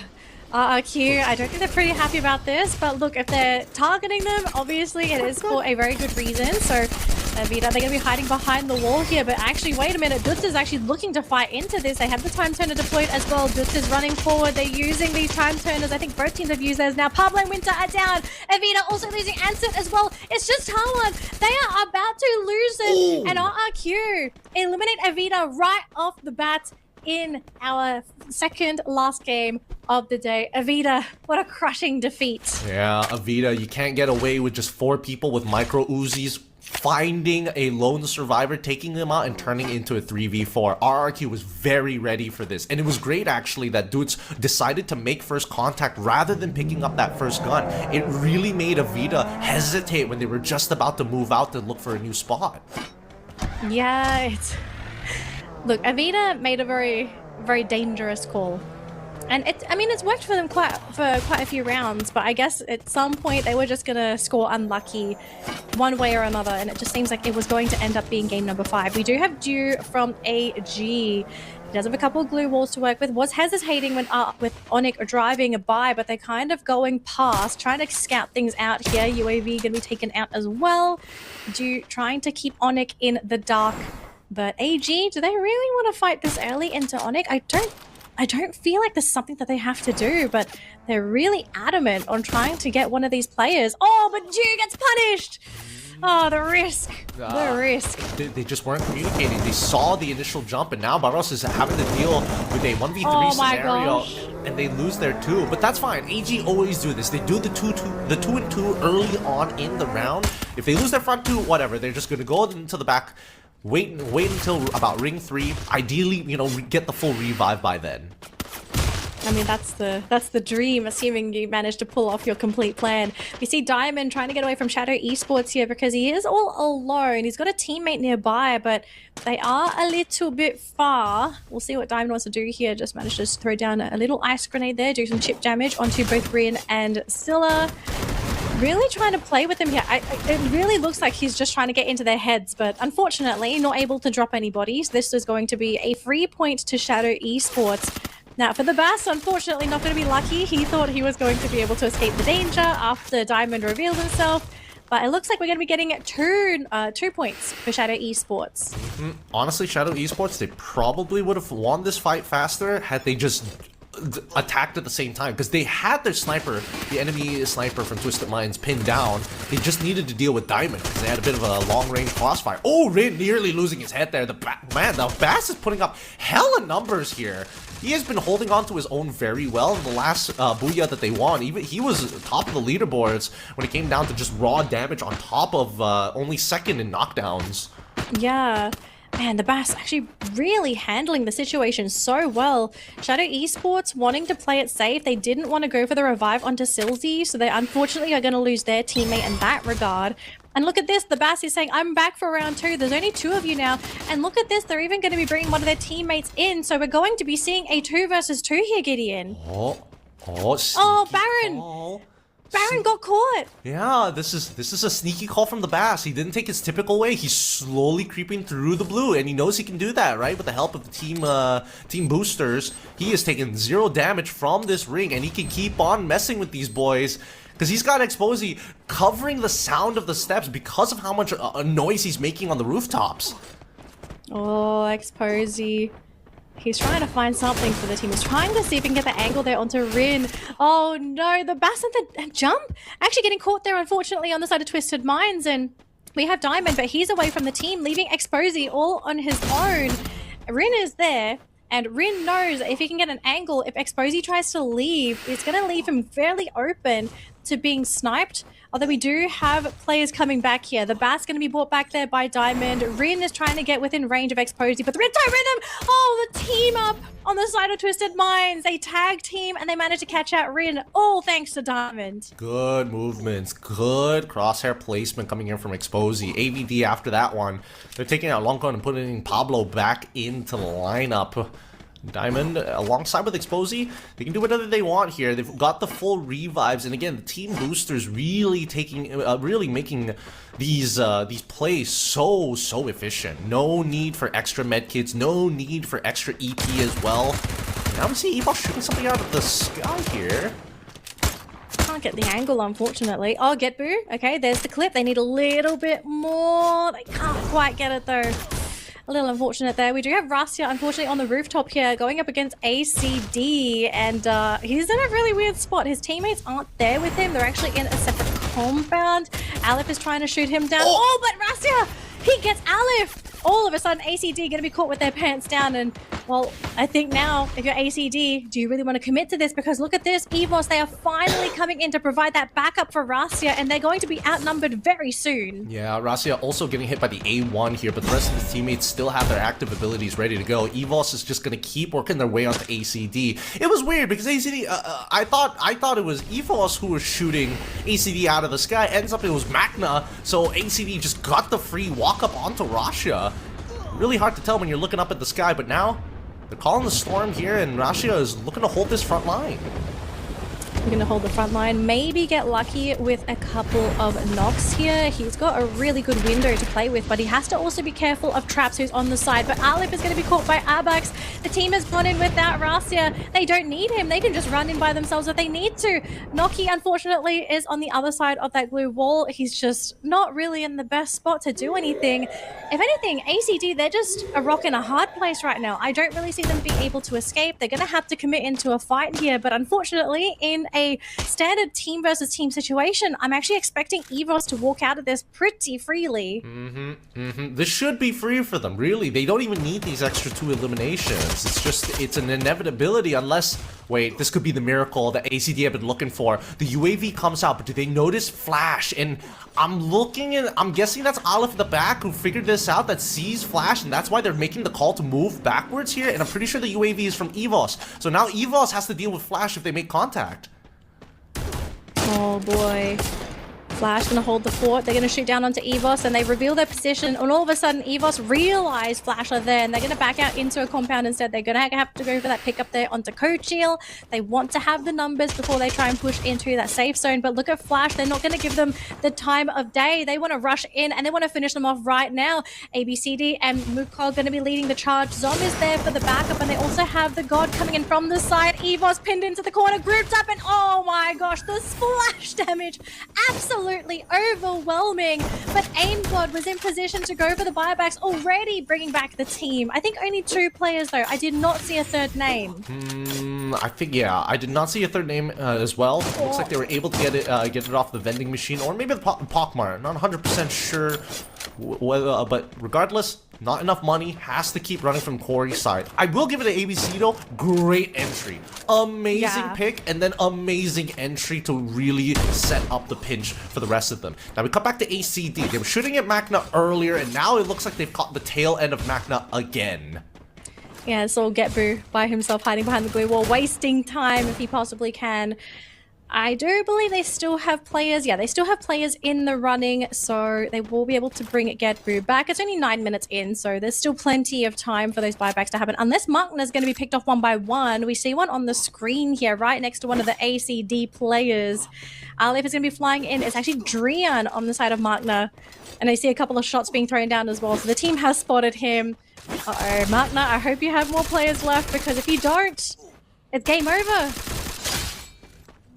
Ooh, they're still in the running. Yeah. Okay, nice, very nice. Ooh, this is a dangerous fight. This is a dangerous fight, and Pina knows it. He's running. He knows what those cars are gonna do to him. He's trying to put some resistance back with the rest of his team. Hailing lead down the road, disabling both cars, and now isolating, slowing them down.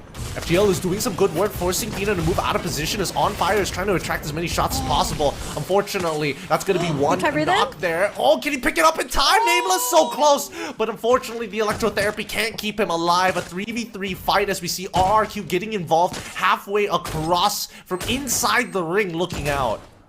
That was beautiful gatekeeping here by Falcons. The fact that they capitalized on this very tight bottleneck for AG. I mean, AG, they still have all 4 players, but they have to worry about ice grenades, regular grenades, Riptide Rhythms coming in from the side as well. Barrow's going to be hitting the ground yet again, but in the meantime, though, Dew in the back line has been caught out as well. RRQ contributing to the fight.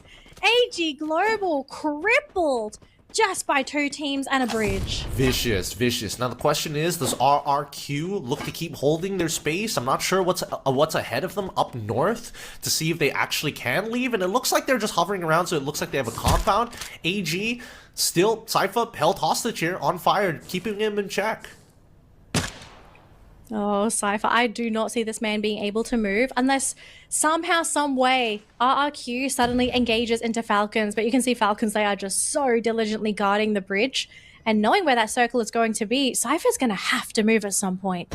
But how do you even move from this angle? You don't. You just tank the blue for a little bit, jump into the water, and pray that RRQ saves you. That's kind of RRQ saves. That's literally, he's literally depending on the kingdom right now. Wait, hold on. Okay.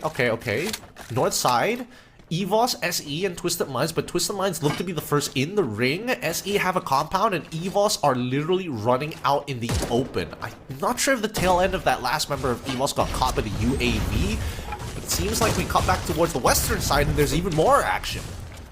Well, Flash going to be running into PE, and look at PE suffering as 2 players go down in this compound. They did go for a 2-2 split, so Lauho and Nolan can only watch as their teammates get very swiftly picked apart by Flash.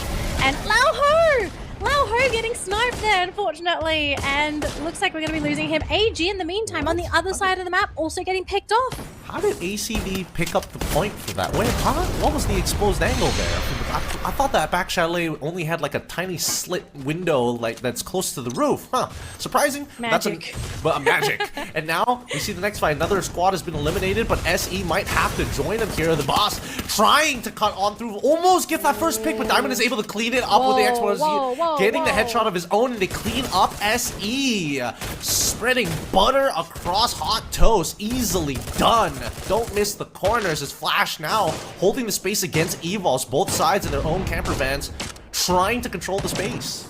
Yeah, PE is here as well if they want to stick their nose into this business. But I think if you're Nolan, you just want to stay quiet. Stick around, make sure nobody spots you. Maybe you can come in for a couple of backstabs. Looks like ABAX, though, going to be the first casualty on the ground. EVOS just not happy with where they are. Unable to pick up Kochia, leaving just AimGod and Rastia as the final 2 survivors here for EVOS. And against a full roster from Team Flash, they're going to have to burn through so many glue walls if they want to stay here. We see a couple of grenades being thrown out, but there's nothing forcing Flash out of the compound. The blue zone is here. It's ready to go. EVOS, they're going to have to make a call here. You've got to go at some point, and if it's not now, then when? They don't. They have the team boosters. They've got plenty of meds, and Flash on the opposite side, I don't think they have the same. Go. Oh! First launch, good block coming in for Rasha, and they hop out! Hey, that was sick! Did they not go outside the zone? They went in different directions. They didn't fly in. They decided to go left and top. I am so confused, but we will see if this plan works out for EVOS. In the meantime, though, Flash are struggling with just ABCD being the last survivor for his team as they get absolutely ripped to shreds trying to get into the safe zone. We still see the two EVOS players on the map slowly making their way in. One of them about to intercept Twisted Minds, the other about to run into ACD. It's AimGod that's going to be able to drive by in a vehicle. In the meantime, though, Twisted Minds ripping through ACD from a distance. Man, this last circle sucks. There's nothing to play It with does. here. There's literally nothing to play with and no way to actually recover. Rasha is going to try his best in a 1v4. Oh, no. 1v4? Yeah, 1v4. Diamond takes him out. This might be Twisted Mind's game, but we have to look at all the squads involved because the last remaining EVOS member is dealing with ACD, and currently, unironically, Onyx has a pretty damn good position.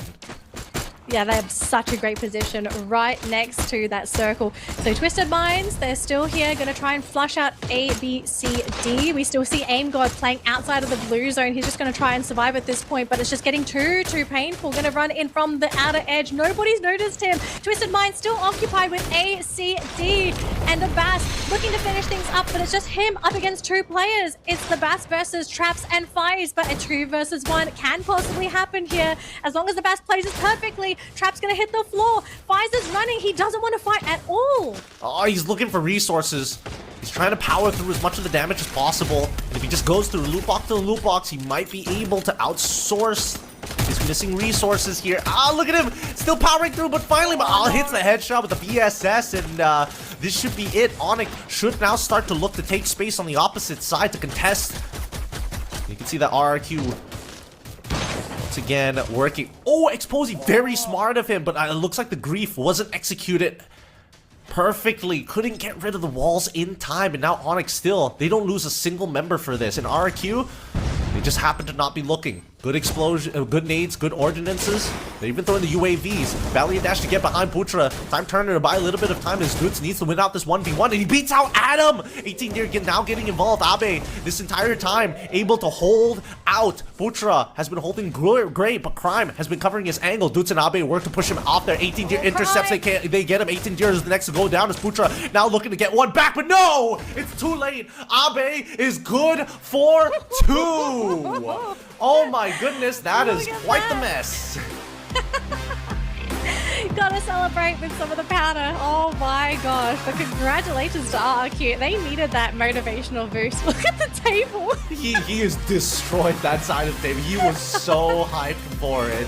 You can see even 18 Deers laughing at him for it. He was so hyped. Oh my gosh. But to be fair, it was a very hype ending for RRQ. They played that ending so well. Like, yeah, 18 Deer went down, but I feel like they perfectly had Onyx cornered. Onyx were basically stuck on the side of that hill. Yeah, they could have tried to play alongside the hill, but there were so many glue walls, creating so many bottlenecks, creating so many small areas where basically forcing both teams to engage in CQC. And between the two teams, if you're asking me to bet money on who does CQC better, I'm going for RRQ. Okay, Onyx, great team as well, but I feel like Onyx do better in maps where they have a little bit more control over where and when they can start the fight. Whereas in that position, it was really RRQ forcing their hand into Onyx. No, that's a great way of putting it. There's one thing that really bugs me. It's the certain defensive protocols that we do see from some of these squads, right? Most notoriously Flash, and now even with Onyx. They'd like it as 3 people to not have a wide range of space, and when they start losing space, they actually centralize all of their people, all of their members into a little hole. Usually it's like, you know, you've 360'd yourself off with glue walls, but I don't think that's the right response anymore. Not in the current metagame. With sniper rifles being so deadly, there's too many times we just see a well-placed sniper rifle shot on top of a Riptide Rhythm get somebody behind a glue wall. About 80% of the time, a lot of sniper shots have been connecting just because of that. On top of the fact that right now, that Riptide Rhythm, if you have it, that 360 ain't protecting you for anything. Even if you drop another glue wall on top of it, the Riptide is just gonna shred right through. So they've got to change that defensive protocol. They need to start thinking, hey, if we want to make sure that we have all our firepower concentrated, decide on the angle rather than the positioning of the player. Yeah, I kind of want to point out as well, it was pretty interesting that final zone reminded me so much of the final zone as well in Kalahari. Like, very open, really awkward, like very awkward place to fight because open map, road, you have some sparse cover every now and again. In this case, it wasn't compounds by the roadside, but it was more like trees, boulders. For some teams, they had the bridge to work with as well. Mostly cliff face, the side of the hill, natural cover.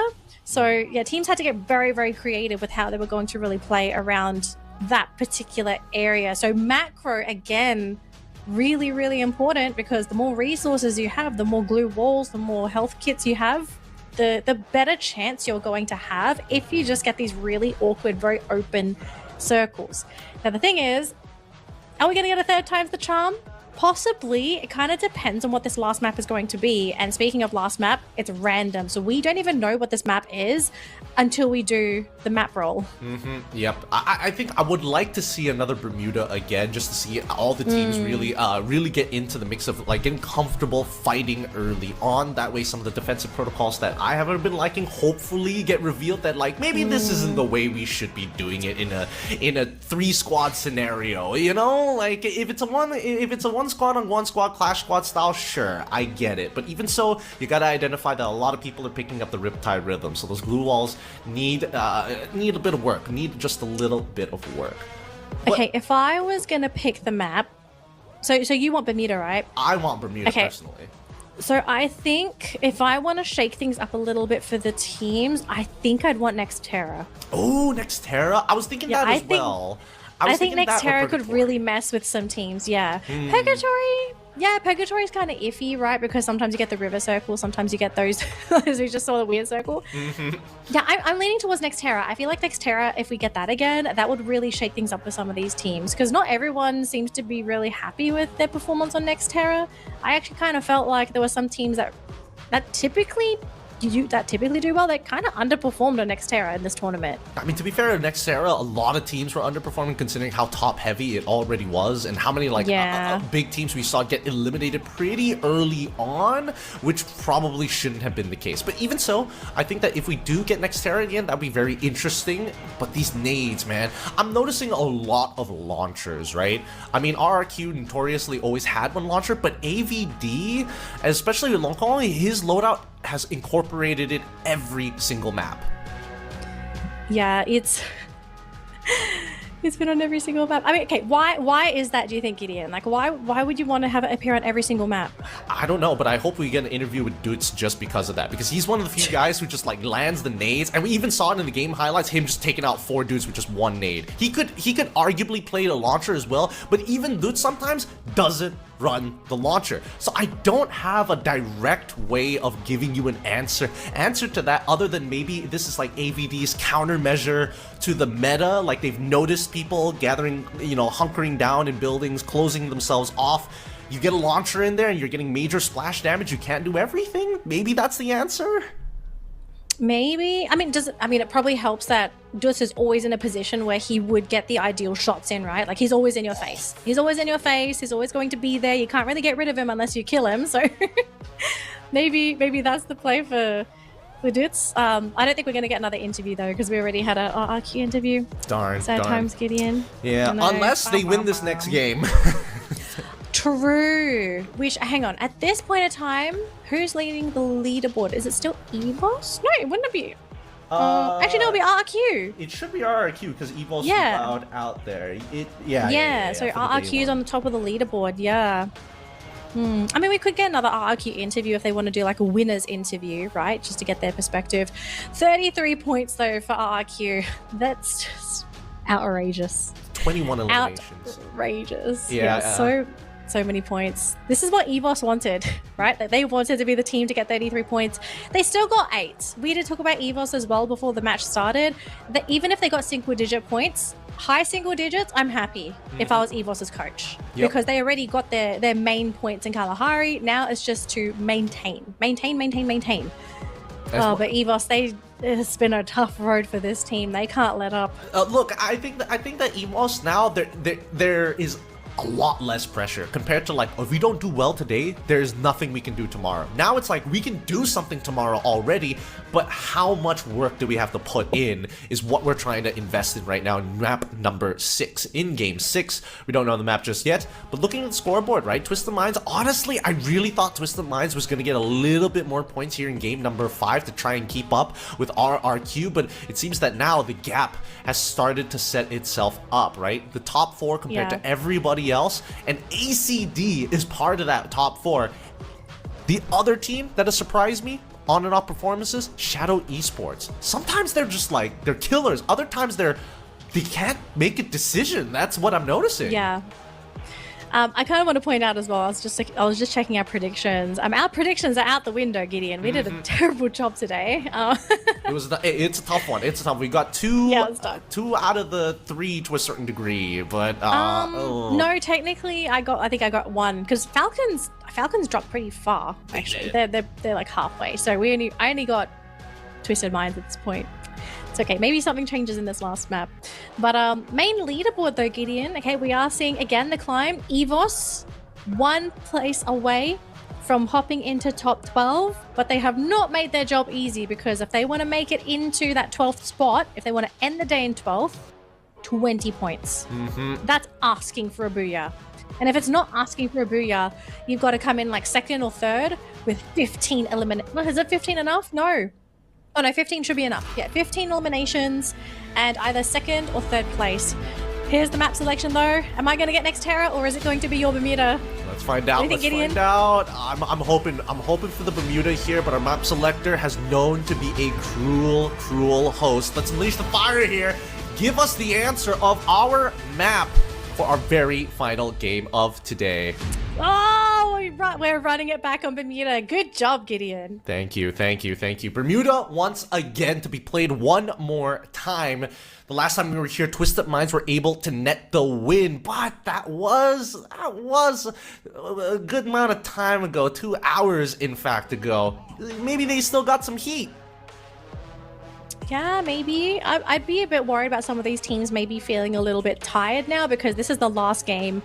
Endurance is going to be a factor for some of these teams, especially any team that has been playing at 110% today. Because there are definitely some squads I feel that are overperforming today because they're just really trying to solidify their place on our top 12 leaderboard. We do have Flash on the screen at the moment. They're just kind of waiting for the game to get started. They look pretty good. I mean, they're kind of quiet though, so I kind of wonder what they're thinking at the moment, getting ready to jump into this next game. They're probably thinking PE Sports here.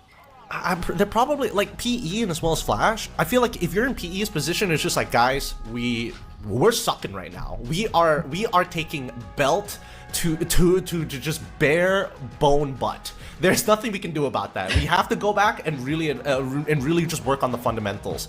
Flash, however, are making all the right choices, executing it well, but when it comes down to the most crucial decision in the game from mid to late, that's where the fumbling actually occurs. Because they're winning out like a good majority of their fights. Their mid game is impeccable. It's just that mid to late, which is one bad decision away from netting themselves a booyah every single time. Yep. And we also have our top 3 for Bermuda as well. And it's going to be teams from these 2 groups. Sitting in first place, we have Flash with 38 eliminations and 71 points. Then we have Twisted Minds with 35 eliminations, 61 points. And then finally, AG with 32 eliminations and 58 points. So we have our top 3 runners in these groups. It's going to be extremely competitive. But at the same time, I don't think it's going to be our top performers to take Bermuda because I think realistically speaking, anybody can take Bermuda. It is such a finicky map at times. It also depends on where that blue zone ends, whether it's going to be favoring teams that like to play out more in the open, or if it's going to be favoring teams that actually get to play within some kind of very compound heavy area, which is very possible. Like, I think Bermuda, again, I mean, it's the map for Free Fire, the original map. I feel like it's such a balanced map because anything goes. You have so much to work with that you can't really say like, oh, I ran out of space, or the map is too big, the map is too small. No, I just think the map is just so balanced that everybody at this point can play it. I completely agree with you with that. This map has been very good because no matter where those circles land, usually there's a good variance. A very good variance of the terrain and the types of elevations that you get to play with on top of the cover like you mentioned. But I think the one thing about Bermuda, as default as it is, we've seen that a lot of these teams tend to struggle when it's like a big variance of the pull. Whether it's like, oh, southern side circle, next thing northern side pull, like something crazy like that could really influence the game. And we've only seen two of those big circle pulls throughout today. We'll see whether or not that's going to be the case here because we've already seen it once, and I think this is the perfect time to reintroduce our map, of course, because everybody loves it. It's the default, highest variance, the highest amount of action we've had today to unleash the fire. We are once again revisiting Bermuda. Welcome back to Bermuda, folks. I'm trying to recall earlier today, did we see a hot drop? I think right off the bat, Avita's going to play it safe this time. Because, I mean, you've been keeping up with it too, Gideon. Avita has been hot dropping teams left, right, and center today. And I feel like for this last map, they just decided, I think we stop. Yeah. Especially after the disaster that kind of happened in that previous map. So no hot drops over there. Oh, actually, could we see anything? Oh, PE? PE Onyx? Interesting. PE Onyx is going to be... They're going to fight again, but I think that PE... Yeah, No. they're going to Mars... they're landing on the outskirts, running to Mars Electrical, and if there's a bit of resistance coming in from Onyx, they know that they're going to be underlooted. So at this point, it's better just to walk off on each other. AVD had a bit of a wider spread compared to last time. I think back on Bermuda, they didn't... They also didn't hot drop somebody, and they landed in the exact same spot. What caught them out was a mid-game rotation, which forced them to reset. So I don't know if that was the major problem of their previous game, but we'll find out now. Well, a little strange there. Okay, the god still able to break the physics of the game, but that's fine. Bullseye being controlled by Evos here, and yeah, pretty peaceful. Pretty peaceful. I mean, it's probably the best way to end the day. Just have everyone sort of start off with maximum inventory, or at least the best you can kind of get as the game does kind of kick off here. So yeah, I guess we're relaxing a little bit, folks. Okay, so just if you need to grab any snacks, go to the toilet, do so now, because I'm pretty sure within the next 2 to 3 minutes we will start seeing these teams run into each other, and we're going to start seeing some of those really big team battles. Yeah, but right now, Twisted Minds, Twisted Minds are just going to hang out at Mill.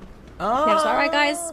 We don't see anybody. We don't hear anybody. We're good. Unless Avita decides they want to run into Twisted Minds. I think they know that they're there. Oh my god, are they sure? Are they sure?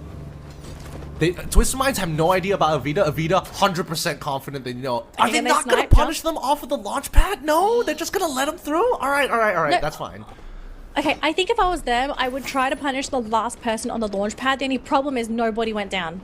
And Exposy took like 1 bullet. So I don't think Avita was actually well equipped to actually take that fight. So Sag. Put your... He's still holding. He's still holding. Doubles up on the wall. Quickly walks on back. He needs a little bit of help. Somebody needs to shoot back, show some presence. Ah, there we go. Now Traps can't just immediately get free shots on Pusha. Thank God. Oh, that was a big snipe there onto Ffws from on the side of ACD, getting punished there by Onyx. Adam coming in clutch, they're removing the threat, and all of a sudden, they're feeling more confident. Adam, they're going to hit the deck. Putra going to be running in there with his teammate as well. Aleph jumping around, but wait a minute, Onyx, what is going on? Oh my god. No! Turn away, crime! No! No, it's too late. He gets caught out by PE, and that's on. Dude, I can't. You literally said it perfectly. Oh, he's feeling confident. What shows you more confidence when you and your boy in a super sports car drive through in the middle of a battlefield? Oh my god. Disaster struck. Disaster's also striking Evos as well. Racia's on the ground. Aim God's taken a little bit of damage here and there. Oh boy, if you're an Evos fan, you do not want them fighting in Twisted Minds. You want them to avoid this fight at all costs. But the thing is, can Evos somehow split away from Twisted Minds? Because we've seen in the past, Twisted Minds, they like to stick to their prey. They like to stick to their targets. But I think this time, a bit more respect from Twisted Minds, okay? Twisted Minds not going to blindly chase after every team that they have their sights on. So Evos get to live for another day. Yep. All this for Bimasakti Strip. That's all they wanted. Now, Pochinok is going to be it's a lot of compounds, a lot of teams ending up there if it happens to be a central circle, but for now, AG sticking to the game plan, right? Very similar game plan to what ACD have been doing, except the only difference of ACD not showing much presence in the earlier stages of the game, and AG actively liking to grief other squads around them. Alright, ACD about to run into PE Sports. If I'm PE Sports, I'd be really worried here because ACD have been doing really well today, securing a lot of points. And now Ho already sniped by Ffws. Oh my gosh, ACD already on a roll and already setting themselves up with a numbers advantage going into PE Sports. PE trying to escape again, only on foot though. None of them have vehicles, and Aleph and Co, they're even going to launch themselves forward. They want these eliminations. The Malaysians are bloodthirsty today. Yeah, because they know that it's only 2 people so far. They're not sure where the third is, but does it really matter? They've already basically guaranteed this fight unless... That's Loki getting knocked down here. They go for the revive. Nolan also getting knocked out as well, and AG starting to get involved. Now Traps has been communicating to their front line that Cypher actually has been running it down, allowing the members of ACD to reposition for another engagement against AG, and this might just be it. The UAV has been thrown out first. They've already summoned the storm on their side, on the opposite end, and AG just taking their time with this. Look, I think they do need to take their time. We have seen AG get punished if they try and go a little bit too heavy-handed into this. Aleph in the front lines, they will be able to catch him out thanks to Cypher. And this is going to blow the doors wide open for AG to just run it through ACD. In the meantime, PE Sports eliminated on the other side of the map, leaving us with 9 teams left in our final game of the day. And Traps will be finished off here, pushing AG up to 3 eliminations 6 minutes into the game. All things considered, not so bad. ACD, they don't mind losing Traps. They will be able to reposition here. I made a bad call in calling the storm. It was actually just a regular UAV. For the most part, we now look down towards the southern side where Evos now slowly lingers very close to Twisted Minds. Now, on the opposite end, we did see the last couple of remaining members of ACD on that northern front, but cut back over here. Oh, Flash still controlling the area. Good binocular usage as they spot out SE in the middle of their rotation, but it's not anywhere crazy. It's the first ring. They can choose not to fight this if they want to, but they're running a Morse. They're looking for a pick. Okay, let's see if it's going to pay off here for Flash. It's quite risky, but I mean, Flash, they're more than willing to take risks if needed. Shadow Esports waiting on the other side. Got beautiful stop by God. He stopped at the perfect timing. He did not have to go to the very end. He would have been completely ambushed. So there's the first snipe already, securing Juan, cutting Shadow Esports down a single player. And actually, surprise move here for Flash. I thought they would have gone for the full commitment, but they're actually going to slowly go down the hill at an angle so they don't run directly into Shadow Esports.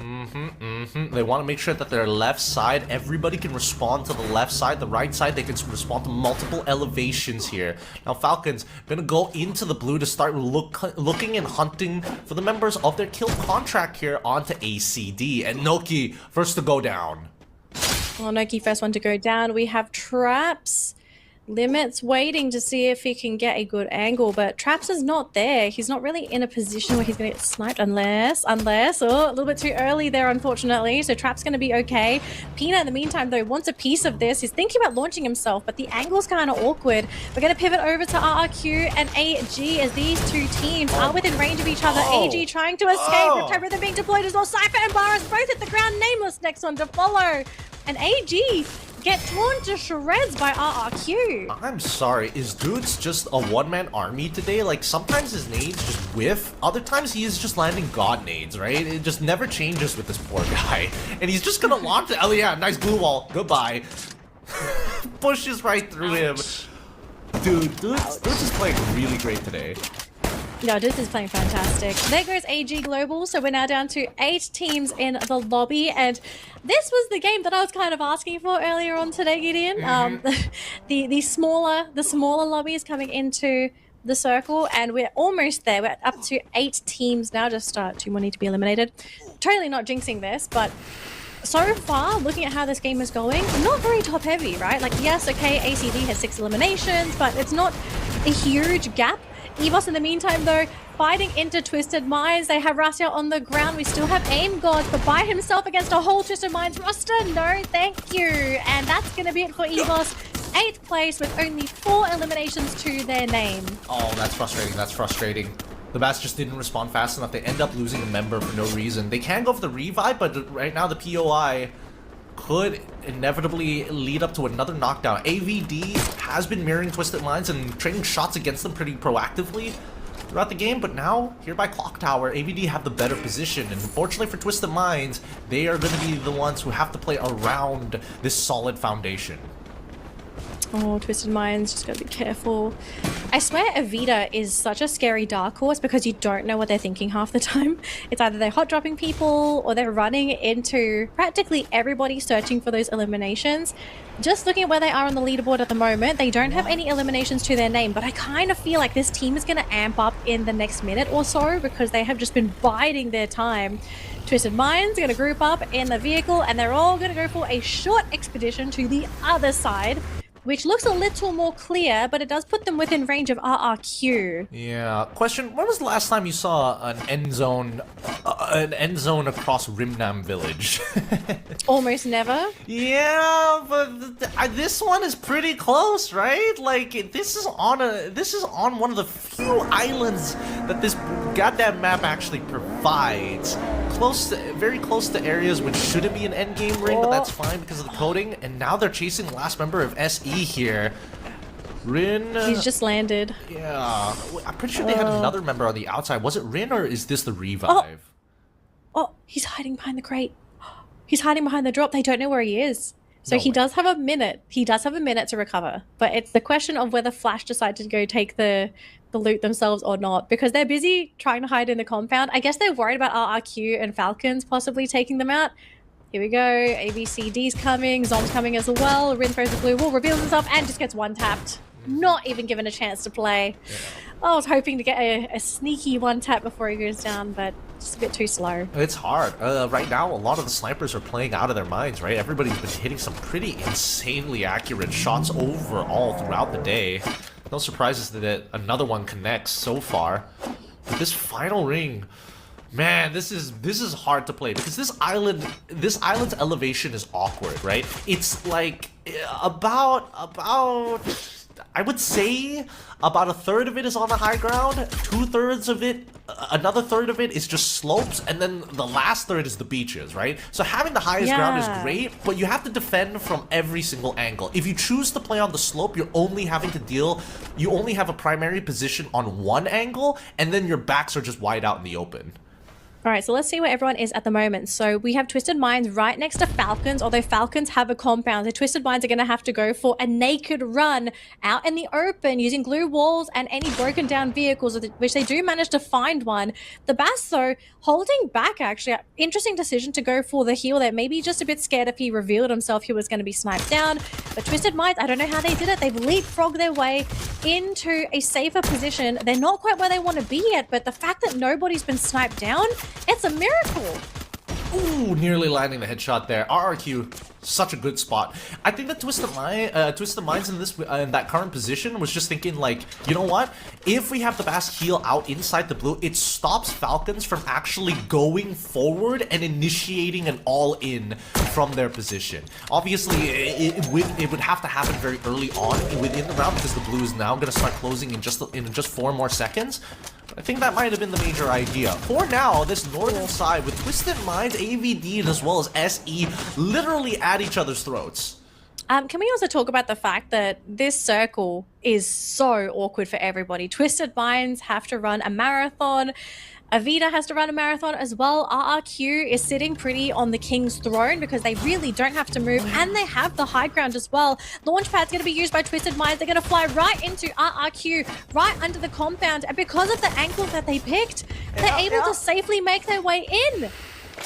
Wow, they didn't lose a single member for that? Like, did Flash not have an angle? AVD was probably taking too much, and now the all-in by Twisted Minds into RRQ. They've already found two who lost half his HP in the mask, getting hit by a fat shotgun to the face. 18 gear comes out huge, but dudes and that launcher. Just so much chip damage. So much chip damage. They didn't even give Twisted Minds a chance to play the game. So we're now down to our top 6 teams here, Gideon. Falcons trying to flush out ACD on the southern side of the map. Bunch of grenades. We're seeing Riptide Rhythms being thrown out as well. Ice grenades too. ACD trying to keep Falcons at bay. Not here though. Has been thrown into the outer edge of that blue zone. Ffws is going to be able to heal up. We have Peanut rushing forward to run into traps. Gets the one tap though. That's huge. Ffws trying to frontline for his team, but taking so much damage from the blue zone. He can't get the connections. Fires too late with the dash. Goes down too. Now they keep on going. ACD finally getting eliminated there at the very end, but Dudes finds that connection, and Abe as well onto Falcons. ACD out in 5th, and RRQ in prime position to win the entire thing. But it's about damage. They only know where the Falcons are going to be. They can get position off of this, but what about Flash? What about AVD? Looks like AVD already out here. Falcons, Flash, and RRQ are top 3 currently battling it out. Dude's already down on his knees. Keroro ends up getting knocked. Peanut finally down, and RRQ at full fighting strength just needs to get Dudes back up to speed, and now Maal taking so many shots at Flash, keeping them at bay. I'm going to throw this as well. We're sitting at 16 eliminations for RRQ, so getting these 4 would mean that's going to bump them up to 20 eliminations if they grab that Booyah. It's not to say that this is guaranteed yet. We're going to have to see where this next circle is going to be, because technically speaking, both RRQ and Flash are within that circle. We just need to see what's going to happen after this. If it's going to force RRQ to move, and actually you can see this RRQ preemptively choosing to move themselves. They decided they don't want to wait. They don't want to give the Flash a chance to potentially be the ones in an advantageous position. So here we go, starting off with by Gideon. Yep, they want to get in here. They want to limit the positions as well. Valley Dash is good, cracking through a majority of the defenses. Like, oh, he finds one! The God hits the second, and the Zob takes out 18 Deer. Dudes finds one back into Mekong. Now, 2v3. Needs to be played slow. Dudes, he's got an AWM. Every single shot counts. He gets knocked regardless. The God hitting every single shot after he upgraded himself from the car in to the AWM. He gets it. Flash, after such deep thought, find the winning play on the very last game. And I really think it came down to the fact that once they broke through the initial front line from RRQ looked fantastic, right? It looked fantastic until they had that initial drop. As soon as that happened, I actually think RRQ lost a lot of their control in the fight, and really, Flash were just able to kind of sit back and do whatever they wanted. Maal had a really tough time in that fight, because we have to be very realistic with this late game. The number of blue walls that were thrown out, Maal's contribution was very, very minimal. Like, he just wasn't able to get the headshots. He wasn't able to do the chip damage. He really relied on his front line to be able to flush Flash out. I kind of wonder if things could have been different if we didn't see RRQ get hasty and try to flush Team Flash into that fight.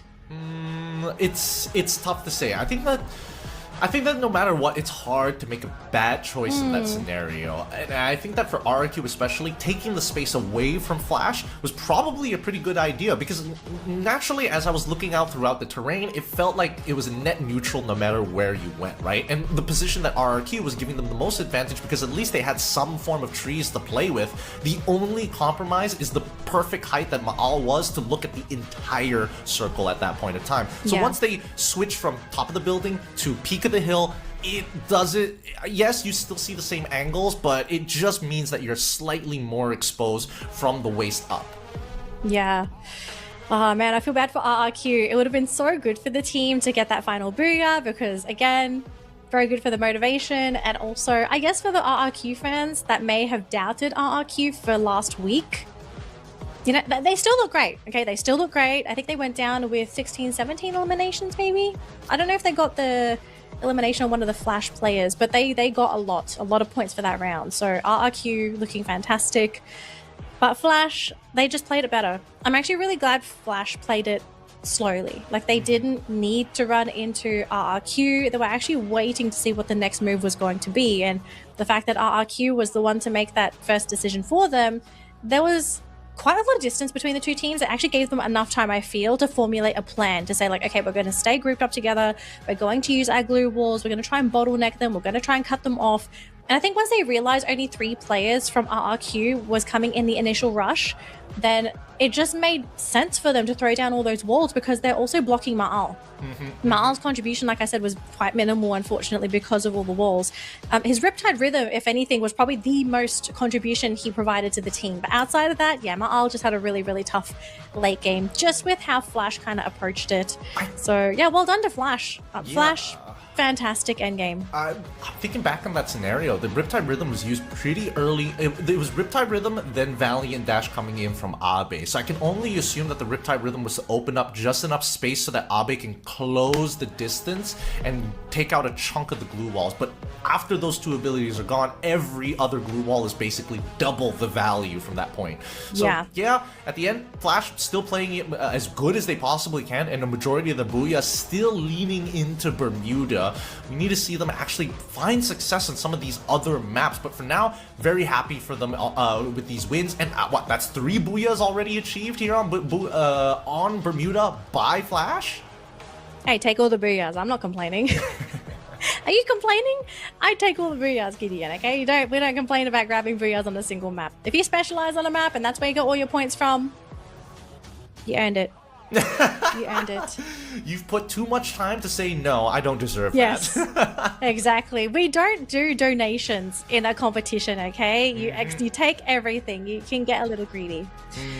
All right, so we do have our highlights ready here, folks. Let's just have a quick look at how things kind of panned out in our last game of the day. Yes, this was game number 6 on Bermuda. Our MVP of the match is going to be the God from Team Flash with 5 eliminations and 2,883 damage.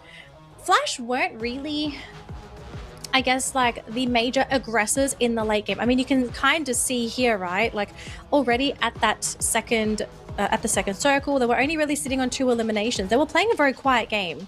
And I think why they did that is that they wanted to guarantee their placements first. They wanted to guarantee placements. They wanted to say, okay, let's try and make top 4.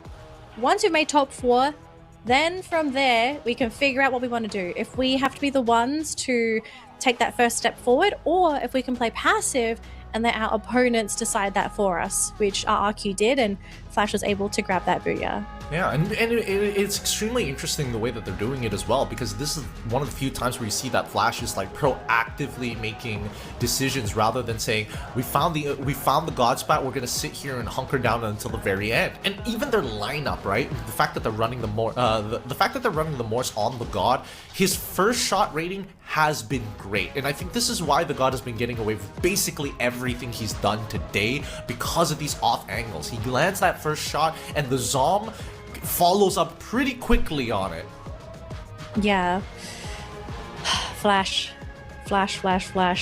Teach us our secrets. I'm pretty sure someone's probably sending them an email. Hello, you do too well on Bermuda. Can you tell us your secrets of why you're grabbing all the Booyahs on the map? Knowing how Flash is like, sometimes they're probably like, we got the God, I don't know what else you need. Like, look at him. Okay, so just poach the players. Like, all right, see how it is. All right, we're gonna start poaching players. Oh boy, 2.8k damage is a lot of damage to provide, but 5 eliminations on top of the 5 knockdowns as well. It's usually like somebody gets the elimination, somebody else gets the knockdowns, and the damage is like, you know, randomly distributed onto people. But the God really has been quite the standout performer alongside with the Zom. Their duo in particular has cut down some of the biggest staples that we've seen so far in the Free Fire space. And if Flash want to continue it, they know that ABCD can crack open. They just need that support, right? To keep ABCD alive long enough that isn't the Zom, so that they have a dedicated 2-2 split. Yep. All right, so just a quick rundown for our final map of the game, final map of the day as well. RRQ sitting pretty in top place here because they actually were able to outscore our Booyah team with eliminations. 16 eliminations on top of 9 placement points. So RRQ Kazu 1 point ahead of our Booyah team, Team Flash, who is in second place. They still got 12 eliminations, so it's not to say that this was a very passive booyah for Team Flash. They actually did a very good job in being very proactive, especially coming into the late game. Team Falcons, though, they might have fallen off a little bit for today, but ending the day in 3rd place, I think I'd be pretty happy with them as well. Anyone can dream.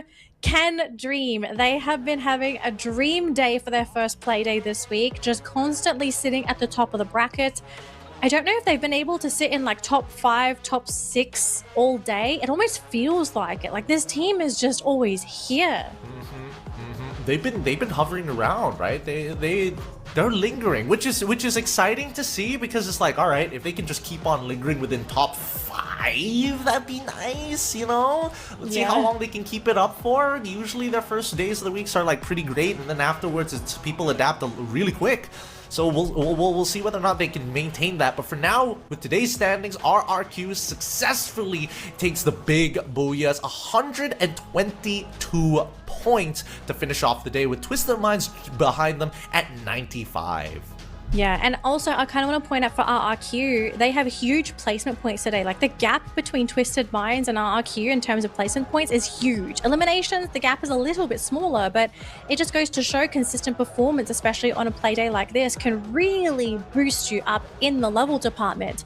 But we're all waiting for the overall standings, and keep in mind, okay folks, teams in Group A have not played, so if your team in Group A is looking a little bit low, it's because they don't have any points on the board. It's only teams in Group B and C that are getting points for today, so don't panic yet again. But we are starting to see some growth here, because hello, we have Ffws still sitting in 13th place here. They're still trying to make that climb, but they do have another play day to go. But this journey for Ffws has been crazy. They had to score 80 points just to push themselves up from 18th to 13th, Gideon. Yep, it's gonna be a lot of work on their final play day, because I'm looking at the teams that are close to them, all of them of which in Group B. Gao's in Group B. Gao's in Group A. Gao's in Group A. They also have Buriram to worry about. Vitality extra close to them. WAG too. All of these teams, man. But of course, we got to give it up for the team of the day. RRQ. They came in. They played the first 3 maps. They found that initial booyah. I was thinking, hey, they're actually kind of playing kind of good. I wonder if they're going to go above and beyond. And today they were like, yes, this is where we're going to go above and beyond. Look, if you're going to go above and beyond, just pick a play day, let it happen, and bathe in that glory. But the thing is RRQ really back? Because I do think last week RRQ did look a little shaky in some of their matches, where it kind of made me think like, oh, is this the RRQ that we all know and love? And definitely for today, like 100%, RRQ is back. But when we throw them into the other grouping, can they maintain this performance? Because we've spoken about this, I think, in the past. Sometimes groupings can really show certain teams' best features. So, for example, in this case, maybe RRQ thrives in this grouping because it complements their play style, but then maybe they throw them in the other group, they suffer because everyone plays the opposite style that they are not very comfortable with. Now, speaking of RRQ, we do have an interview with them, so let's see what they have to say after being our MVP team. All right. Thank you so much, Caster Survivor. I'm so happy to be here today because finally we got our very first Team of the Day interview. Congratulations to RRQ for securing 122 points today. Now I'm here with Dudes. Hello, Dudes. How's it going? Apa kabar? Alhamdulillah, lega ya. Kelihatannya sih agak lebih lega dan plong setelah berhasil jadi Team of the Day. You look very happy. You look relieved to finally secure the first ever Team of the Day for an Indonesian team. How does it feel to be the first? Gimana rasanya jadi tim pertama yang ngamanin Team of the Day? Rasanya ya? Ya rasanya sih nggak ada sih. Kayak udah ekspektasi aja. Karena kan di week 1 kita main jelek kan. Cuma kayak coba gameplay baru aja. Cuma kan gak works ya. Jadi di week 2 kita coba perbaiki aja. So obviously they were just trying their best because week 1 wasn't very successful for RRQ. They just tried to do a lot of resets, a lot of, fixing, and yeah, it's finally working. They finally secured the very first Team of the Day. Oke, kalau begitu pertanyaan berikutnya nih. Tadi aku udah sering ngobrol-ngobrol juga sama Dir akhirnya dimainkan di pekan yang kedua. Menurut kamu sesignifikan apa sih impact dari munculnya Dir di dalam lineup kalian? How do you think the impact that Deer has now that he is on the lineup today? Seberapa impact ya? Yes. Sebenarnya impactnya sama aja sih. Oh, ya? Cuma beda gameplay cara kita main aja. Tergantung kita mau kayak gimana. Cuma datangnya Dir mungkin karena kita udah lama sama dia jadi lebih rapi lah mainnya. Lebih sync gitu jadinya ya.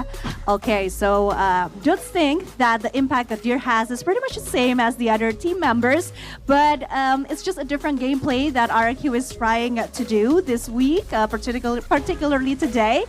And yeah, since Deer is a long-time member, it's so much easier to be in sync with their other than the other names that RRQ currently has last week. So yeah, it's showing that RRQ is actually improving and getting more points each day. Terakhir nih, tadi kan berarti kamu udah ketemu sama grup A, udah ketemu sama grup C juga, hari ini berhadapan sama grup B. Menurut kamu pesaing terberat itu sebenarnya ada di grup mana sih? Which group do you think would be the hardest for RRQ to beat? Is it the group A or group C? Kalau grup buat season sekarang kayaknya nggak terlalu ada yang gimana-gimana. Kayaknya semua terbagi rata lah. Di grup manapun sama-sama ada yang jagonya. Oh, so dudes think that the competition is pretty much equal in each group, whether it's A or C. So yeah, they're just trying to do their best and hopefully the results will be as positive as we hope it would. Okay, terakhir deh kalau gitu sekarang setelah menjadi Team of the Day, apa yang mau disampaikan sama fans dari RRQ yang udah nunggu banget sebenarnya kalian secure posisi ini dari pekan kemarin. What would you like to say to the fans of RRQ now that you guys have successfully secured Team of the Day? Ya buat Kingdom, thank you lah udah dukung kita terus ya. Semoga kita besok bisa dapat lebih bagus lagi. Amin. Okay, so thank you so much for supporting us, Kingdom. Hopefully we can do a better tomorrow. And yeah, that's it. Thank you so much for having this interview, dudes. Congratulations once again. Dan sekarang kita bakal balik lagi ke teman-teman caster nih ya, Survivors. We're gonna go back to the casters. Take it away, guys. Interesting words. I mean, we would like a little bit more information, of course, but the one we got was that apparently 18 Deer is the most comfortable person to bring the sync together. I would have imagined it was Ma'al, but after that incident with the finger powder, I think, you know, Dutz was the one who had to clean it up, and it's just like, nah, you lose social points, sir. You lose social points because like you're in charge of dishes tonight. I could absolutely see that happening. But no, seriously, RRQ, very, very fun team. I like their interviews. I love how they like keep it casual, but also very enlightening if we do get some of those more technical questions, especially if it's like, why do you do this during these situations? Because like, we get the top-down view, we get the God's eye view, and I feel like because we have so much information, the players see the game vastly different to us, right? They don't have access to the same level of vision as us, as casters, as spectators. And so their thought process is going to be much different compared to ours. So it's very interesting seeing the interview. But Gideon, we are done for today, it seems. Yeah, it looks like we're done for today.